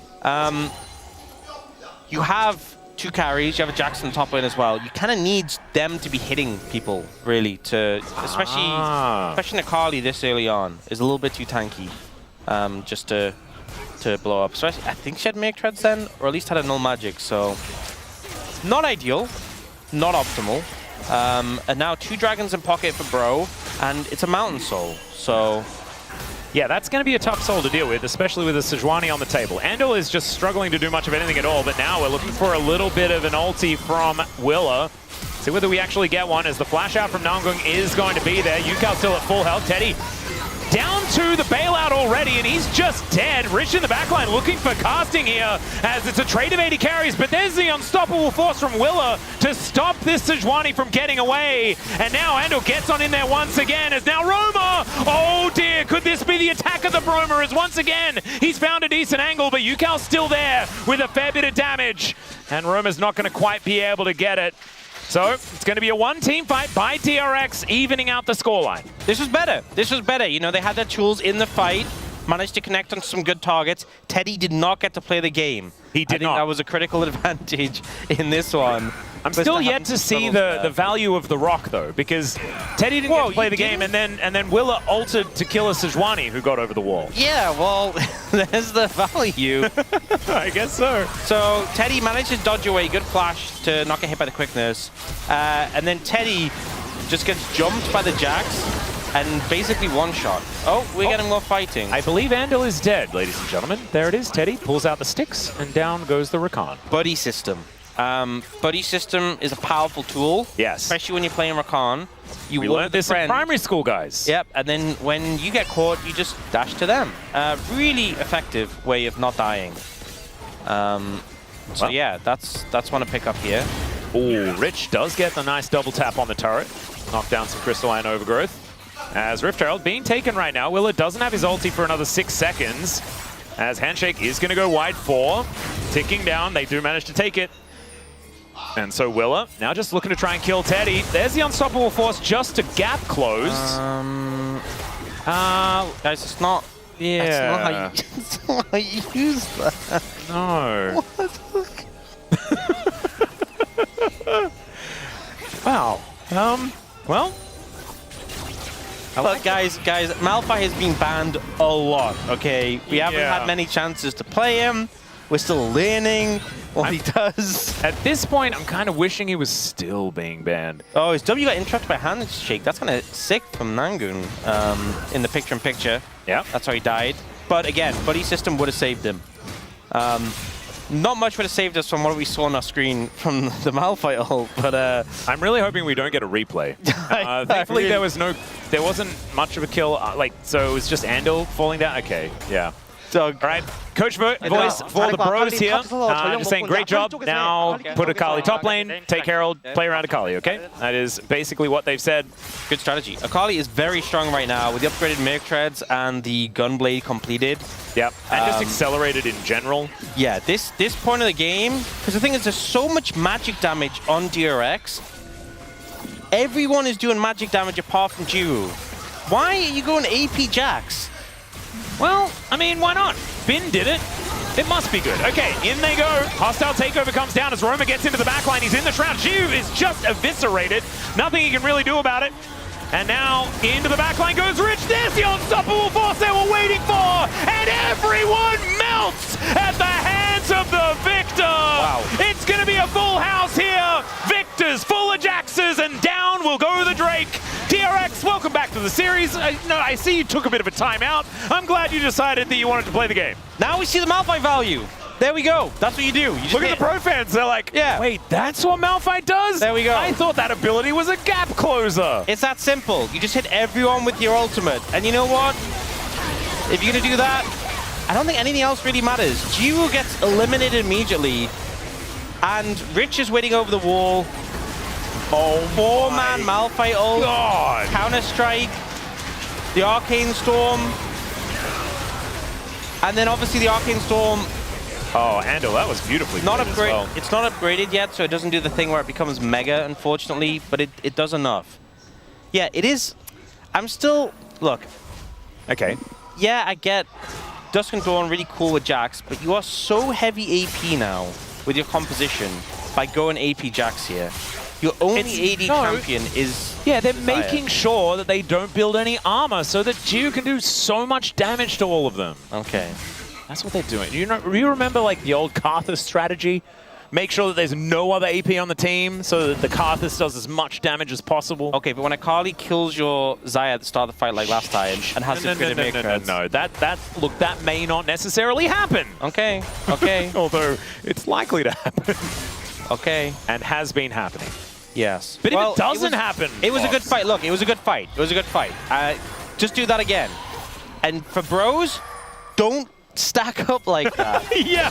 Well, Glacial Prison goes down. It's going to connect onto Ando, who battle dances out of the way. Guys, remember, you can play side lanes. That is a feature of your composition. The bros agreed that they are going to fight. And fight is what they will do. As the Rift Herald goes down to this mid lane, let's see whether that is going to be able to get a charge, and it certainly will. So Shelly gets a little bit of value, and Jiu will be able to secure the 25 gold. There it is. Nicely done. Now, gold advantages on DRX all over the place here. And if DRX gets to a Mountain Soul, it's game over. That's just GG, I think. I don't think Roma is able to get through that. Especially when it's a Jax, you know, and oh my goodness. That'll be pretty absurd. Speaking of Jax, Rich going in here. Teleports to come forward across the board here as the Maiden trying to get involved. And Rich is just a monster. Maybe this is why you play the AP Jax. Yukal comes down. And Roma, I don't think he's going in onto that one as the Maiden survives. Oh, no, it doesn't. 50 gold over to Yukal. I mean, it's doing very good in the 1v1. I'll give him that. Yeah, I reckon there's something to be said for the power of this particular Jax build. Very magic damage heavy, though. You're exactly right. Concerns there, but you know, it just puts a lot of weight on Jiwoo's shoulders. And he is at least playing Xayah, so you have safety tools. Yeah, he can bounce into the sky. Rabadon's completed for Yukal.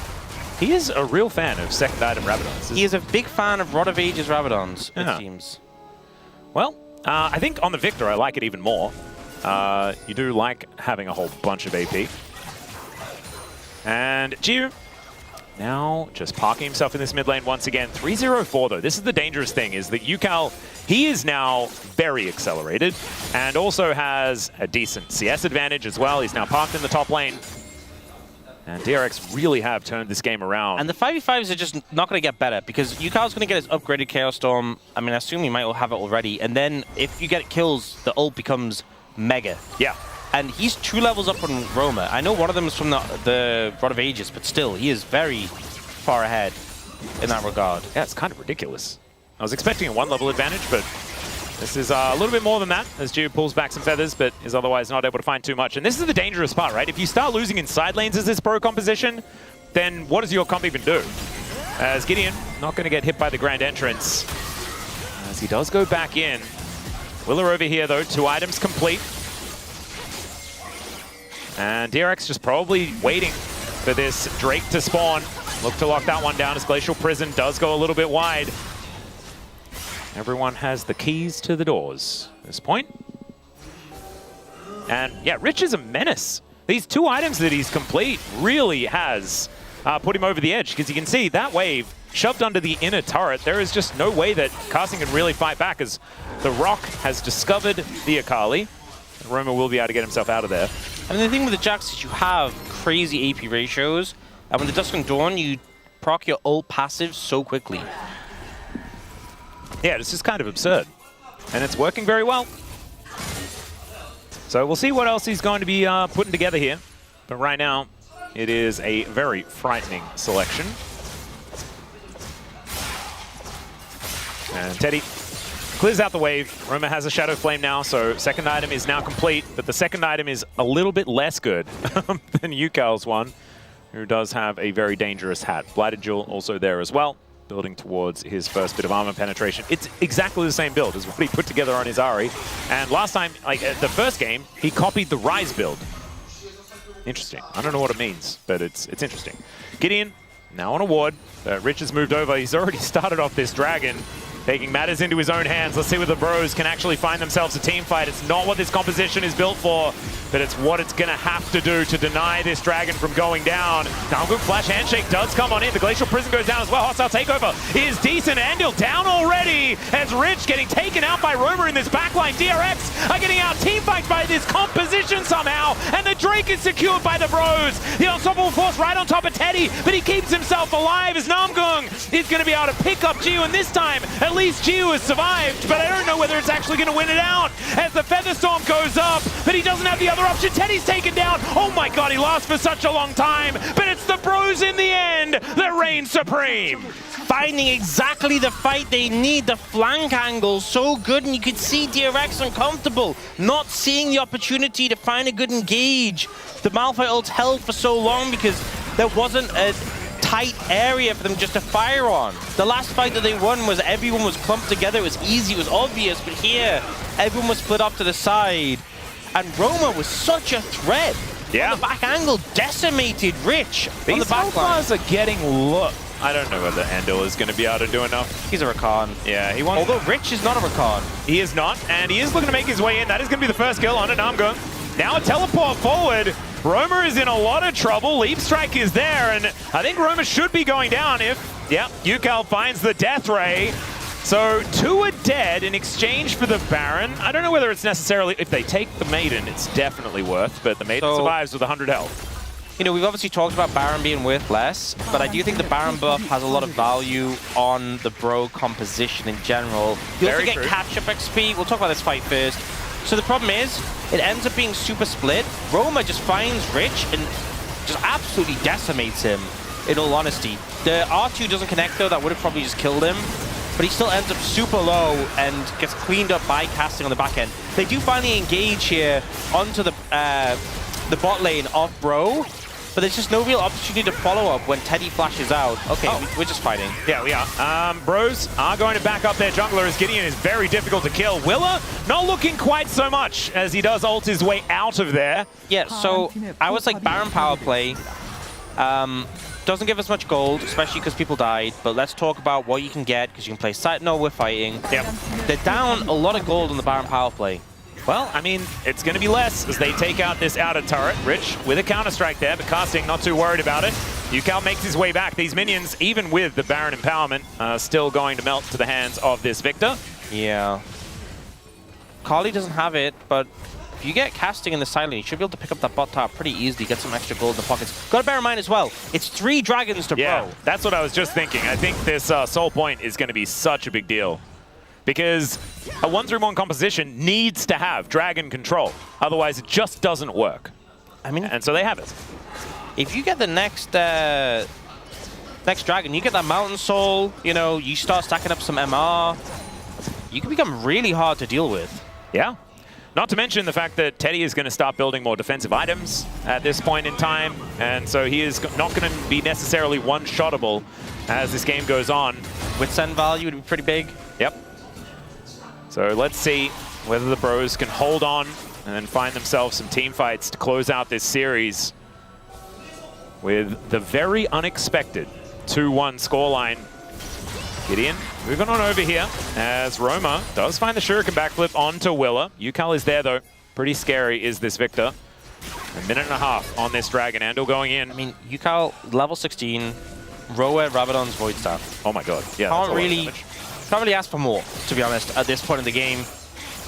He is strong right now and pretty scary. Pretty good item spike. And Roma is still looking for his magic penetration item of choice. Should be getting that one relatively soon. Alongside the Shadow Flame, he will be still executing the bad guys. Rich wants his Zhonya's. Seems to be what he's going for, the items that he's put together now. Yeah, I think one thing with the Baron, though, is you do get, because they were down quite a bit in levels, and you get comeback XP from it now. So I'm not sure if that came into play, but they definitely have caught up a decent amount across the board. Ooh, one thing is, the 3-item spikes have come in for the 80 carries. I feel like Gears are better. What do you reckon? Jiw's is pretty good. Doesn't have any pen yet, though, but there's not a ton of armor on the other side. That is being demonstrated by Gideon being the guy with the armor. Yeah. All right, once again, Bro, it needs to be a pincer, right? Because otherwise, you just get ulted and die. They learnt about this earlier on. They played really well in the last fight. As now Rich going in, looking for casting. Andil doesn't quite find the angle, though. As now Will is the one that's in trouble. He just gets chain CC'd, and once again has to ult away. As Hostile Takeover is going to clip onto Jiu, who almost just kills Willa as a result. That's and enough. that should be Soul. Yeah, that's enough with Willa that low, no ult. Does have the flash, but it's so hard to get back in again. I'm pretty sure that DRX knows that they have to fight for this because Mountain Soul is so difficult to deal with. Let's see whether they can actually get in. There's the quickness from Andil. He does try and get rid of Gideon, and into the backline goes Rich, looking for Teddy, but the bailout is running. He did have an arm guard as the Arcane Storm is terrifying, and the Akali will go down, but Giu is dead once again. Rich will jump on top of Teddy to lock that one down as Willa gets into the pit, and Gideon's out. They are giving over the Dragon to DRX, and DRX will stay alive in this game. A 3 versus 3 here as the handshake goes wide. Absolutely pivotal there as Casting still wanting to take this fight, and back they will go, and Casting, oh, he gets healed up, but the Death Ray is going to be enough to help take him down. The handshake to say, nope, we don't want to die anymore, and we can understand the bros will walk away. Rich getting so much value in these fights on this Jax. The counter-strike just causing so much disruption in the backline. Teddy just can't do anything but watch him. When he's popping this, you see he ends up coming in here, and Will is super low, so it's really hard for him to approach. Teddy gets disrupted here. We get Rich jumping on top of him. Teddy's super low. Zhonya's to buy time. Roma here ends up killing Jiwoo. But then on the bot side, Rich is chasing Gideon, but then jumps onto Teddy and just obliterates him. Yeah. And then Gideon is like, oh, I actually have to leave. I don't have teammates anymore. So Dragon gets secured. And then the fight should be over, but Bro ended up overstepping, losing. Okay, we're still fighting. Why are we always coming out of... We're coming out of, like, replays into Gideon being caught at this exact spot. Guys, what is a side lane? I think it's the little alleyways on each side of the map. Oh, no, that was a rhetorical question, wasn't it? Yeah. Damn it, every time. All right, 2,000 gold is the approximate lead here for DRX. They have themselves 2 of these Mountain Dragons. But it's still soul point for the bros. There's still a chance they can make this one work as Teddy beginning to build those defensive items. Yeah, Giu's also decided, I want some defensive choices as well. Will mean that his Lord Doms is a little bit later. And Rich was thinking about heading towards that top side, but Roma does just go back home. Yeah, and Power Recall gets him out quickly. He was looking for a flank angle. I'm a little bit concerned about the fact that Rome is level 15, Yukal's level 17. That is a large level discrepancy. And also, like, the experience bars are the same, so it's exactly 2 levels ahead. It's kind of ridiculous. Namgung, it's going to be difficult for him to join this fight, but Willer is also alone. Hostile takeover will connect onto Giu once again, but he gets cleansed. Will be able to get himself out. Good McHale's there from Andil. And there it is! The unstoppable force gets into the backline. The layering of the counter-strike is so good as Andil, even able to survive for such a long time as Rich dives onto Teddy once again, but he's able to hop mad. Does have the bailout there, but it's not enough. And Roma this time, even with perfect execution, he cannot win the fight. Namgung and Roma, the last ones left standing, and DRX, I think I can hear it already. The Silver Scrapes is beginning to sound as DRX walk up the mid lane. The power of the 5v5, the Malphite going in, catching Teddy, and he's trying to do his best to fight his way out of this situation, but there's just not enough that can be done.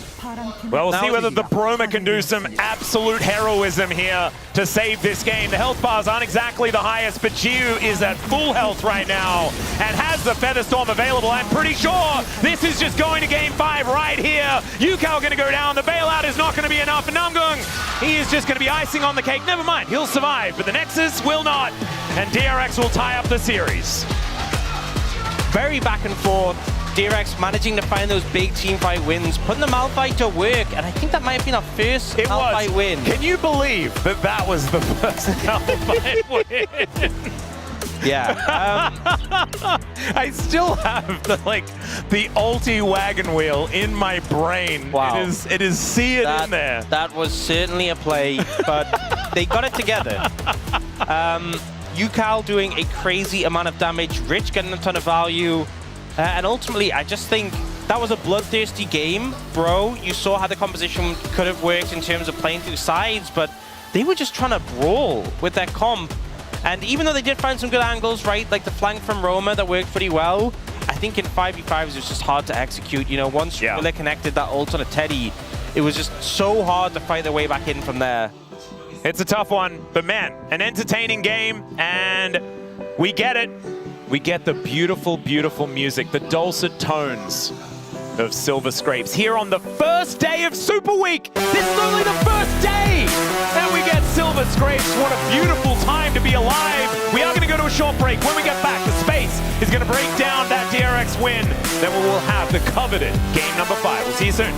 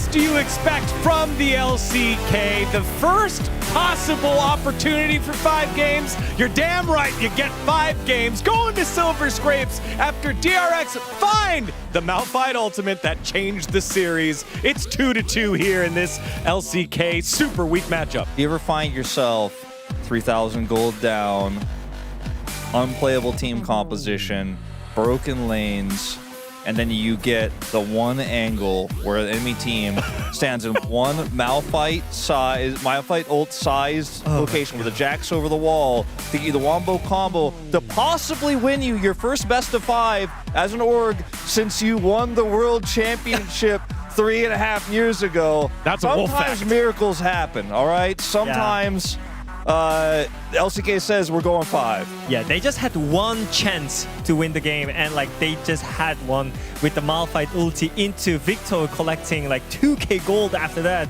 I mean, that was just huge comeback. And I mean, the draft was kind of unplayable, you know. You got countered on the bot side, and also on top side, you're playing AP Jax into Yorick. It's not gonna work. And also in the mid lane, I think Roamer had such a great laning phase against Victor as well. So I thought we were going home earlier. But I guess also, not. Namgung having a pretty phenomenal performance on the Renata. I didn't think this was the strongest Renata angle ever. It was going to be pretty good into the Jax, decent into the Rakan setups. But he actually set up so much space around objectives with his ult alone. Reminded me of the old Kellen days. This was a really, really tough game to lose. But sometimes rock go boom boom. Sometimes that E hits different when you build an AP. And are we going to watch it again? Yeah, I think we should. Let's watch it again. So the issue begins with like you get too hyped after some pickups. I think you have to like think about it. What matters the most here, and it's Malphite ulti. Okay, so in pro play, when you have an advantage, you move as a unit. You move as a group. They just forgot what they were following. They forgot what that guy does. And you see Look at Rich is winning. Rich is like literally going, they're gonna mess this up. Oh my god! Like he and Willer are waiting for this opportunity all game long. This is the combo they set up with the AP Jax. And before this moment, they were probably like, I guess it's just not coming. I guess it's not going to happen today. I guess we're losing this super weak matchup, right? We're not getting the 2 points for our group. But in that one moment, it's a huge error from Bro on the chase. They subbed the angle. It's a cool play, right? You get the wombo. The waiting Jax is there. The coordination was good.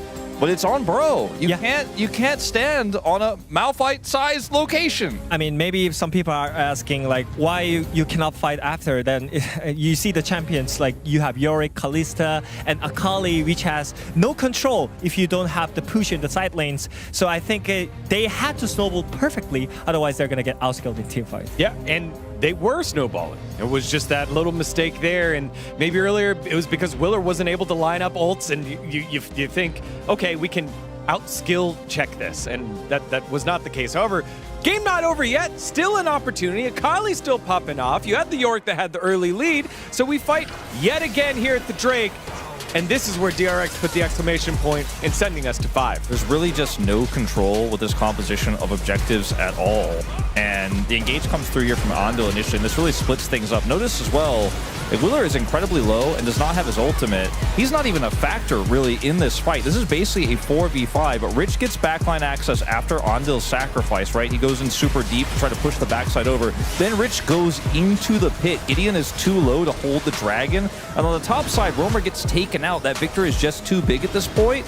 And Rich again goes back in and takes Teddy out. This fight was so hard to win for DRX. This was the moment to me that's impressive. This was how they earned this game, not from the double R or the R into E wombo combo from earlier. This was the hard-earned fight. Yeah, I want to point out the reach positioning right there once again. I think that was the moment where Kalista needs to kill some targets so he can activate the skills from the Renata. But I think the way how Reach played it out, like using Zhonya's going into the pit once again to soul out this time, I think that was great play by Reach. And at the end of the fight, like Victor had the insane amount of damage in the front line, so it was pretty easy clean up by It's like when I watched that fight back with you and we watched it maybe 2 or 3 times, even watching it here, it feels surreal that they were able to pull it off. Oh yeah. I was trying to console Digon after the Malphite ultimate scenario because I was like, look, there's still ahead on gold. It was relatively even. It was a small goldie, but I was like, this comp can't lose. Like, this Malphite's not going to get that opportunity again. But Rich, man, he absolutely put his team on his back in this one. But it seems like your team, the Bros, picking first pick instead of counter picking. That is the news. It is what we've been kind of wondering strategically as we go to 5 games. How will first selection go? Bros go back to first pick. DRX take blue side. This is what we saw DRX do last game, but generally it's been counter pick meta after game number 1 in a best of 3. Yeah, I mean, we were expecting more of counter picks after the game 3 because you are getting pinched out in the champion pool. So I feel like it's better to have counter pick on the bot side to have the pressure, but it feels like Bro has some different idea about the draft here. Yeah, we've got best of 5 fearless bands as well. So we're going deep into the champion pool as we go to game 5. So you know what to do at home. It's time to take the phones out. It's time to get the lights going as we transition to the first silver scrapes of 2026. It's game 5 here. It's Super Week. Breon versus DRX for their group and for potentially their tournament lives as we send it back on over to Atlas and Ox.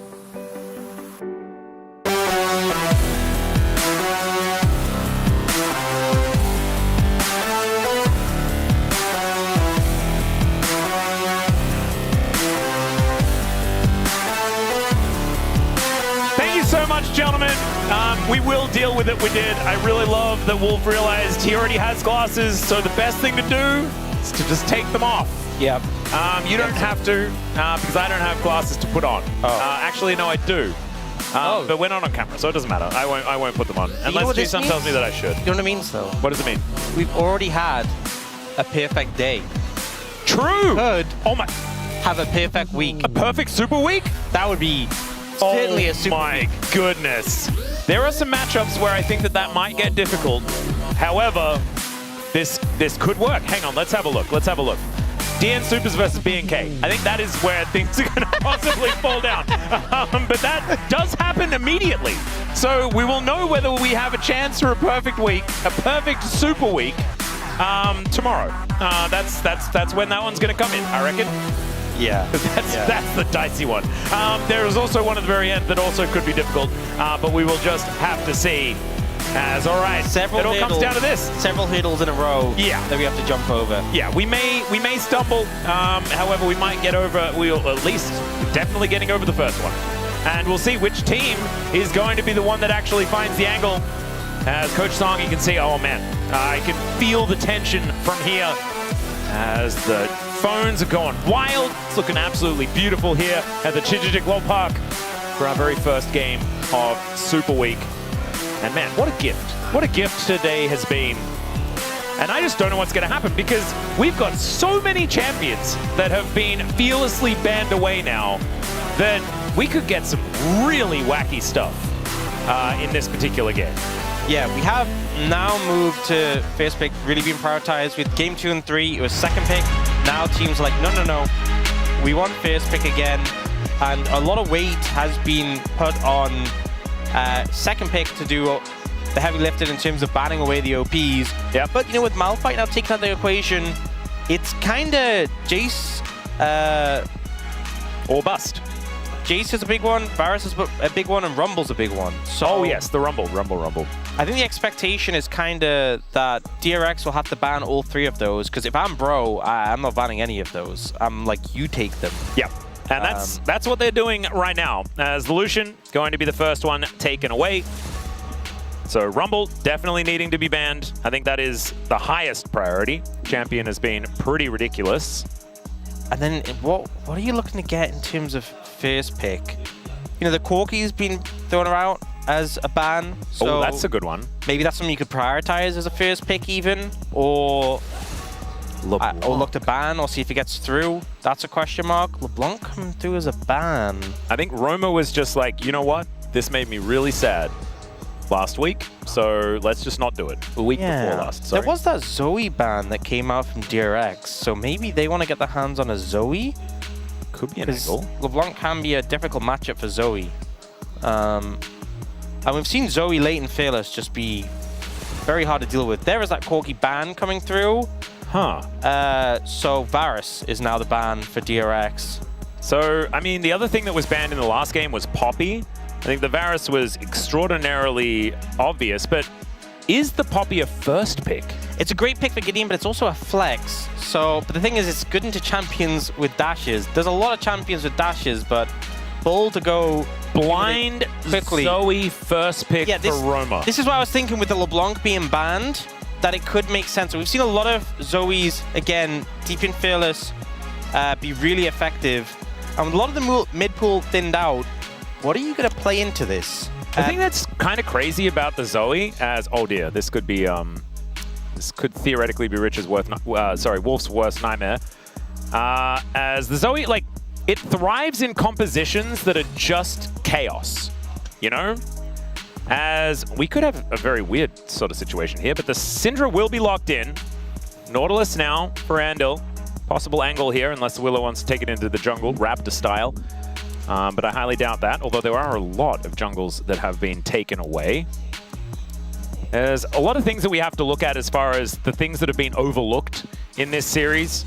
As far as the bans are concerned, we haven't really let anything stand out, as of course the Rumble Jace, Varus, and Corki have all been banned away once again. But Gideon could hop onto his Poppy now. It isn't necessarily the most value into a Syndra, but Nautilus can have a frustrating time into the champion. You know, honestly, I'm just thinking, I remember there was that Zoe Nocturne composition that KT played against. Oh, true. Gen G last year in playoffs. Something like that could be a little bit scary. They're just going to go with the Rels, so a trade of engaged supports comes through. Not something we're too unfamiliar with. Yeah, and support sort of handshake as well. Yeah, this is interesting. Maybe... Oh, they are going the Zoe Nocturne. All right. Gideon gonna lock that one away. Yeah, let's see whether there's an answer for DRX. If you land the Sleepy Trouble Bubble, you have the follow-up, right? You just pop the ult and you zoom on in. A lot of threat onto, I mean, anyone who gets hit by the bubble, essentially. Okay. And G-Wheel's like, I am standing 8 miles away from anything. I am not coming near. I'm standing behind my front line. I'm not going to get hit by a bubble. I'm playing Jhin. Have fun. Yep. Also something with a stronger lane, so... with a lot of 80 carries already taken away, it's a lot of what's going to be picked up. I do want to mention, when they played the Zoe Nocturne, there was a Ziggs with it as well, I believe. So maybe a Ziggs ban comes through. I'd hope so. I think that one would definitely work very, very well, especially if casting is going to be playing something with a little bit of AD towards that top side of the map. Aatrox still available. There are a few things that can still definitely do a fair bit of damage coming out of the top side. There's Kennen going to be taken away. That is one of those. But Nah, Renekton, Ambessa, Zahan, like all of these champs already being taken away here. Yeah, what stands out to me in the top lane that's left open is Rek'Sai. Oh, that's a good point. We've had Sion as well. Yeah, actually, a lot of the tanks have kind of been left open. But I feel like Rek'Sai is kind of, you know, he's really solid in lane, and then you get to late game, and he's actually... She gets late game, sorry. She actually has been kind of popping off, especially when she's got gold in the pocket. It's just been really hard to deal with, really hard to kill, especially a composition like DRX is. Or even, I mean, depending on what AD carry Bro has, if you just don't have the sustained damage, so hard to cut through a Rek'Sai. So difficult to cut through. So maybe that comes in as something as a priority. I think it'd be a good idea for Rich, because otherwise you're picking Blind Sion or something like that. Instead, it will be the Aatrox. I like this as well. Yeah, they did give a slight buff to the heal on his passive. He also has a bit more damage to jungle monsters. So this could actually be a jungle Aatrox, not necessarily top lane. Oh, true. He's already been played in jungle, so this is a flex here, which I think is a good pickup in this situation when you don't know the top matchup. You also, like, you don't know the support matchup, technically. So this is a lot of weird stuff that could be flexed around. True. Tristana being the hover right now for Teddy, who is well into the depths of his champion pool at this point in time. Oh my goodness, there are 280 carries. Yeah, so wanting some sustained damage in the Tristana, which makes sense. We did see the Ziggs before, but I think having some sustained damage and reset potential in Tristana makes a lot of sense. What if, wait, what if they do the flex? They lock in the Vayne, and we get like something wacky like Vayne versus Akshan or something in the top lane. It would be crazy. Instead, it's Sion. Yeah, wow, that's way less exciting. I didn't expect the Vayne, because we've seen Vayne into Aatrox before. There was a hilarious game where Keen got rolled by Zeus. Yeah. But the reason I definitely didn't expect it was because we don't even know if it's Aatrox top. Yeah. So it would be super risky to pick that here. They're just going to go for the Sion. Is it just going to be the Xante? it looks like that might just be it. And Game 5, the game where you expect everything to be crazy, wacky, off the rails, honestly, we get the wet noodle fight in the top lane. We get compositions when nothing's that crazy. You know, we get a little callback to a composition that KT ran against Gen G with the Zoe Nocturne. We get Aatrox jungle, which was buffed on this patch to have a little bit of a faster clear, a bit more damage to monsters, and the passive is a little bit stronger. Other than that, though, these are just some fairly lower priority for sure, but normal picks coming out. And on the side of the bros, I think they do definitely have the damage advantage. Even though, you know, there's a higher damage tank on the side of DRX, I think that Jhin is going to get outscaled by the Tristana by a decent margin. I think a lot of this is going to come down to how well Yukal does in this matchup against the Zoe, which is what this whole composition from the bros has been built around. This is a Broma composition. As Wadid and Dagon, are we okay, guys? What went wrong, everyone? Are the lights too bright? Perhaps we need the glasses back on again. But we can see that Dagon not exactly too psyched about it, but I'm not feeling like the bros are out of it just yet. Coming out of this draft, how are you feeling, Ox? I think there's definitely potential, right? We've seen Zoe take over games before. It's going to come down to Roma. Yep. Let's get into game number 5.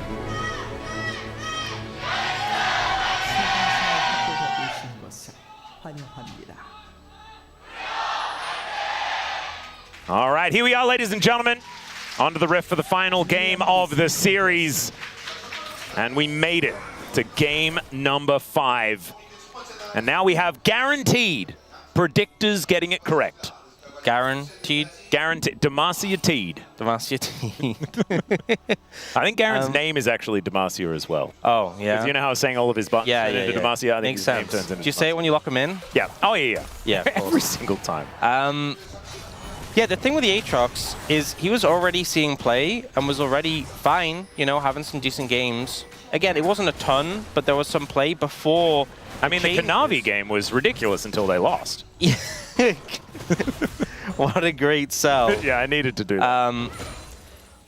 But he got, like, decent buffs. Like, the bonus damage on his Q to monsters got pretty sizably increased now, so his clear should be a good amount faster. Oh, no. Did you see Jew just reloading, like, all over the lane? It was just so much reloading. Just typical Jhin thing. Oh, no. So I'm kind of excited to see what the Aatrox can do in a game like this, especially because I don't think Bro have that much damage to really cut through him, right? And there's a lot of melee champions who kind of have to come into him. Oh, that's a cool little hook. Tower shot, but Andal does have the aftershock. Wait, someone just cashed in DRX tax. You're not allowed to do that. Whoa. That's crazy. Wait, maybe you can do that. Maybe I'm just learning now that everyone can collect the tax. Wait, but if Bro don't have that advantage, how? The Bro fans needed really Yeah, I was going to now. say, like, I was pretty sure this was, like, it's reserved for the bros, but apparently not. Okay, well, DRX tax being taken out. Maybe we're going to need some more possible things to spend our channel points on. All right, well, let's see whether we can get onto that. That's crazy. All right, well, I'm reeling. As Willa, he's clearing his jungle. And that is going to be done pretty soon here. Finishing off on the Krugs. Yeah, they do have bot prio, so it looks like they're going to try and secure this Scuttle Crab. Yeah, there is a rotation over from Roma potentially. I'm concerned about that. Don't mess with the Zoe. Yeah, the Trouble Bubble can really make things difficult in this early stage. As there's the flash crash down from Namgung. Flash out immediately from Jiu, who does get the Deadly Flourish, and Willa is popping off. Flash out from Teddy, though. That is going to get him to safety, but Willa going to be going down. First Blood goes over to the Nocturne, and the bros are going to augment that with a crab as well. I mean, just good confidence from Namgung to go for them in the brush, but also in those early fights, when Zoe has first move, you can't continue them because she's going to have so many summoners to pick up. So even if you found a way to turn that around, it's just such a massive advantage having a Zoe on your team when everyone is going into it with fresh sums. Because you look at, you know, there was one flash from Jiru, which was picked up by Roma, but if they committed to try and make that more, there'd be like 3-4 flashes available over the course of the fight. Willa, there is 3 people there. There's a lot of bad guys. Gideon does save the spell shield for the last Q, and Willa just walks on in and smites that one away. Okay, Bubble Bubble, Trouble Bubble going to connect onto the Aatrox. Okay, well, he picked up the Scuttle Crab, so I think he's happy with what he got, and he'll just continue back. But one nice thing for Gideon, I often talk about, well, we'll see the replay of this first, but they won an award, you know, didn't expect it. Yeah. And just the Q flash as well meant they couldn't react to it. Flashing after, G-Ward already takes so much damage. Teddy nearly goes down, but able to survive, and Willa just ends up in the middle of the mixer. But I often talk about Ultimate Hunter, and so like getting a good ult off as Nocturne, you get Ultimate Hunter, means your next ult is a lower cooldown. The fact he already has a Ultimate Hunter stack pre-6 means that he gets his first ult is going to have the reduced cooldown. So immediately has increased access to it, which is really nice. Also gets the experience from getting a kill, right? So he's even more accelerated towards that level 6. Yeah. Theory. All nice things. Yeah, I'm working out. As Roma does have those boots 2 completed, actually going to be answering exactly the same buy as Yukal. It's crazy to think Nocturne was a thing before Ultimate Haste was a thing. Yeah, Nocturne's been a thing for quite many years. And now you have like, you know, Hexplate, which is Ultimate Haste. You have Ultimate Hunter. And it's just now you can just spam it if you get enough stacks. I remember when Nocturne first came out, and you'd build Wriggle's Lantern into Infinity Edge. It was a sick build. You did a lot of damage. Then you'd die very, very quickly. However, that's part of the fun. Wriggle's Lantern was so broken, it didn't really matter, as Rich does go all out against Casting here. Casting says, and what? And walks back to his turret. Will be Rich clearing out this wave, though, very comfortably. Has to be a little careful, because there's a Nocturne coming over. Yeah. Gideon is going to discover him here. And Rich may just need to get himself out of the way. Does need That's the a flash. Oh. And the flash to follow. There is Willa making his way over, but Gideon might be able to grab this kill anyway. There is the Scion making his way in. Tries to drift his way over, but Rich makes it to the wall. And Scatter the Weak out from Yukal. He needs to flash. A little bit of a disaster here, but Roma will find a great angle on that Trouble Bubble. And the Paddle Star, not going to be enough. So the Bros still waiting. There is another flash in from Namgung as Andil wants to get on over here, but there's a Deadly Flourish flying on forward, and Namgung likely to die here. Scatter the Weak is going to take him down as the orb flies forward, and DRX answer that first kill from the Bros. This is just crazy aggressive from the Bros, and I feel like Gideon's listening to me talking about the Ultimate Hunter stacks because like he flashed over that wall and I was like, yo, you're not even level 6, calm down. Now he's level 6. Now you can flash the wall. No, he doesn't need to. He can just ult over it. Oh, wait, he also can't flash over the wall because... Yeah, his flash is down. Flash is down, yeah. Oh, Chronicler would be so sad. He can't flash over the wall. Disaster. But yeah, okay, ult. This is normally when you're like, okay, now Nocturne can play the game. He's already been playing the game for some reason. Yeah. Be finding windows to do stuff. It's been, you know, that's what sometimes happens is you get games, you hit game 5, right? The pressure's on, teams get nervous, it becomes slow, especially, like, think about it. So far this year, we've had slower games, right? Yes. A lot more in action. Already this game, it's game 5. You know, we've had slower season because of how the games change. These teams are just fighting. It is just see champion, kill champion. I love it. That's what we needed. No complaints, but it's kind of yeah. It is weird that we're in like the Bro and Brew classic matchup, and we get just relentless aggression for basically no reason. Yeah, it's beautiful. All right, Hextech Dragon going to be the first one as well. So that's not going to be the soul. I wonder what the soul is going to be. I think we're Dew and Ocean, which is a little bit sad, but can be value. And yeah. I'm just really curious about what these later game fights are going to look like. Because honestly, I do feel like Teddy's positioning is going to be so important. Honestly, I'm going to say something crazy. Oh, please. I wouldn't mind an Ocean into like a long game, right? Oh, true. Into like just a longer game, so it's not decided on the soul. We would definitely be brewing. Yeah, Ocean's more of a brewing dragon. Yeah, that's what we're looking for. Maximum value on the series. You're right. It's like it's a thinking man's soul. Exactly. Well, you don't just get soul and win the game. You have to think about how do we close this out? Exactly. What do we do? What does Namgun have to do to get away from this? Crash down. There we go. Yeah, we have the answer to that one. Well, hopefully this isn't an Ocean Drake coming up next, as Gideon is just going to take this first dragon. Oh my god! Out of all of them! All right, what's the second most thinking man's Drake? maybe Chemtech. It's Chemtech. It's gotta we be all know Chemtech. it's Chemtech. Oh, God. Oh, man. Well, I mean, that would be the way for the first Orcs best of 5 of the season. That'd be the way for it to go. You know? It would. Oh, gorgeous. All right, well, we'll just have to wait 4.5 minutes before we do get confirmation on that one. But hopefully, it could be also a Cloud, which would be my favorite one. That'd be good vibes. Yeah, but that's more of a speedy dragon, which doesn't really fit in with the Bro and Brew mindset. As Gideon would let them fight more. Is watching the Grubs go down. Yeah. Okay. Them already gone. Yeah, 2 of them go down. Gideon going to be able to take the last one here. As Paddlestar flies forward. Decent little stun there from the Scout of the Week, but Andil not able to get into position. And we're just chilling for the moment. I think they heard us saying they were being very active, and they're like, oh yeah, Bro and Brew. Yeah.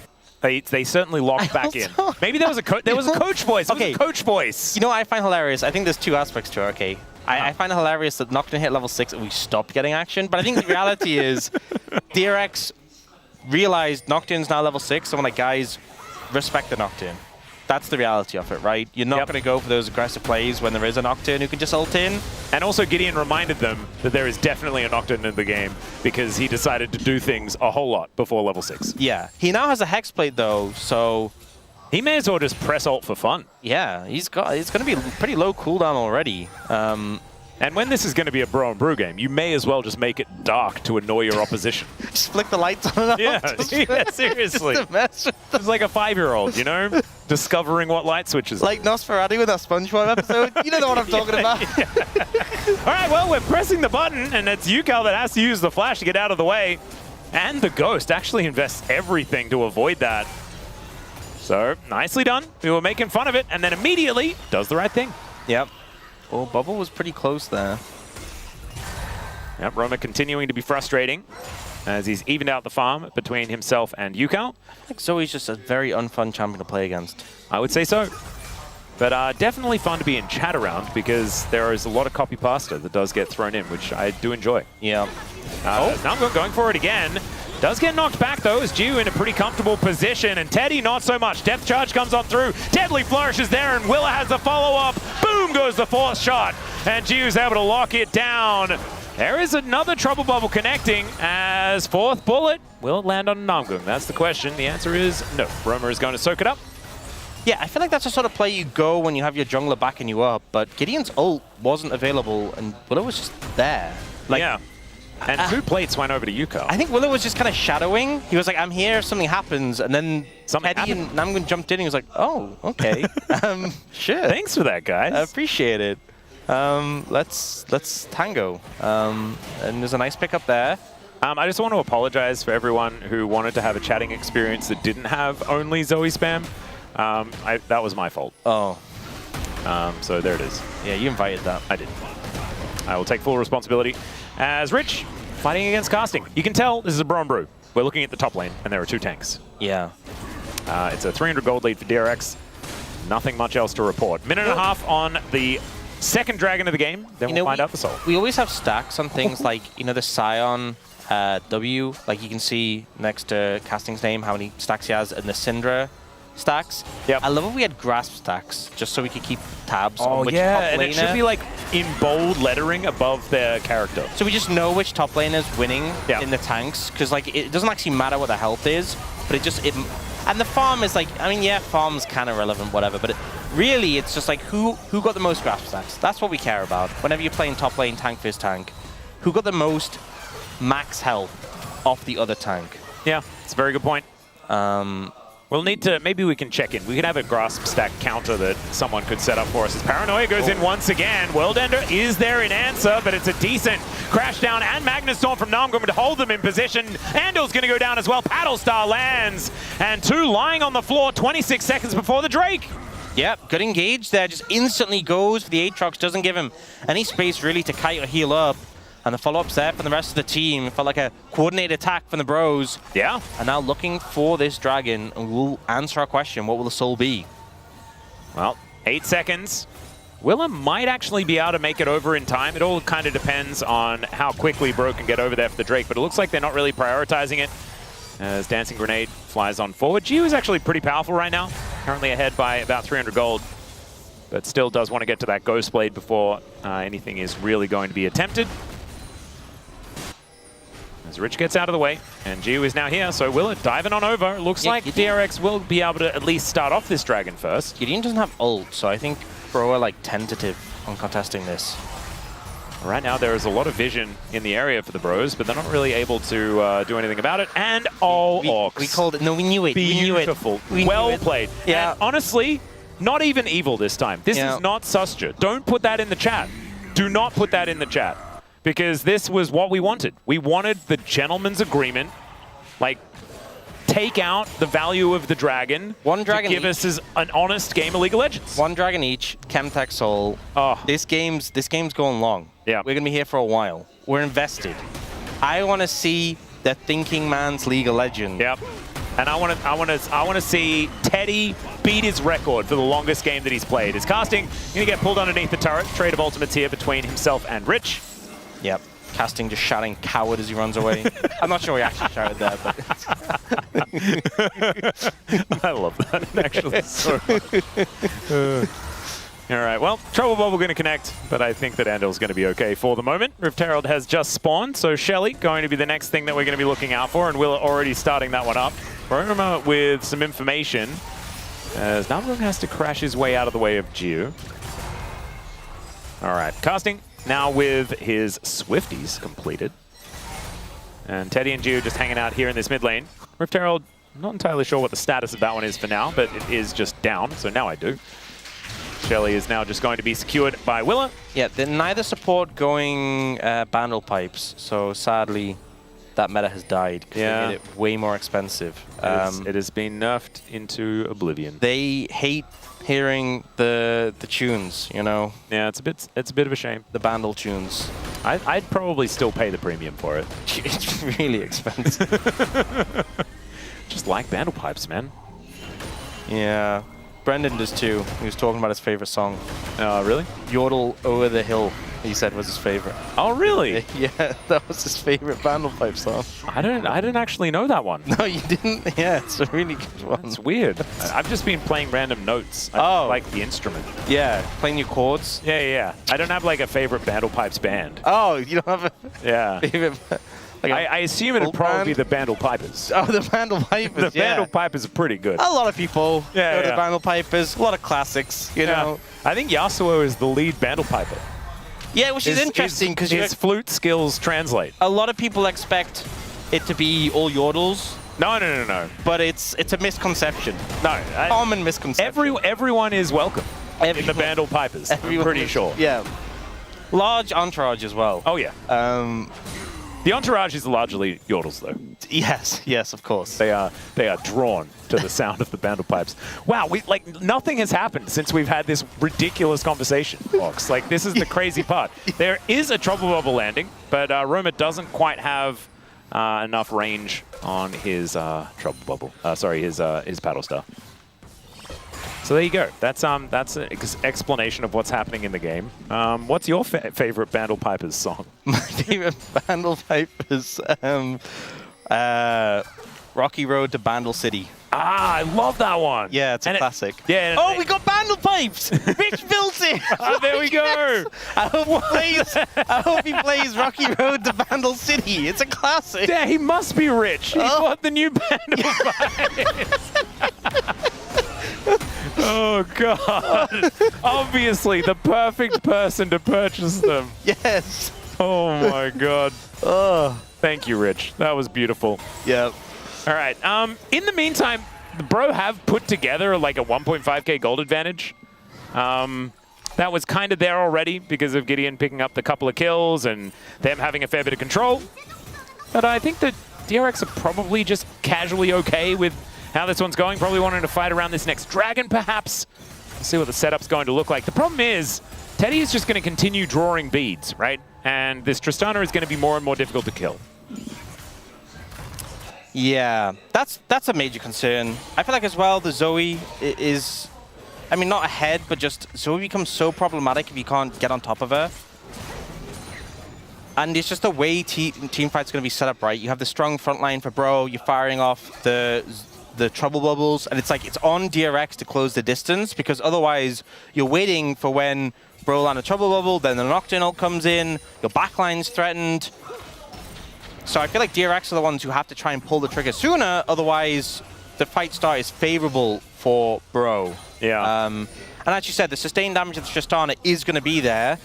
Maybe a little later because it is a collector first Tristana, but we will see it. Unstoppable Onslaught is going to get the flash out of Geo. Still takes the damage. Mega Cone is going to be there, so he's not likely to die, but that's still a lot of value from casting. Did have to invest his flash. It's also as really Rich was funny trying to hold on to him there. That the Bandle Pipes is given attack speed to Jin. Hey, that does translate to extra damage, okay? True. But just not attack speed.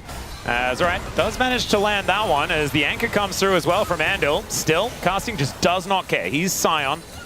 As, oh, that bubble, beautifully placed. Always satisfying to get it through that particular wall. Yep.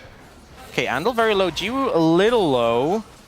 Oh, casting's TPing in with a big shield. Yep, bubble goes wide, but Roma will have another one of those pretty soon. Baron just sails by casually here as Rich, finding himself very far up.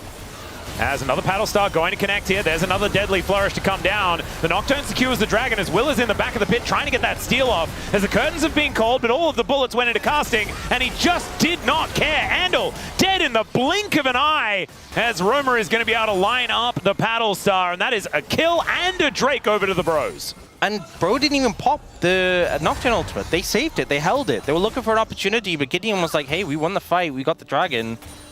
We could chase down kills, but maybe be an overstep. And you know what that is? It's a thinking man's play. Oh, yes, it is. The play that didn't need to be made. I feel like most people would have just said darkness in that moment. Gideon says no. Flick the lights off and on again? Nope. No. Nope. He figured it out, you know? He flicked the lights off a couple of times at the beginning, and he was like, that's what that switch does. He realized... I do not need to know more. He realized that by leaving the lights on, DRX would have to spend more on the energy bill. Oh, Teddy. Might be in trouble here as Yukao tries to line it up. Does, of course, have Rocket Jump. So never mind. Easy to get away. All right, well, Scion got some trees to cut down. As there's a Paranoia. Gideon just getting underneath this turret. Barrier is going to be there, though, so maybe a bit of a bridge too far. Maybe you just realize that, yeah, that button is there, and I do really want to press it. Yeah. It's your trigger finger. Eventually it gets to you. You can't hold it there forever. Yeah. Have to press it at some point. Gets the barrier of Jiwoo. Jiwoo does live, though, on the back of that. Yeah, does now have his rapid fire cannon completed. And a quick cloak there as well. So DRX is cruising along. Still 3,000 gold in the hole. And the Bros feeling very confident with where the game is right now. What is this? Why do we keep looking at the tank matchup? As Rich and casting. Yep, continuing to fight. Willa moving over. Teddy.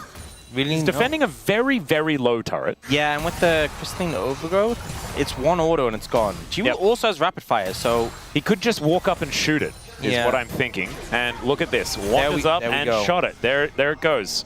It's easy as that. Gold lead down to 2,000 now. As Rich pushes casting into the wall. Casting, I think, may have noticed. But that is a stretch. I'm making an assumption there, because he may not have noticed. And the Dark Sphere is connecting on the top side of the map. Yukao clears out the wave. Gold leads across the board, though, here for the Bros, even if they aren't very large outside of the jungle. And now they're looking to try and answer that take as Teddy is going to get rooted up. Rocket Jump, really good buffer on that one. As the curtains still being called through here as now Rich looking for the angle, went all out onto casting, but traded the ulti, finds the Q3 though, still trying to look for it, is dodging a lot of these Qs is casting, but Rich just doesn't care, he's under the turret, and he'll take down the Scion solo bolo for the Rich man from the top lane. Honestly, the attack speed on the Bandle Pipes, you can actually see how fast... See, it's worth the extra money, Ox. The value that Rich was getting in the all-in there, going pretty hard, able to get a solo kill. This is why we were looking at the top lane matchup. Dude, he actually just did a Bandle Pipe solo. He did. I think he must be the soloist in the Bandle Pipers. We found him. It's Cassante. It's been the Cassante the whole time. Yep. All right. Yeah, casting he's just not able to walk away so fast.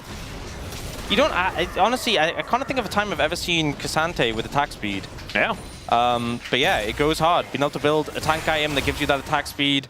And yeah, this is why we're looking at the top lane matchup the whole time. Yeah, I take it all back. That's actually really sick. His attack speed was 1.52. It's, I think that's good. That's crazy. It's not, That's the it tech. really wasn't a thing. I was not expecting to be quizzed on Cassante attack speed numbers at this particular point in time. But here we are. And it's now built even more tanky items. That's the Jack's thing with- shoes are going to come on through, I'm sure. That's the thing with relatively attack speed is like, you know, when you see a number, I'm like, that's pretty fast. soon. Yeah. Or that's pretty slow. Or that's what an 80 carry should have. Or that's what Jin should have. Yeah. You know, Well, I think we know that Jin's doesn't move that. 1.52, that's pretty fast. That's like what an 80 carry should have. Yeah. Jin's is 0.8. Terrible. Hopefully that improves later on in the game. Haha. But now the Bros wanting to get themselves into position for soul point availability as we zoom all the way out. And the Bros are considering moving over towards Baron, perhaps. Jiu is in an uncomfortable spot with a lot of bad guys around. Does have the rest of his team here. Oh, casting got pulled back, but Ox, do not worry. He has teleport shield and he's Scion. Yeah, he's pretty chill. He will be all right. Roma really wants to land a big bubble. Oh, God, Andal finding a brilliant hook onto Teddy into the backline. He gets smote. There's the all-out from the Bandle Piper himself. Namgung also in a rough position as the curtains get called, and Teddy, he's at safety, but the snipe is so good. And the shutdown onto Gideon as well, and DRX say, we don't need your Chemtech Dragon. We want a Baron. And Andal, you know, he had that great game one. A little bit of a rough time in some of these games in the series, but that hook there. And this one as well. Another one lands onto Roma. There's the scat of the week as well as casting. Does manage to save his mid laner and actually does buy a fair bit of time, but I think DRX is still going to be able to get this. Unless Teddy can help out. I think Andal, actually looks to try and interrupt, but Teddy gets in the way. Paddle start does go a little bit wide. Guys, I'm getting a little nervous. Yeah, I'm very nervous. There is no paranoia though, so Gideon can't get over here. They're looking for the turn instead of going for this Baron. And instead, DRX are going to get nothing at all. The classic nothing at all play. Oh, that is beautiful. Rich even going to get interrupted. I know. It's okay. Dragon's He still just up. plays his Gideon's Bandle back up. Pipes. And his ult's actually nearly available. Wait a second. Yeah, are they just going to lose Drake? Oh my God. This is not how it was supposed to go. That Joker Actually, did not no. say do that. DRX are getting back on the map. Rich's TP. Ooh, we're just fighting again. All right. Reset. And Paranoia just came back up. Let's see whether they can find the angle. There's Paranoia. It's back down once again. Deadly Flourish connects, and the unleashed power takes out the Nocturne. No more smite for this battle as casting gets interrupted in his ultimate. Torn back as Andal, oh my god, he's bookended this series with great performances. Ignore the middle. Don't look at it. But these last two have been brilliant. These hankers, man, they are magnetic. Finding some great angles here. DRX get back on the map. Fight for Dragon again. They have to win this Dragon fight twice, but twice they did win it, and they will be rewarded. All right, let's see it once again. Which fight is this? This is the is first the one where one. he sniped. How did he get that? Oh my god! That was crazy. That angle, and Teddy does manage to just live with Flash and Rocket Jump, but he's out the fight. Yep. And then everyone has to move to block him. Gideon's like, I need to get out of this, I'm gonna die. But he dies anyway, and the Rel goes with him. And then we have this goofiness with the Baron. We don't really see that. But this retake on the fight, Will is pretty tanky at this point. He gets engaged on, dashes away, tanks to fear, and then the turnaround is swift. And casting just can't get out. The Bandle Piper's on top of him. Yep. And he just plays his tune, and down goes casting one more time. DRX back out onto the map, but haven't taken the Baron in the time of that replay. It's still close in terms of gold. There's still definitely ways that Bro can play the fights and win it, but it's been some good setups from DRX. Pen coming in from the 80 carries is pretty big. Yukal approaching Rabadons. He's also gone the Blackfire Torch Cosmic Drive combo. So the Cosmic Drive gives you movement speed whenever you deal damage, and with the dots from the Blackfire Torch, it's really easy to keep it up. Yeah. Especially when you're into like Scion and Rel, it's like you're probably always going to have it up. Once you hit a target, it's like land a Q, and then you've basically got Ghost and then another Ghost. Yeah, so the uptime is really high. So Yukal hoping to just have that constant mobility on that. Roma here going for the Banshees. Well, he might just sit on the I think the Verdant barrier. Yeah, for the spell shield, but hard to fish for bubbles if there's a threat of being engaged on. Gideon just picked up a GA there, though. Yeah, so Gideon is still pretty scary, just hasn't found very much value at all. And remember, he had the largest gold lead in the game in the earlier stages and died back-to-back. There's the Rabadons completed here for UCal. That is, like, those are 3 items, man. Like, that's 3 pretty good items. So this Cinder is going to be very frightening. And remember, it's a Chemtech Soul, and it's 2 dragons apiece. We are not anywhere near a Soul or an Elder, and we're 29 minutes into the game. So this is really that thinking man's game where they have to figure out another solution. I'm trying to think about who plays bass in the Bandlepipers. That's what I'm thinking. Trying to figure it out. I know that, you know, the Bandlepipes is Rich. Like, he's the guy. But, I mean, there's got to be other... What do you think Jaime plays in the Bandlepipers? Oh, keys. Definitely keys. 100%. Yeah, no, for sure, actually. Why did I even ask? Yeah, guaranteed. Like, he was actually the first one I knew was definitely a Bandlepiper. I can't believe I asked something so stupid. I'm sorry. I don't quite know who plays the drums. I feel like there's an obvious one for that, too. I don't quite have it yet. It might be Olaf. Olaf would be good. But isn't he in what's it called? Yeah, he plays guitar in what's the other one? Pentakill. Yeah. But I mean, he might moonlight. Oh, it's Karthus that's the drummer, right? Isn't it? Karthus is the drummer? Oh, I have some bad news. So the pop-up came there for Bandlepipes, because Namgum bought Bandlepipes, but then refunded it and went, oh, no. It. So Rel, no, maybe he had his Rel like, officially not in the Bandlepipes. Yeah, they just realized that in the lore, unfortunattunely, Rel, a little bit too recent. The Bandlepipes have been around for quite a while, and honestly, Rel could have been on like the steel drums or something. I don't know what they're playing her pants. Yeah. What could have been? A tool-assisted Bandlepiper. Yeah. Absolutely fantastic. All right, well, the bros now getting into position around this Drake, but it's not up for another minute. Really wanted to get a crab. Yeah, early preparations, getting the vision set up. I think vision is key when you're playing into or with a Zoe. Oh, Olaf was the drummer. I should have believed in myself. Thanks, chat. Yeah, Karthus was on his lead vocals. Yeah. I did think it would make more sense for Olaf to be the drummer, but I trusted you. Yeah, no, I should have trusted my initial thought, but I was like, I've got to be wrong. It's all right, Will. I love your initials. You gotta be wrong. I must be wrong. I am often wrong.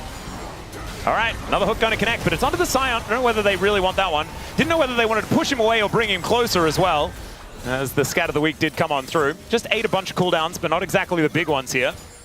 So casting looking a little worse for wear, but I think there's still some fight in the bros. 11 seconds, and it's soul point for either side. The bros do get themselves in there, as Roma doesn't have his verdant barrier anymore. Another hook to start it up, but once again it's on the Scion. And now they're looking for Namgong. Not going to be able to get any engages out of this Rel, as she is just dead. The Unleashed Power onto any target. Here says UCal, as the depth charge is going to knock up the Zoe, and that is a paranoia used in defense. And that is a white flag if ever I've seen one. DRX just free to take the Drake. Yeah, just backing away, popping the Nocturne ult defensively, not able to find the angle, and the bubble just never connecting onto anyone they really want to commit to. And this is one of the problems with Zoe. It's so obvious when you don't hit your abilities, because you just kind of roll over. I mean, there's a little bit of damage onto Willa, but these bubbles keep hitting the tanks, and that's the beauty of this composition. You know, you have a Xante who can press W when the bubble hits. You have a Nautilus who's a support. If he dies, who really cares that much? Yeah. I know the support life. And he'll probably cares a bit. But that's it. He's willing to sacrifice himself, and Namgong just gets completely exploded when he makes the mistake of existing, unfortunately. That's the truth of League of Legends as a support and pro play. Yeah. Gets this point of the game, and the enemy mid laner has lots of expensive items, and you just kind of die. Yeah, and the thing that I actually really want to commend DRX on is oftentimes if you use the Unleashed Power on someone that isn't high value, it can be really good. But the bros didn't get any value out of the Rel, right? Magnus Storm is such a big deal.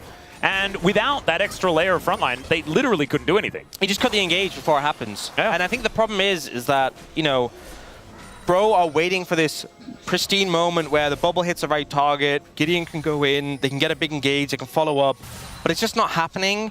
And I think we've seen so many Zoe games where everything's gone right, And this is an example of when it's not going right. Yeah. And you can see how it's just feeling frustrating for the bros. You know, okay, there's one under the Nautilus, but he queues away. There's members there to block it. There's no vision there.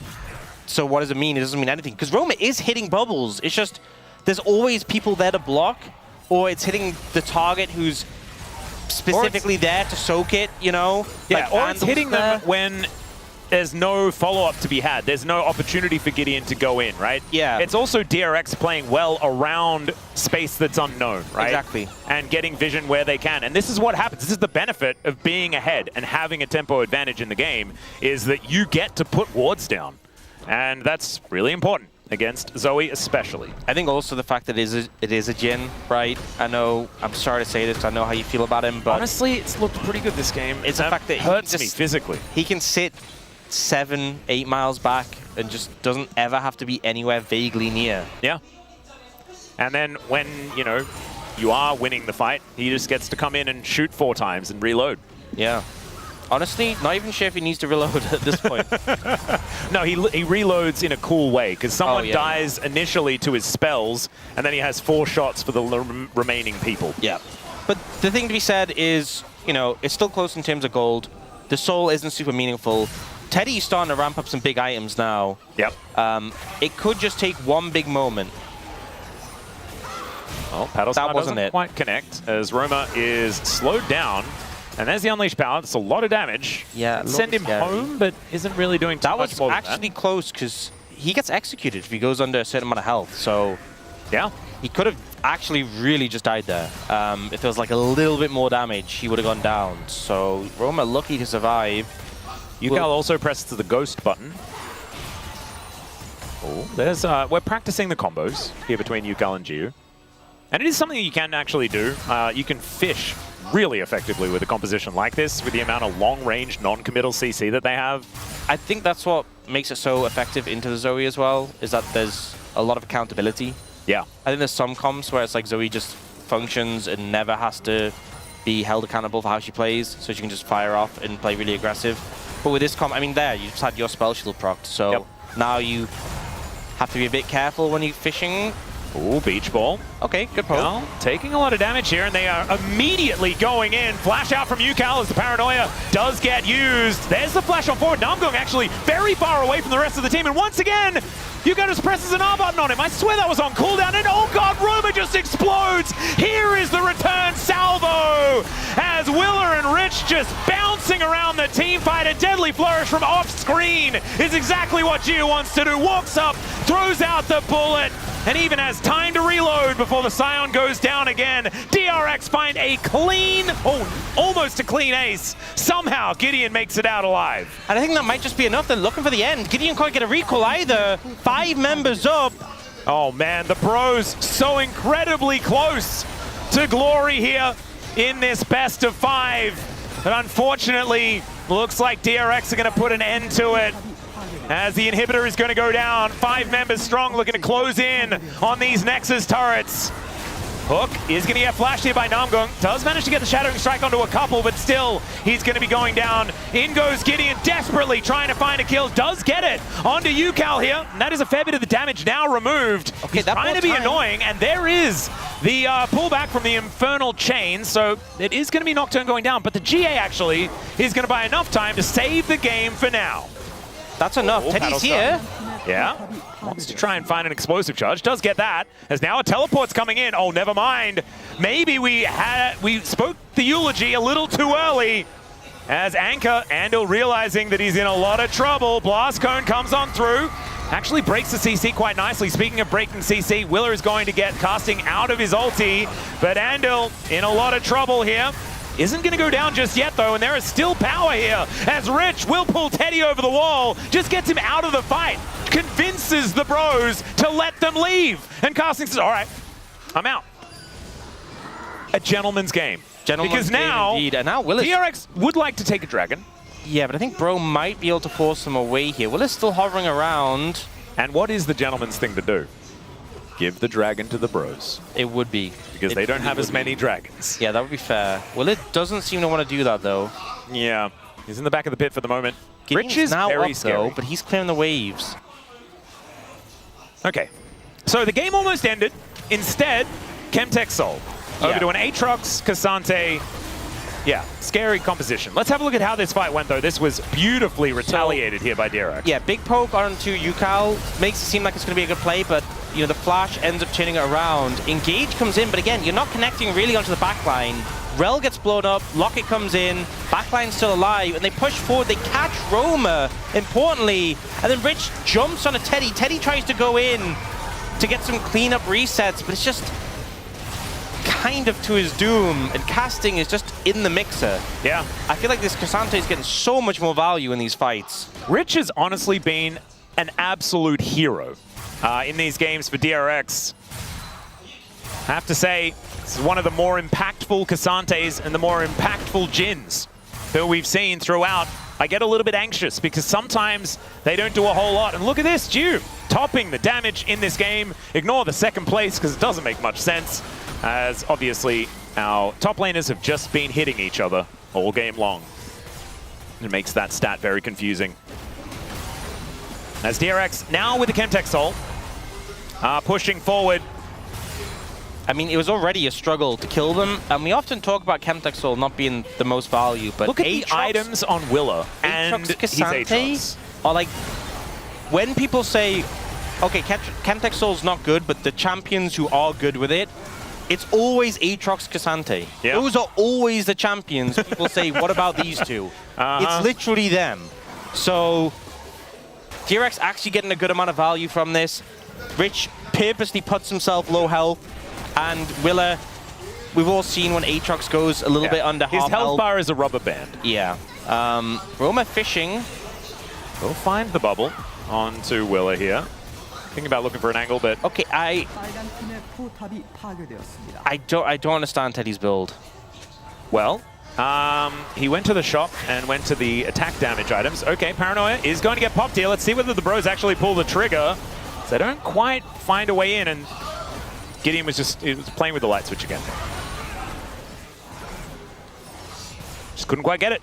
Teddy, I think, desperate for a spell shield. Yeah, he's got a spell shield, right? But a lot of the lethality into some quite tanky targets. I keep seeing him hit Rich, and he isn't doing much damage.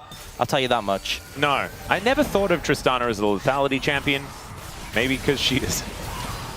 But Trouble Bubble going to go wide once again here, as the bros don't want to give this one up. Hook going to connect onto the Scion once again. Teddy, now with that rapid fire, able to get some stuff done. Not to be confused with the rapid fire cannon, as once again another hook connects onto the Scion. This time he's actually taking real damage, as Gio can get some auto attacks down. The Magna Storm into the backline, but now I'm going, where's the follow-up? No one's here! And the Paranoia's on cooldown for another 4 seconds! Oh dear. And this time Yukal didn't even have to use his ultimate. Oh, do you go for a steal? They could end the game if this goes badly for Bro. Well, this is kind of exactly what Zoe wants. You also don't have vision into the pit is the problem. How do you get a look in? It might have to be casting to put his body in there. Let's see. Another hook going to connect, though, as they just turn onto the Scion. And he's going to take some killing, but they have the time to do it. Oh, the unleashed power from Yukal. He finds the priority target. Casting is going to be taken down as Gideon is just launched on here by the Vandal Piper himself. It's a double for the Jin. And it's only Roma and Casting left alive. And I think Casting is a zombie right now, so he is just going to get taken out. And it's just the Zoe left skipping away. This should be enough to end. Roma and Namgun have to try, but I just don't think it's enough. 4 members strong. Just the Nexus Towers. And we've been in this position before, but this one is looking so much more dire here for the bros. Namgung not going to be able to do anything about this. That Nexus turret goes down for the 2nd time, and the Rel is just pulled into the blender. Roma still does have his shield, but Jiu is just so dangerous on this Jin. He'll just blow up the Nexus and use his reload timing to take down the Zoe as well. Last shot comes in, and DRX, it took them the full 5 games, but they got the win in the end. They managed to battle through, and it felt like they were honestly losing a lot of momentum. The game 2, game 3 especially, you know, looked scary. Yeah. I think a lot of people were feeling the Bro hype train. Game 4 was tumultuous, but this game 5 felt a lot more convincing, even if it was a bit slow at times. DRX able to claim the victory in the end. And I didn't love the draft, but I loved how they played it. Yeah. especially throughout the mid to late game, the fact that UCal wasn't afraid to just throw his ultimate at a moment's notice and wipe out priority targets, as Rich very happy, especially just glorious Bandle Piper performance in the last game.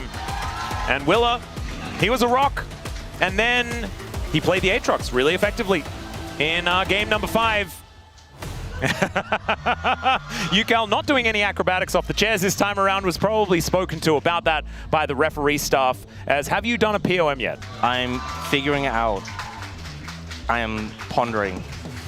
I mean, over the whole series, it's probably UCal, but my heart says Bandle Piper. That's what I'm thinking, because I mean, his Jack's performance was super good as well.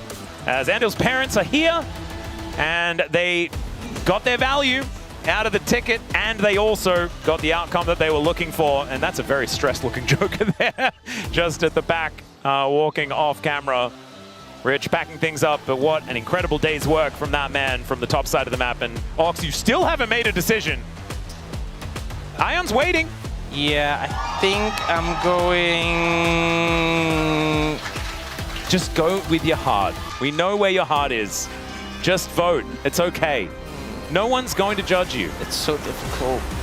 Okay, I'm going to write it down in 5 seconds, and then I'm going to write it down. 5, 4, 3, 2, 1. I did it. Oh, I did it. I don't even know what he did. I don't even know what he did. Oh my god. What did you? Were you brave? Were you brave? I did what I thought was right. Oh no, that sounds like a no. Oh dear. Well, the Bros, it was a solid effort, and the early game went very, very well for them. But it was just the way DRX slowed down in these team fights. They hit what was in front of them, and then when all of these orbs were on the ground, look at that scat of the week. Yeah. That was 1 billion orbs. That was a great scat of the week, right? That if someone voted him POM, it would be such a great call. I mean, honestly, I think like that's the right vote. Yeah. However, it's not the pipe vote. It's not, you know? And what's more important? Look, he's already won several awards for his performances with the Bandle Pipers, so he's got his recognition. Oh, that's a very good point. There's a lot of accolades. As Andil also, I mean, I don't think I told much of a lie when I said that he bookended this series with great performances.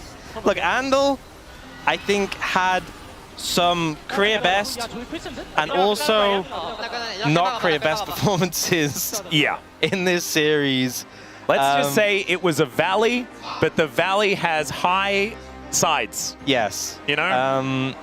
It was deep in the middle, though. G did a lot of damage. It was a battle, and in the end of it, they got their win. They did. And there was 2 predictions who were also right about that. It was Pony and Prince. Oh, it was a Prince. Aha. I think it was Pony and Prince. There were definitely 2 over on the Korean side that were correct. None of us voted a 3-2. I think most of us with 3-1 predictions in favor of DRX. As UCal, he will pick it up. And so my heart is broken. However, I think that this was the correct choice, especially his Talia game. Absolutely wonderful. Him and Andil really running the show in that one. And in this game, the Syndra, the Ghost Syndra, you know, the bane of Wolf's existence, looked actually fantastic in this game. He made it work. Yeah. I also think the Victor got a amount of value on that with the big Arcane Storm. The Ari, he was the most relevant person on their team, I feel, even though they lost that one. Yeah, I think in a good... I mean, there was a lot of good moments. In a long best of 5 like this, everyone on the team is going to have good moments, ultimately. But yeah, this was a perfect day. Will we get the perfect week? That's a question. We'll see. We'll find out tomorrow whether it's possible. Yeah. DN Supers versus BNK. That is, that's a tall order for the DN Supers, but maybe they'll be able to get it across the line. And that composition, like that team, has potential. Yeah. And so they might be able to do it, as we will now have UCal on stage for the interview. And looking forward to hear about how things are going over at DRX, and also a bit of a celebration after a great show. Yeah, it also feels interesting because, like, I feel like you win this and you're thinking, like, okay, what's our, like, immediate, like, next match? Because it almost feels like it's not playoffs, but it feels like playoffs. Yeah, it's like in 2 days' time, like, who are we going up against? But it's actually no one. He's got some time off, ready to prepare for the play-ins. But now, let's throw it over to that interview with Yuka. Thank you very much, guys. This is Seer for the POM interview translation, joined by Yukal on the side of DRX. Congratulations! Thank you, thank you. So the last time DRX won a best of 5 was actually 2022 Worlds Finals, and it's been 4 years. So it must mean a lot. How do you feel? My head coach said that DRX has never lost a best of 5, so as long as we made it to game 5, that we would win no matter what. So we believed in him, and it came true. And this is your first POM in the LCK Cup. How do you feel? Now, my team is really good, but my form has been all over the place, so I really wanted to stay focused, and you know, we did really well today, and it feels great. So, if you were to pick the POM for today, who would it be? You know, our top, Rich. He did so well. He stayed focused, and I think I would give a POM to him. And losing today meant getting 5th place in your group. And when the game score was 2-2. Well, how was this team spirit? You know, just based on the atmosphere, we felt like going into game 5, we just felt like we were just going to win. We were just full of confidence. And the last, you know, game 4, right before going into game 5, we had won that game. So we actually wanted to carry the momentum forward. And in game 5, you had the Syndra pick. It must have felt like your shoulders were heavy. So how did it feel? You know, I felt like the enemy had created a comp where the Nocturne, you know, their comp was just trying to pick me off. But honestly, I didn't feel that much pressure. You know, I had to keep myself calm. And game 5 was actually a very long game that went over 40 minutes. So what was the game-deciding moment? I felt like we couldn't actually be so sure of the victory even until the very end, the last team fight. So we just really tried to keep our concentration at max. So, Yukal, you are known for those victory ceremonies, so can you reenact one right now? You know? Just giving out a shout out to KT's Perfect. You know, I hope that he does well in his next match and shows a great ceremony. You know, Joker's coach voice is always drawing a lot of attention, and since he used to be a support, it must be pretty helpful for the team, especially the jungle and support. So how much impact does Joker have? He actually always talks to us about what we can work on to become a better team. So he actually gives us a lot of confidence, and it's been very, very helpful. And personally, for last year, you must have wanted to show a lot more of yourself. So what goals do you have this season? I hope that we have a happy season with my team and the coaching staff. And DRX brought 2 points to Elder Group. So any message over to the fellow Elder Group teams awaiting Super Week? I think we did our part, you guys, fighting for the rest of you guys. And January 30th is actually your birthday. Happy birthday, Yukal! Any message over to your fans? Thank you so much for coming today. Did we make it to the play-ins? I guess, you know, as long as we make it to the play-ins, I hope that we can bring you an even better match that time. And that's the end of the interview with Yukal, and back to the space. Thank you!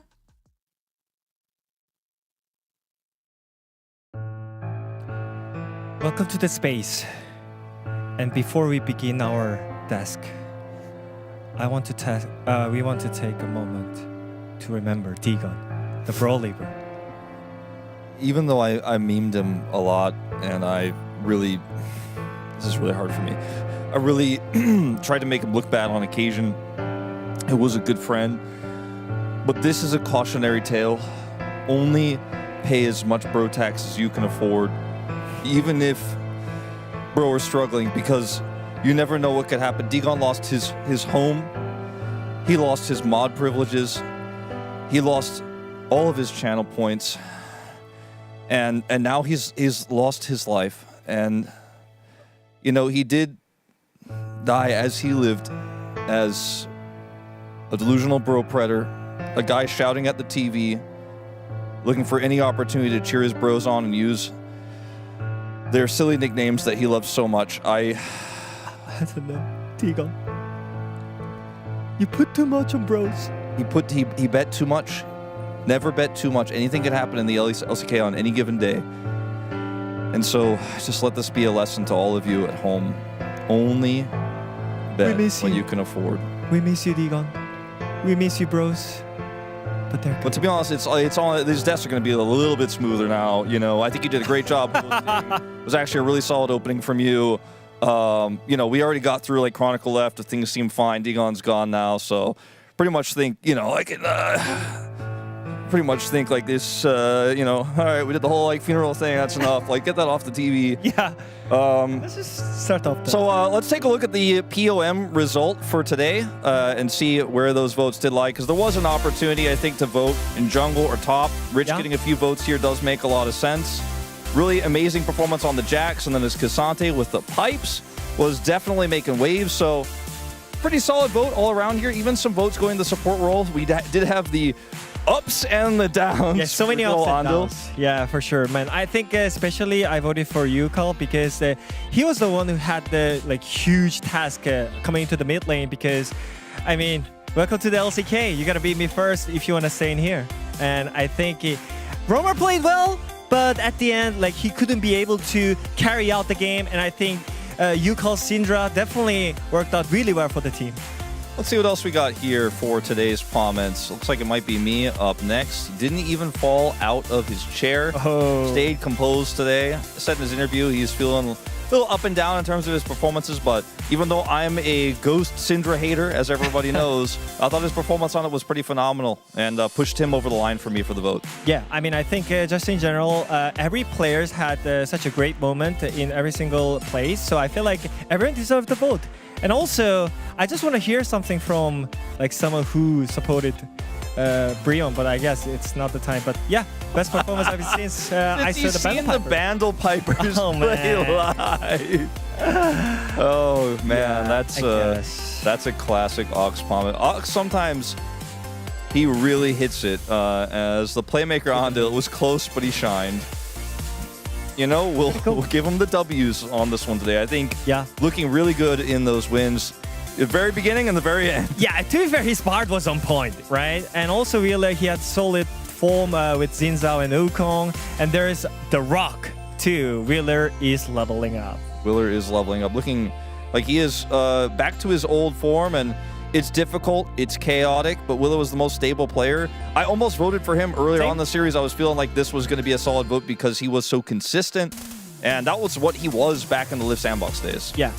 Faith in Malphite is faith. That is not true, Pony. That's kind of fake, right? That is fake news. Yeah, but I still think that when it comes to BO5, the champion pool is so pinched, especially for jungle and top, because they share the champion pools right now. Like you play Ambessa top jungle, Aatrox, so many champions are shared, so it's pretty hard for a jungle and top, and Wheeler did such a great job of winning that champion pool here.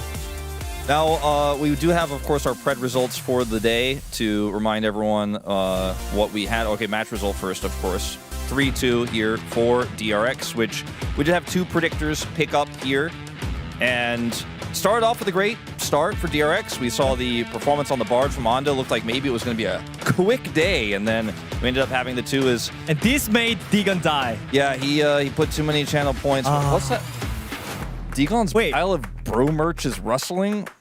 Wait, oh God! He's going back to life. I thought he was finally gone. What is happening? Don't ever say it's over if I'm breathing. Racing to the stars and I'm seeing it. It can't be real. Walking. I don't That's see right, it. everybody. There's no mod sword. Let's take I a don't look think it's at really the Digon. standings for a good reminder on why the Believers are still breathing, because might back that up. Digon, they're 0 and 5.